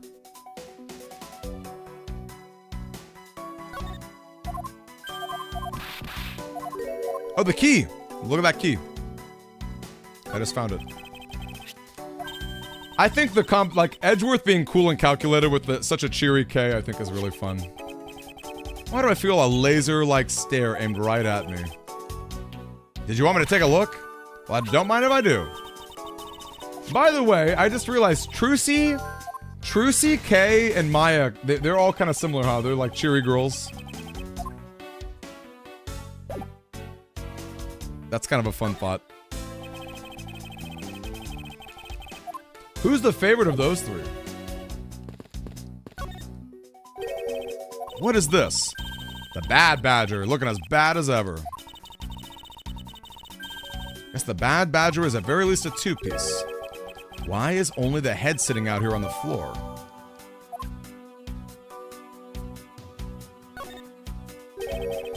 They're holding a Blue Badger photo rally. Yeah, Kay and Trucy are both, those are both really good answers, I think.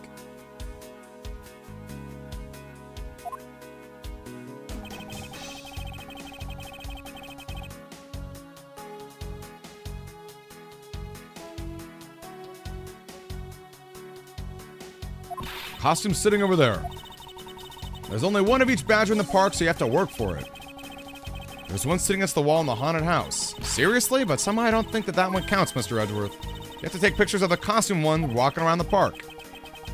Good Rider at the Seas, yo! Thanks for popping in, dude. Thanks for popping in. I mean that. Thank you very much, dude. Much love to you, my friend. I definitely gotta give you a call and catch up. I really do.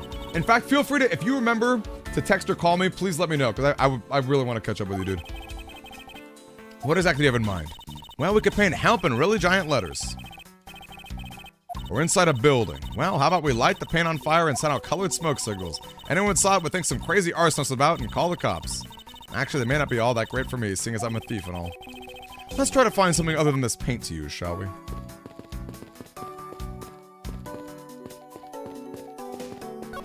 Can we use the key on the door?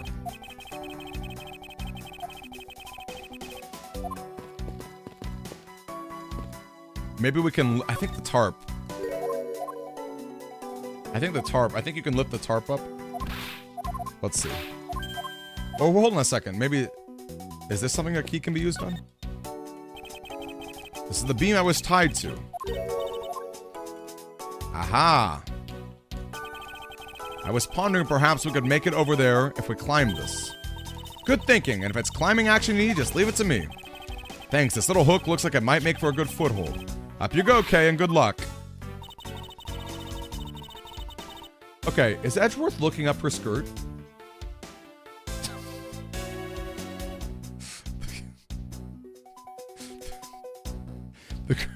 The great thief spreads her mighty wings, then takes to the skies. Here I go. As I thought, this beam was definitely not made for climbing. What do you mean, as I thought? I'm not your guinea pig, you know. I know, not the most flattering angle, indeed. Costumes are kept here.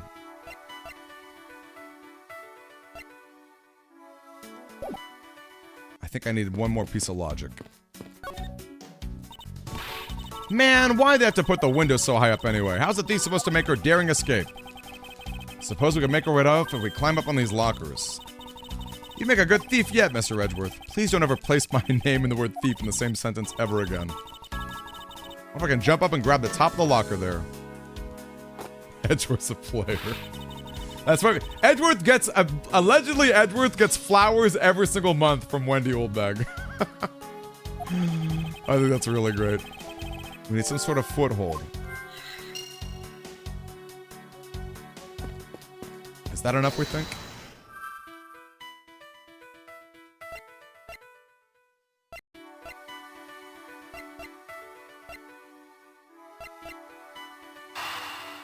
Costumes in the key, maybe?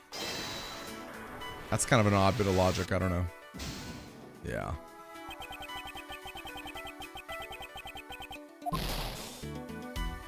I mean, the key's gotta open something. And it's not just the door. We did the Bad Badger. We did the rally.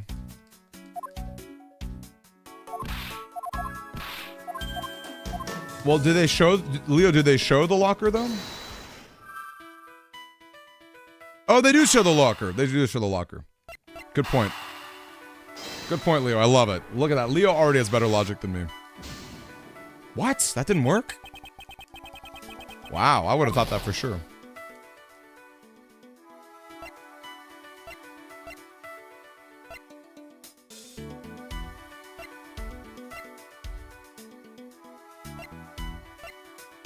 I mean, these talk about footholds. I feel like I'm missing a bit of logic here still somehow.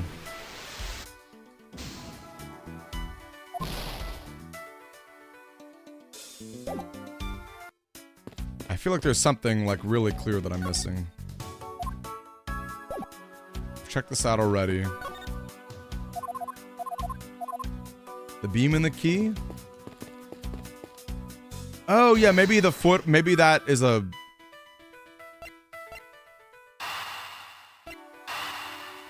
Well, that's the last thing to try the key on, right? Oh, wow. No. Ain't nothing. I wonder what happens if you just, like, run out of... If you just Geo here. Edgeworth's like, well, I guess I'll just sit here for all of eternity. Ooh, I'm excited retro. Oh, here we go. Wait. The beam I was tied to. Maybe we can use this to climb up. I thought I did this already. Didn't I just try this? I can't climb this thing. Or this, like, white thing on the floor? Oh. Made it through the ordeal intact. If only there was a way for us to contact someone on the outside. What an ugly cell phone he's got. You would think that Miles Edgeworth would have like a pink or red phone. If I'm right, Detective Gumshoe should have contacted the precinct for backup by now. Mr. Edgeworth, sir, you okay? I was so worried, sir. I'm fine. I was knocked unconscious for a spell. I'm sorry, sir. I'm such a failure. If only I hadn't lost sight of you. Detective, we don't have time for this. Have the police set up a perimeter right now. You don't have to worry about that, sir. I already got the boys working on it. But in doing that, I sorta... What's wrong, Detective? Sorry to butt in, but I'm afraid you're going to have to make do with me. Who is this? Shylong Leng of Interpol. Oh, I remember him. A pleasure to speak with you, Mr. Edgeworth. I've heard a great deal about you. So why exactly is an Interpol agent like yourself involved in a domestic kidnapping case? Don't sweat the details. A crime's a crime whether it's on a local or global scale. Besides, you're the one who's in a world of trouble. And why would you say that? Long Z says, the pack that runs together stays together. You catch my drift? You caused quite a ruckus by running blindly into a situation and then getting caught. You should have contacted the police from the very beginning. I'm sorry that this happened because of a lapse in judgment. However, I humbly request that you would please help me out of this post-haste. Sorry, no can do. What? We're hunting the kidnapper now and I haven't got any good hands to spare. As I said, my pack moves as one. You're the one who wanted to go at it alone, so good luck to you, Mr. Prosecutor. Oh, and once we do catch the kidnapper, rest assured we'll come find you. Eventually. You. What's wrong? Did you get cut off? No, my phone ran out of power. No way. Doesn't matter anyway. We should try to get out of here through our own means. If we put our heads together, we'll be sure to find a way out. Say, I wonder if maybe now we can examine the tarp more?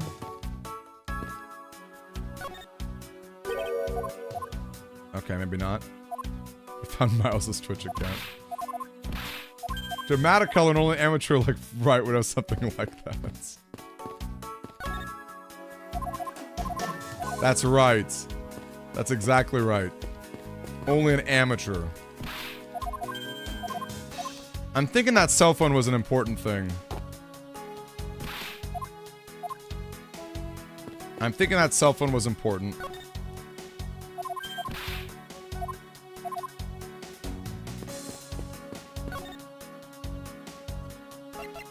The kidnapping. Do you know where the person who kidnapped me went? Well, after they locked you up in here, it sounded like they went into the next room and started talking to someone. However, I do recall that the kidnapper was talking with someone. I guess I really am dealing with two kidnappers here. It almost seemed as though they were done with you. I suppose that's the case. As though my kidnapping were an afterthought. Well, if they went into the next room, let's see what we can find out through that slot. Oh, here we go. Maybe we can peer into the room. There we go. There we go, there we go, there we go, there we go. That's what we needed. Look at that. There's a latch. So the kidnappers had an escape tunnel. They're like a bunch of great thieves themselves. No, they're not, because I highlighted out they made this tunnel themselves. The floor panel was removed in a very specific way. I think this building was originally built with a basement or underground area. There's a door on the opposite side that appears to be the same as this one, which would mean that I can probably assume these two rooms are very similar in structure.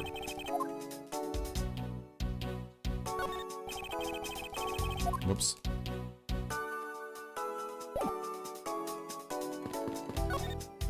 Whoops. Okay, now I'm going to do that. I just want to lift the tarp up. I guess we have to use logic.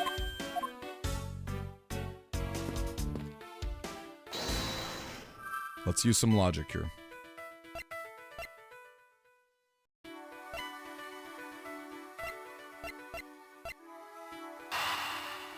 Tiny room to the latch, maybe? Come on. I guess we have to find the latch. We have to find the latch.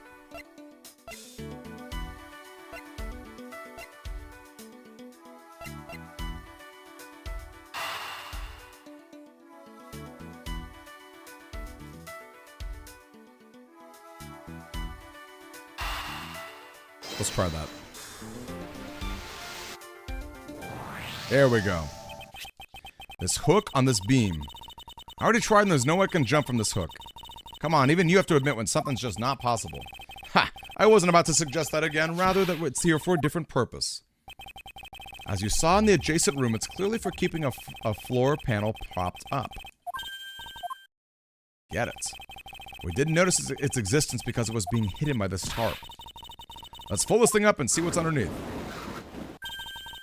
Now this is what I call a treasure.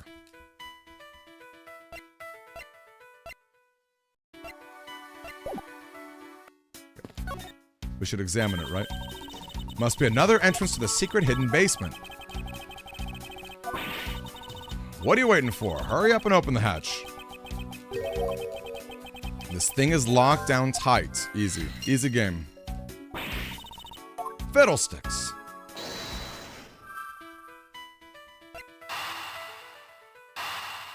We got it, game. We got it.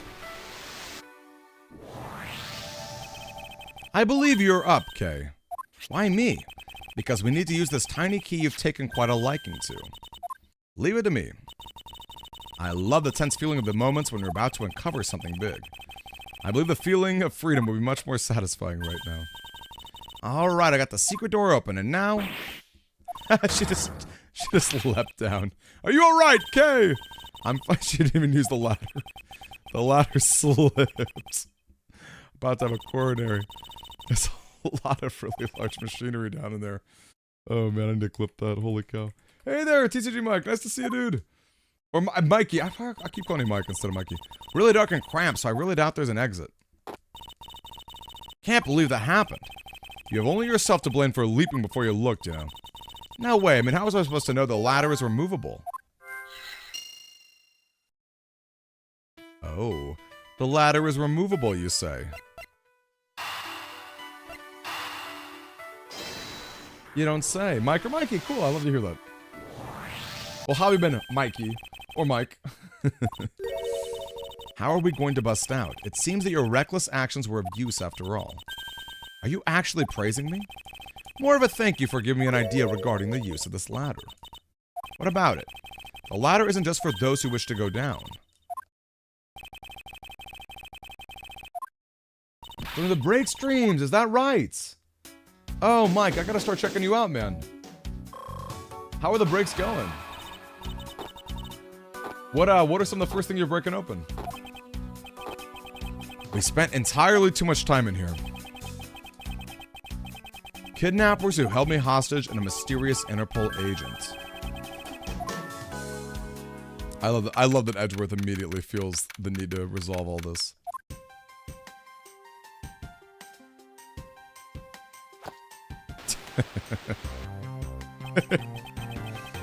Looks like it stopped raining for now. And thank goodness, you have no idea how hard it was raining earlier. Mr. Edgeworth! I'm so glad to see you managed to escape, sir. I was so stressed that I thought my heart was gonna give out. Detective Gumshoe, may I ask what in the world that is? Well, that's, Count off! 3, 4, 5, 6, 7, 8. 98, 99. Shifu. All 99 members are here and accounted for, sir.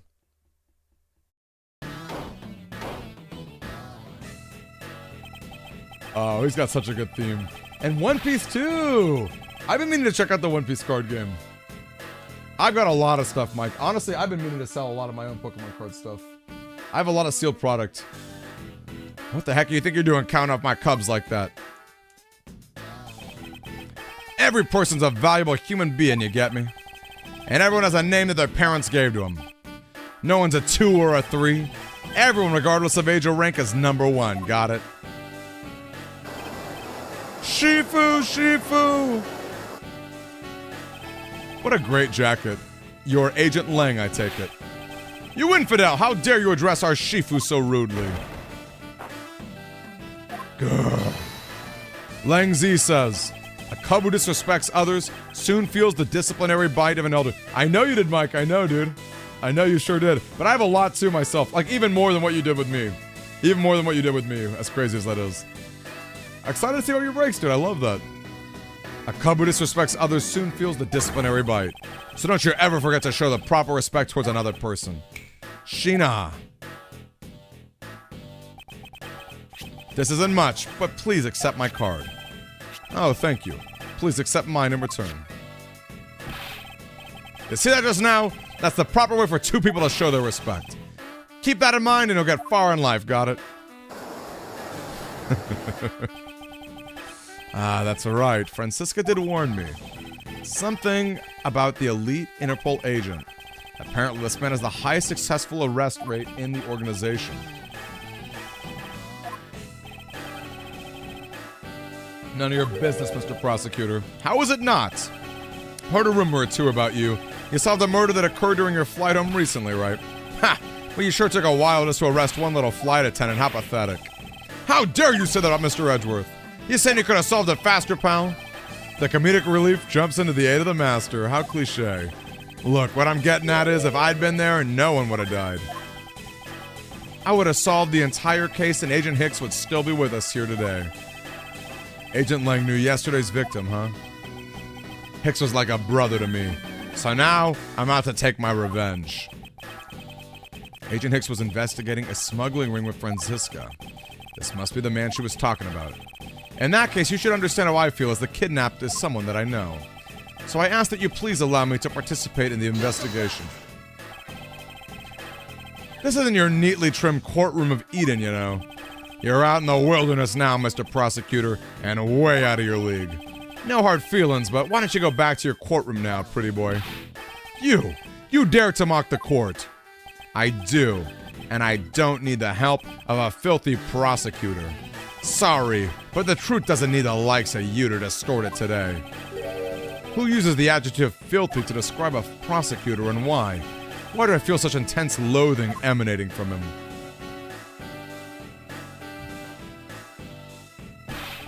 Alright, men. Good job on the perimeter around Gatewater Land. Now just help me find that kidnapper. Sir! Now then, Mr. Prosecutor, you just sit tight. Don't cause any trouble, understand? Wait! Mr. Edgeworth. It's been a while. Why of all places did he show up here and completely out of the blue at that?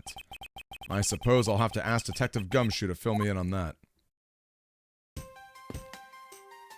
Oh, is that right? Comes from either headbands or gallant and handsome. So gallant, it doesn't have to do with like water, like the unit of measurement. Great job, Detective, for losing sight of me and the kidnapper and allowing my investigation to be hijacked. Sir, I look forward to your next month's salary assessment. But the case isn't lost yet, sir. I'm gonna show you just how much of a man Dick Gumshoe can be. Shall I prepare the 21-gun salute an hour later? Detective, are you sure it was the precinct you called for? Of course, sir. I think I know the number to my own precinct like the back of my own hand. Then why did an Interpol agent show up instead with an army of his own agents? That I have no idea. About 5 minutes after I made the call, the Wolfman showed up out of nowhere, sir. Agent Lang definitely has an agenda. So the question is, what is he after? Mr. Edgeworth, I was wondering if I may ask about one thing, sir. Yes, what is it? Who is that? The girl over there, I mean. I'm Mr. Edgeworth's assistant, Kay Faraday. What? Funny, I don't recall making my assistant Kay. Yeah, I'm Mr. Edgeworth's assistant. Me! It's been like that since forever. Sorry, but I just stole your supporting role. How can you say something so serious with that giant grin on your face, pal? Mr. Edgeworth, we got a thief on our hands, sir. She stole my role, sir. I'm taking her in, making her she's convicted and making sure she serves out her sentence. Oh, come on, it'll be fun, like musical chairs. You better stay fast on your feet. No way! I won't. I will not lose a spotlight to you, little girl. That was hysterical. English corruption! Yeah, Retro nailed it, man. Nailed it. Retro knows the good clips. Oh, we got a badger out here. Oh my lord. That wriggling, I just can't bring myself to call it dancing. Some sort of tracks were left in the mud here. Look like tire tracks. They're destroying the Wild West atmosphere they worked so hard to cultivate.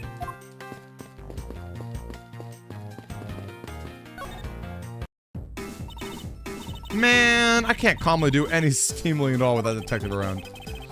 I suppose it's not easy when that many members of law enforcement are in the vicinity. Not like I'm in a hurry to steal any old thing. Which is it? Do you plan to steal something or not? Quite the mystery, this one. Maybe I should talk with her a bit more. I like her theme a lot, too. So what are you going to do about your investigation into the kidnapping? Since Agent Lang holds the authority to investigate the case, this makes things a bit more complicated. Oh, come on, you can't let that stop you. I'll even lend you a hand, so let's go. But you're a self-purported great thief, are you not? I don't believe I can let anyone of an unlawful nature participate in an investigation. You don't like to listen, do you? I'm not just any old great thief, I'm the Yatagarasu. And as I said earlier, the Yatagarasu is after one and only one thing. What is this one and only one thing you're after? The Yatagarasu is interested in one thing, and that is the truth. I see. It was 7 years ago. There was a vigilante who threw the business world into a panic. Labeled mysterious and phantom-like, the Yatagarasu appeared and vanished at will. Though we still don't know much about this thief's ultimate goal, we know the targets. He liked to find and make public evidence of corrupt dealings of all sorts. Once a target was chosen, no dramatic calling cord or announcement was set forth. It was infiltrated without even the target noticing. The evidence that was found was sent out to the mass media along with a card with the mark of a three-legged raven. Looking back, I suppose you could call it stealing the truth. Could this child really be the successor to the original? But that can't be, can it? Lance! Lance! Where are you, son?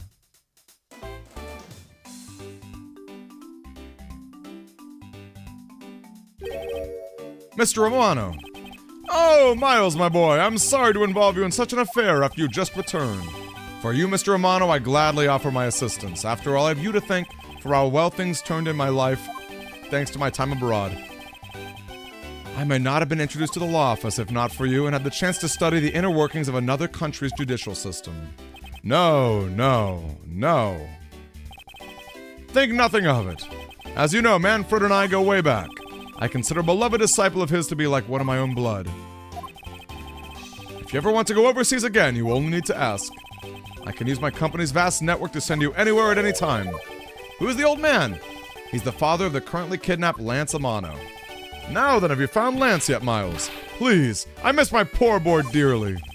I'm terribly sorry, but your son's whereabouts remain unknown, Mr. Amano. Whoa, hold on there. Then what happened to all that money? I believe the $1 million has been stolen and that the culprits are now on the run. What? Poor old man. Do you have anything you could give him to cheer him up, Mr. Edgeworth? Forgive me, Mr. Amano. Do I have anything to cheer him up? Not really. Yeah, you're right, Retro, with Apollo Justice, right? Apollo Justice in 7 years. I was wondering if you could tell me about the details of the kidnapping one more time. A call came to the house. From the receiver came the sound of my son. Help me, Daddy! I know this is tough, but please stay with me here, Mr. Amano. It was incredibly moving. I wish I'd recorded him saying it. He definitely should have recorded the conversation. Refresh my memory. What kind of person is Lance again? How will that help you get him back? Surprisingly, a lot can be deduced from people's relationships and behavior. Lance is my one and only son. He turned 21 this year. Kind and very attractive. I'm sure women simply can't keep their hands off him. Is there anything else about him you noticed of late? Now that you mention it, haven't been able to get in contact with our butler, Oliver. Yes, his name is Oliver Deacon. He's been with our family for years now.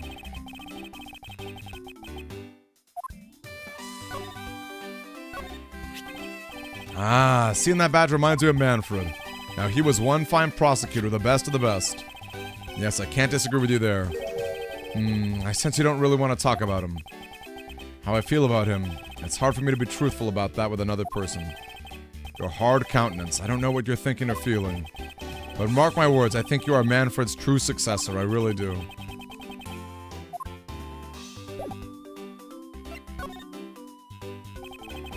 Mr. Romano, could you please tell me a little more about your butler? As a butler, he's outstanding. He even serves as Lance's personal private tutor. Took a brief leave recently, but even after it was over, I haven't been able to reach him. You haven't been able to speak with him. They said they haven't seen him. I've tried everything I could think of, Miles. You think this could have something to do with the Lance kidnapping? Possible, but I can't say anything for certain yet. Oliver Deacon. Sounds like one name I better keep in mind. Detective Gumshoe. Let's begin our investigation. Yeah! Even if that Interpol agent holds the authority to head it, we can't allow ourselves to stand idly by, twiddling our thumbs. I'm with you 100%, Mr. Edgeworth, sir. I, Dick Gumshoe, pledge to stick by your side, thick and thin. Mr. Romano, it was my fault the culprits escaped, which is why, with your blessing, I vow to return Lance to you myself. Oh, I've never seen you so passionate before, Miles. Good luck to you, my boy. All right, well then, what are you waiting for? Let's do some investigating. If you think I'm losing to you, pal, forget it.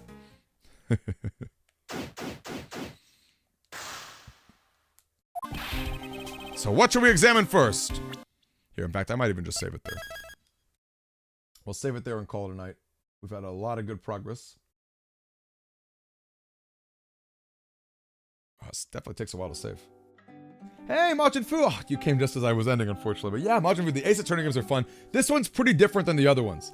This one's pretty different in the fact that you investigate, like, by moving your character around. Normally, it's first person as you investigate, and then you're in the courtroom.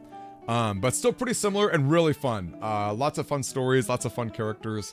I really enjoy the series quite a bit. But yeah, Majin Fu, I'm sorry you popped in.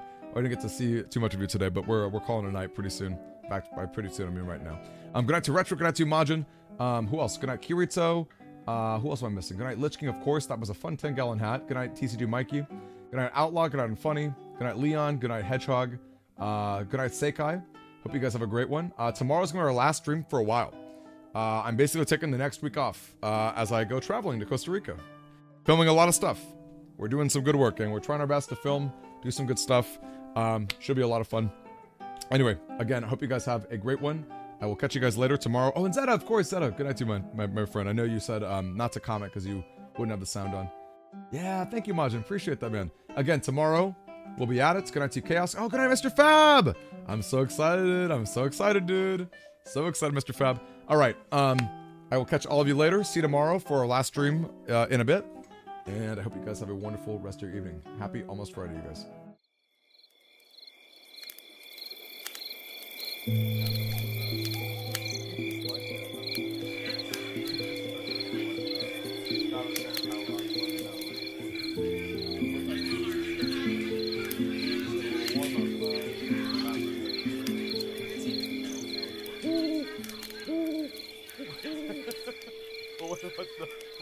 What's the general dummy operation?